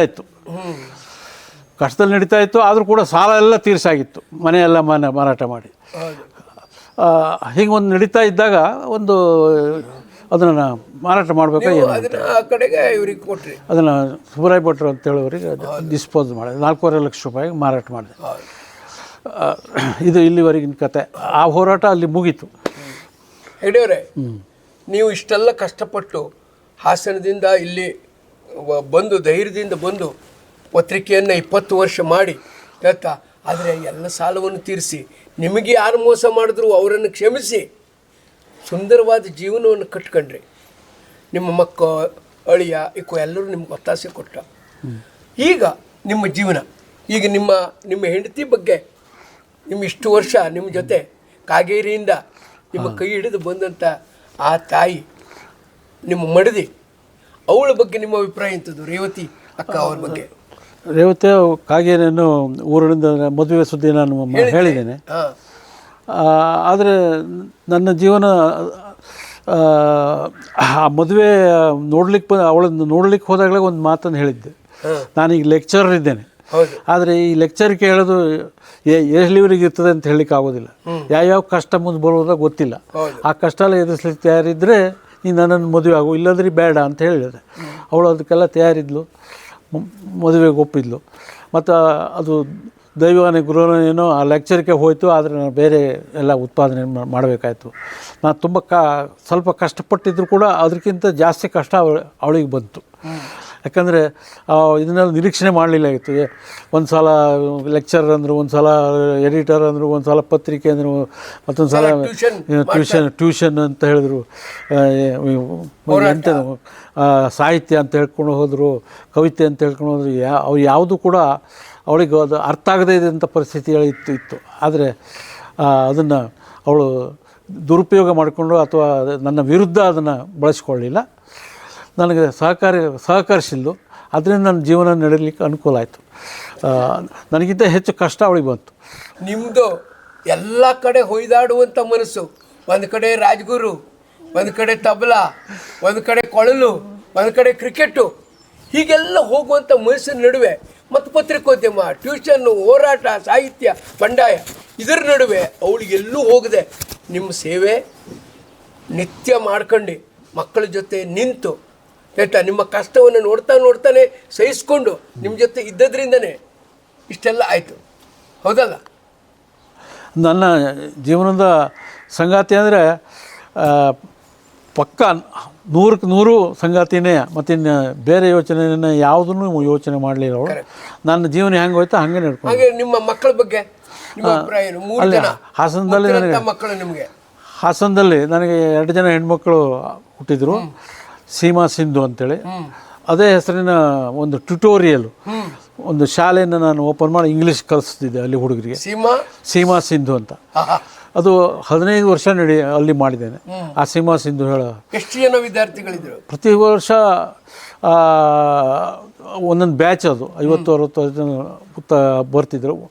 100 ರೂಪಾಯಿ ತಗೋತಿದ್ದೆ ಪ್ರತಿಯೊಬ್ಬರು. ನಿಮ್ಮ ಮೊದಲು ಹುಟ್ಟಿದ ಈ ಹೆಣ್ಣು ಮಕ್ಕಳಿಗೆ ನೀವು ಉಳಿದಂತೆ ಎಂಥದಾದ್ರು ಸಂಸ್ಕಾರ, ಈ ಹಾಡು, ಸಂಗೀತ, ನೃತ್ಯ ಇದೆಲ್ಲ ಹಾಕಿದ್ರಂತೆ, ಹೌದಾ? ಹಾಸನದಲ್ಲೇ ಅಲ್ಲಿ ಅವ್ರಲ್ಲಿ ಶಾಲೆಗೆ ಹೋಗ್ಬೇಕಾದ್ರೆ ಅವ್ರಿಗೆ ಏನೇನು ಸಾಧ್ಯ ಆಯಿತೋ ಅವರಿಗೆ ಅಕಸ್ಮಾತ್ ಸಂಗೀತ, ಇದು ನೃತ್ಯ ಕಲಿಬೇಕು ಅಂದರೆ ನೃತ್ಯ ಕಲಿಯುವಂಥ ವ್ಯವಸ್ಥೆಯನ್ನು ಮಾಡಿಕೊಟ್ಟಿದ್ದೇನೆ. ಏನೇನು ಕಲಿಬೇಕೋ ಅವರಿಗೆ ಅದನ್ನು ವ್ಯವಸ್ಥೆ ಮಾಡಿಕೊಟ್ಟಿದ್ದೇನೆ.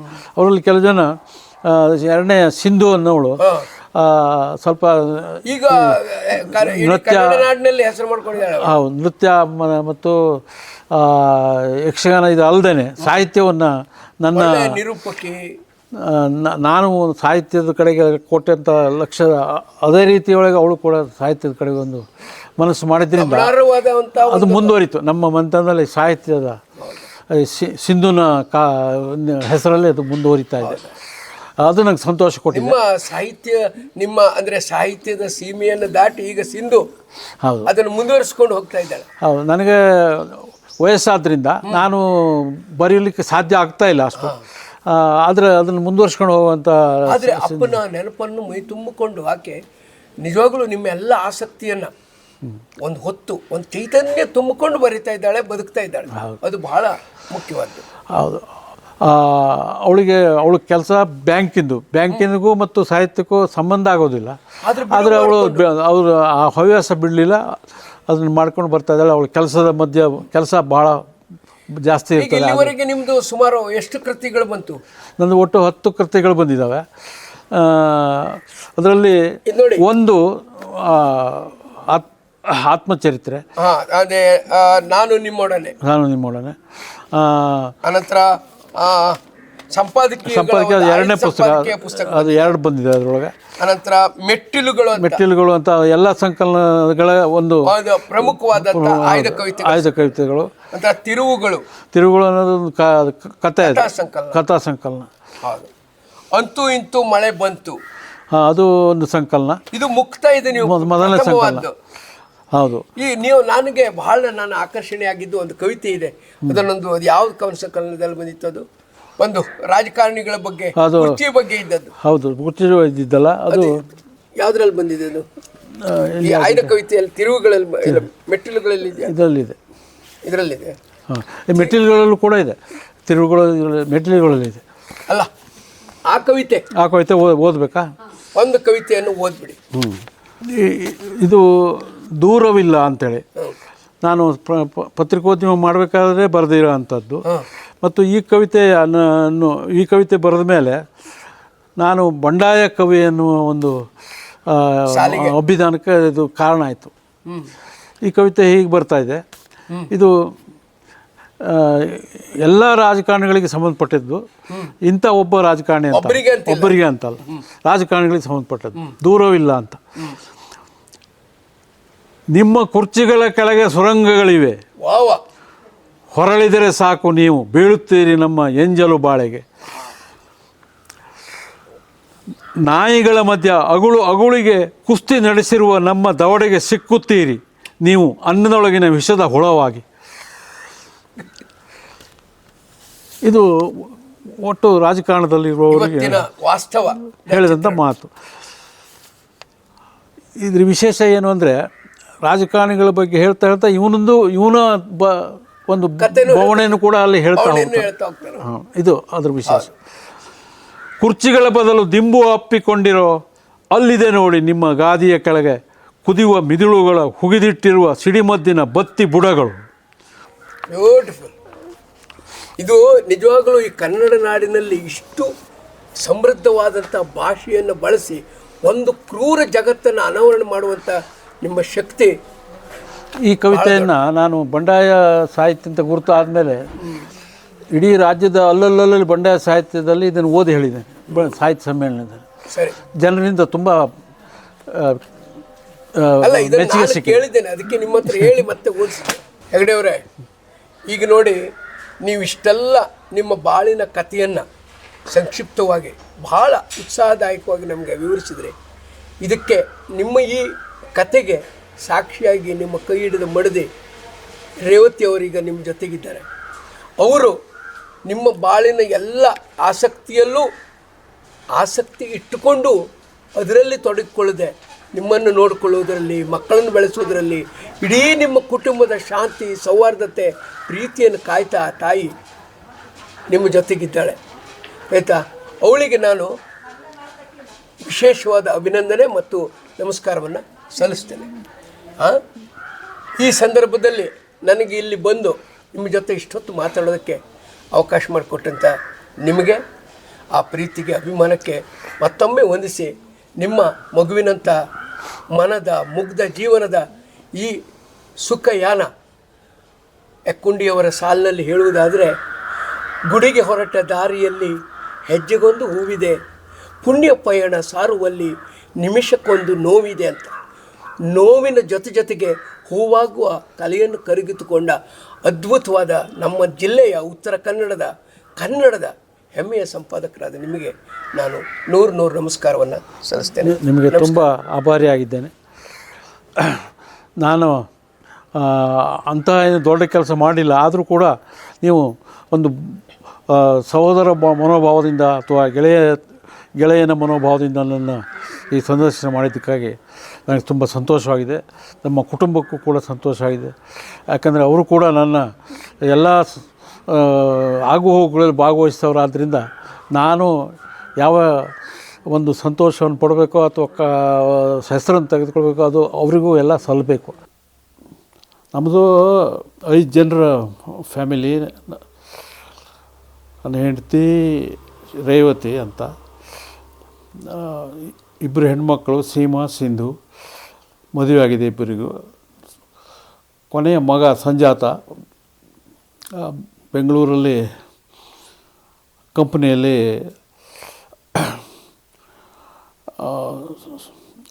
ಹಾರ್ಡ್ವೇರ್ ಇಂಜಿನಿಯರ್ ಆಗಿದ್ದಾನೆ.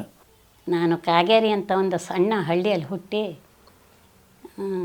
ಮದುವೆ ಆದ ಮೇಲೆ ಹಾಸನಕ್ಕೆ ಹೋಗಿ ಅಲ್ಲಿ 15 ವರ್ಷ ಜೀವನ ಮಾಡಿ ಅಲ್ಲಿ ಜನತಾ ಮಾಧ್ಯಮ ಅದೆಲ್ಲದನ್ನು ನೋಡಿದ್ದೇನೆ. ಇವರು ಕೆಲಸ ಮಾಡಿದ್ದನ್ನು. ಹಾಗೆ ಸಿರ್ಸಿಗೆ ಬಂದು ಇಲ್ಲಿ ಜನಮಾಧ್ಯಮ ಅಂತ ಪೇಪರನ್ನು ಮಾಡಿದ್ವಿ. ಅದರಲ್ಲಿ ಬೇಕಾದಷ್ಟು ಕಷ್ಟ ಅನುಭವಿಸಿದ್ದೀವಿ. ಮತ್ತು ಈಗ ಮತ್ತು ಇಲ್ಲಿ ಸಿರ್ಸಿಗೆ ಬಂದ ಮೇಲೆ ಏನೋ ಕಷ್ಟ ನಷ್ಟ ಅನುಭವಿಸಿದ್ರು ಅದ್ರ ಮಧ್ಯೆನೇ ಎಲ್ಲ ಪ್ರವಾಸನೂ ಮಾಡಿದ್ವಿ. ಕಾಶಿ, ರಾಮೇಶ್ವರ, ಅಜಂತ, ಎಲ್ಲೋರ ಹೀಗೆಲ್ಲ ಮಾಡಿದ್ವಿ ಎಲ್ಲನೂ. ಹಾಗೆ ಮತ್ತು ಹಿರೇಮಗಳಿಗೆ ಮಗು ಹುಟ್ಟಿದಾಗ ಅಮೇರಿಕಕ್ಕೂ ಹೋಗಿ ಬಂದ್ವಿ, ಅಲ್ಲೂ ಎಲ್ಲ ನೋಡ್ಕೊ ಬಂದಿದ್ದೀವಿ. ಹೀಗೆ ಕಷ್ಟ ನಷ್ಟ ಅನುಭವಿಸ್ತಾನೆ ಎಲ್ಲದನ್ನೂ ನೋಡ್ತಾ ಬಂದಿದ್ದೀವಿ. ಮತ್ತು ಇನ್ನೇನು ಹೇಳಬೇಕು ಅಂದರೆ, ಮತ್ತು ನಮ್ಮ ಜೀವನ ಈಗ ಚೆನ್ನಾಗಿ ನಡೀತಾ ಇದೆ. ನಾವು ಶಿರ್ಸಿ ಬಂದು ಮಾಡಿದ್ದು ಅಂದರೆ ಒಂದು ಸ್ವಂತ ಮನೆ ಕಷ್ಟಪಟ್ಟು. ನಮ್ಮದು ಸಿದ್ದಾಪುರದಲ್ಲಿ ಬಾನ್ಕೋಳಿ ಅಂತ ಅಲ್ಲಿ ಒಂದು ಸ್ವಲ್ಪ ತೋಟ ಇದೆ, ಅದನ್ನು ಇಟ್ಕೊಂಡಿದ್ದೀವಿ. ಹೋಗಿ ಬಂದು ಮಾಡ್ತಾ ಇರ್ತೀವಿ ಅಲ್ಲಿಗೂ. ಇಲ್ಲಿ ನಾವು ಇರೋದು ಮಾತ್ರ ಶಿರ್ಸಿಯಲ್ಲೇ ಇದ್ದೀವಿ. ಹಾಗಾಗಿ ಇನ್ನೇನು ಕಾಣಿಸಲ್ಲ ಮತ್ತೇನು. ಇಷ್ಟು ಅನುಭವಿಸಿದ್ದೀವಿ, ಈಗ ಚೆನ್ನಾಗಿದ್ದೀವಿ, ಅದೇ ನನಗೆ ಸಂತೋಷ. ಇನ್ನೆಷ್ಟು ದಿನ ಇರ್ತೀವೋ ಗೊತ್ತಿಲ್ಲ. 3 ಮಕ್ಕಳಾದರೂ ಎಲ್ಲರೂ ಅವ್ರವ್ರ ಪಾಡಿಗೆ ಜೀವನ ಮಾಡ್ತಾಯಿದ್ದಾರೆ.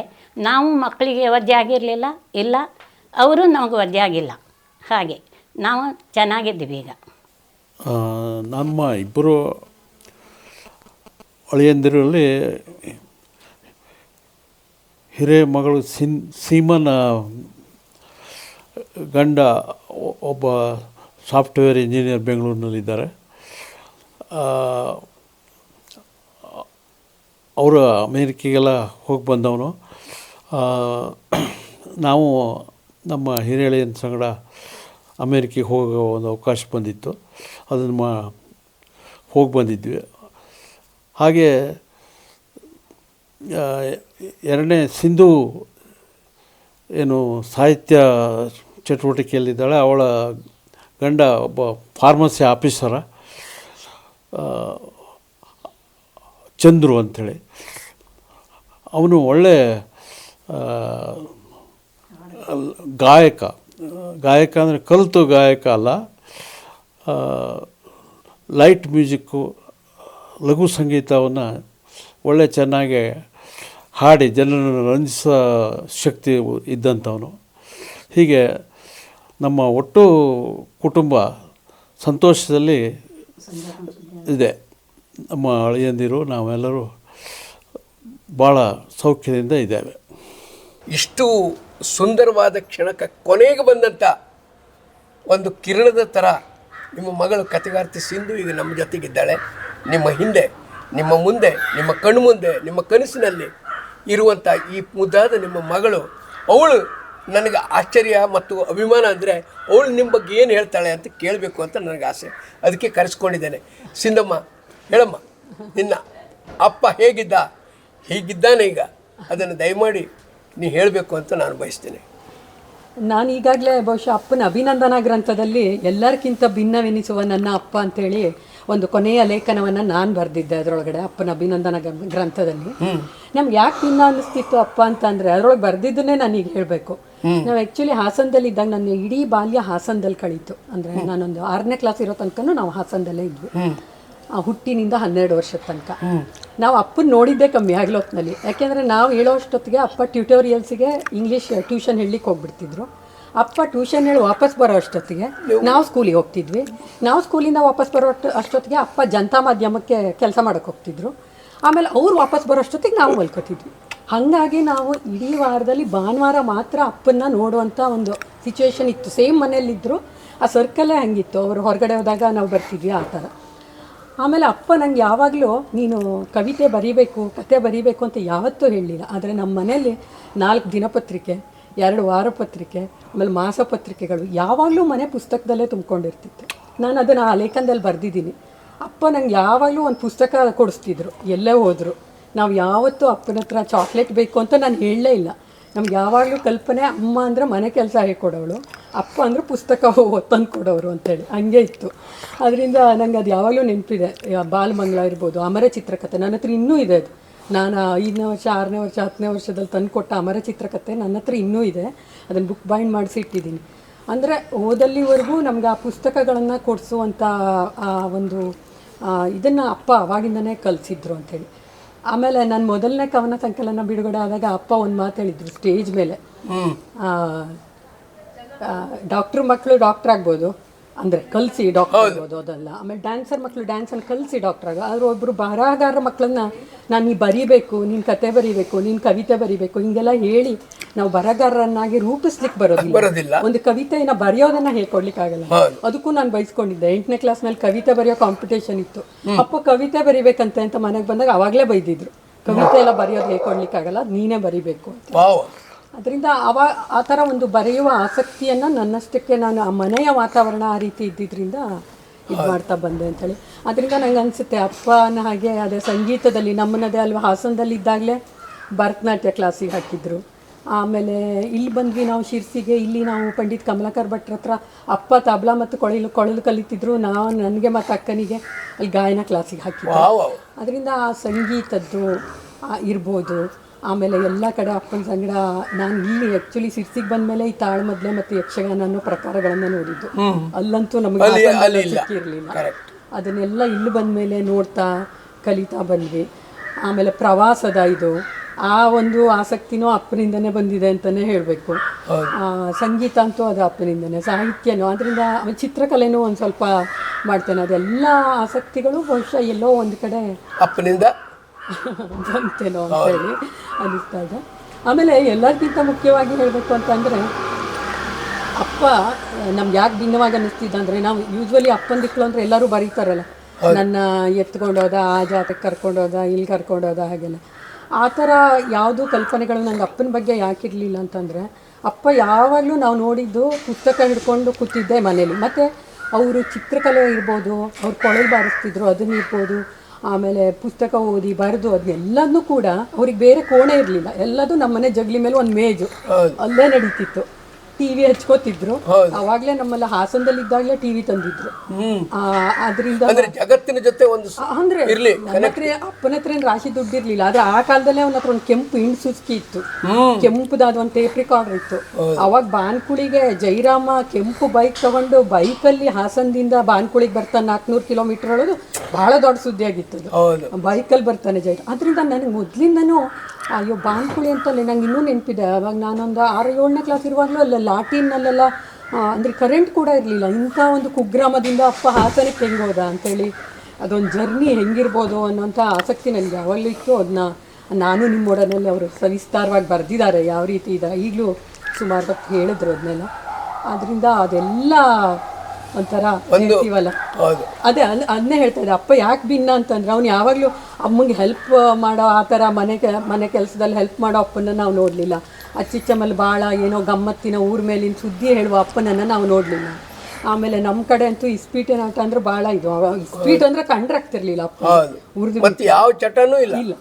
ಆದ್ರಿಂದ ಇಸ್ಪೀಟನ್ನು ಮುಟ್ಲಿ ಅಂದ್ರೆ ಈ ಒಂದು ಅಂದ್ರೆ ಆ ಥರ ಏನೋ ಆ ಕ್ಲೋಸ್ನೆಸ್ ನಾವು ಅಪ್ಪನ ಜೊತೆ ಇಲ್ದಿದ್ರು ಕೂಡ ಒಂಥರ ಮಾಸ್ಟರ್ ಸಂಗಡ ಇದ್ದಂಗೆ ಒಂದು ಡಿಸ್ಟೆನ್ಸ್ ಇತ್ತು ನಮಗೆ. ಇತ್ತು ಇದು ಎಲ್ಲವ. ಅದರಿಂದ ಅಪ್ಪ ಭಿನ್ನ ಅನಿಸ್ದ ನನಗೆ. ಅಂದರೆ ಬೇರೆ ಅಪ್ಪನ ಥರ ಅಲ್ಲ ನನ್ನಪ್ಪ. ಇಲ್ಲಿ ಮನೇಲಿ ಕುತ್ಕೊಂಡು ಅವರಾಯಿತು, ಅವ್ರ ಪುಸ್ತಕ ಆಯಿತು, ಅವ್ರ ಬರವಣಿಗೆ ಆಯಿತು, ಈ ರೀತಿಯಾಗಿ.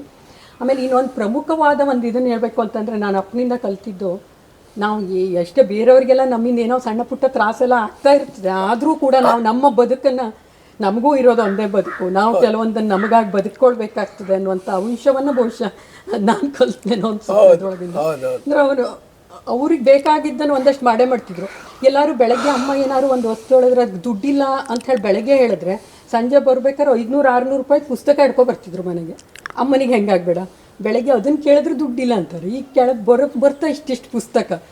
ಅದರಿಂದ ತಮಾಷೆ ಮಾಡ್ತಿದ್ರು. ನಮ್ಮನೆ ಆರಾಮ್ ಬಾಗಿಲು ತೆಗ್ದಿಟ್ಟು ಹೋಗ್ಬೋದು, ಏನೂ ಇಲ್ಲ, ಪುಸ್ತಕ ಬೇಕಾದ್ರೆ ಕಳ್ಳರು ಕದ್ಕೊಂಡು ಹೋಗ್ಲಿ ಅನ್ನುವಂಥ ಜೋಕ್. ಹೀಗಾಗಿ ಒಟ್ಟಾರೆ ನಿಮ್ಮ ಅಪ್ಪ ಯಾವ ಉತ್ತರ ಕನ್ನಡದಲ್ಲಲ್ಲ, ಕರ್ನಾಟಕದಲ್ಲಿ ಈ ರೀತಿಯ ಸಂಪಾದಕನೊಬ್ಬ ಈ ರೀತಿ ಬದುಕಿರೋದು ಇದೆಯಲ್ಲ, ಇದು ನಿಜಕ್ಕೂ ನಮಗೆ ಹೆಮ್ಮೆ ವಿಷಯ ಮತ್ತು ಜನರಿಗೆ ತಿಳಿಯಬೇಕಾದ ಒಂದು ಸಂಗತಿ. ಆದ್ದರಿಂದ ನನಗೆ ಇವತ್ತಿಗೆ ನಾನು ಆ 3 ಕವನ ಸಂಕಲನಗಳಿರ್ಬೋದು, ನಂದು 2 ಕಥಾ ಸಂಕಲನ ಇರ್ಬೋದು, ಅದೆಲ್ಲ ಬಂದಿದ್ರು ಕೂಡ ಬಹುಶಃ ಮೂಲ ಇದು ಸೆಲೆ ಇಲ್ಲೇ ಇದೆ ಅಂತ ನನಗೆ ಯಾವಾಗಲೂ ಭಾವಿಸ್ತೀನಿ. ಆಗಲಿ, ದೇವರು ನಿಮಗೆ ಒಳ್ಳೇದು ಮಾಡ್ತಾನೆ. ಮತ್ತು ಇನ್ನೂ ಹೆಚ್ಚು ಜಯರಾಮರ ಈ ಒಂದು ಸಾಹಿತ್ಯ ಸಿಂಧು ಮುಂದುವರಿತಾ ಹೋಗಲಿ ನಾಡಿನ ತುಂಬ. ಮತ್ತು ನಮ್ಮ ಜಯರಾಮ್ ಹೆಗಡೆಯವರ ಉತ್ಸಾಹ, ಅವರ ಮುಗ್ಧತೆ, ಮಗುವಿನಂಥ ಮನಸ್ಸಿನ ಈ ಜೀವ ಯಾವತ್ತೂ ನಮ್ಮ ಜೊತೆಗೆ ಇರಲಿ ಅಂತ ನಾನು ಹಾರೈಸ್ತೇನೆ. ಅದೆಲ್ಲ ಸಮಾಜ ಕೊಟ್ಟಿದ್ದು ನಿಮ್ಮಂಥವರು ಸಹವಾಸದಿಂದ ನಾನು ಹೀಗಾಗಿದ್ದೇನೆ. ಕರ್ನಾಟಕ ಕಾರ್ಯನಿರತ ಪತ್ರಕರ್ತರ ಸಂಘ ಕಿಡಿಶೇಷಪ್ಪನವರ ಹೆಸರಿನಲ್ಲಿ ನೀಡುವ ರಾಜ್ಯ ಮಟ್ಟದ ಅತ್ಯುತ್ತಮ ಸಂಪಾದಕ ಪ್ರಶಸ್ತಿಗೆ 2007ರಲ್ಲಿ ಪಾತ್ರರಾಗಿರುವ ಶ್ರೀ ಜಯರಾಮ್ ಹೆಗಡೆಯವರ ಪತ್ರಿಕೋದ್ಯಮ ಕ್ಷೇತ್ರದಲ್ಲಿನ ಸೇವೆಗಾಗಿ ಈವರೆಗೆ 100 ಸನ್ಮಾನಗಳು ಜರುಗಲ್ಪಟ್ಟಿವೆ. ಇವರ 10 ಪ್ರಕಟಿತ ಪುಸ್ತಕಗಳ ನಡುವೆ ನಾನು ನಿಮ್ಮೊಡನೆ ಆತ್ಮಕಥನ ಅಪರೂಪದಲ್ಲಿ ಅಪರೂಪದ ಕಥಾನಕವಾಗಿದೆ. ಈ ಪುಸ್ತಕದಲ್ಲಿ ಬರೆಯಲ್ಪಟ್ಟಿದ್ದ ಕೆಲವು ಸಂಗತಿಗಳನ್ನಾದರೂ ಜೈರಾಮ್ ಹೆಗ್ಡೆಯವರೇ ಖುದ್ದಾಗಿ ಹೇಳಬೇಕು ಮತ್ತು ಅವರ ಧ್ವನಿ ಜನರನ್ನು ತಲುಪಬೇಕೆಂಬುದು ಈ ಮಾತುಕತೆಯ ಉದ್ದೇಶವಾಗಿತ್ತು. ಬಹಳ ಪ್ರೀತಿಯಿಂದ ಈ ಮಾತುಕತೆಯನ್ನು ನಡೆಸಿಕೊಟ್ಟ ಶ್ರೀ ಕೃಷ್ಣಮೂರ್ತಿ ಹೆಬ್ಬಾರ್ರವರಿಗೂ, ಹಳೆಯ ನೆನಪನ್ನು ಹಂಚಿಕೊಂಡ ಶ್ರೀ ಜೈರಾಮ್ ಹೆಗ್ಡೆಯವರಿಗೂ ಹೃತ್ಪೂರ್ವಕ ಧನ್ಯವಾದಗಳು.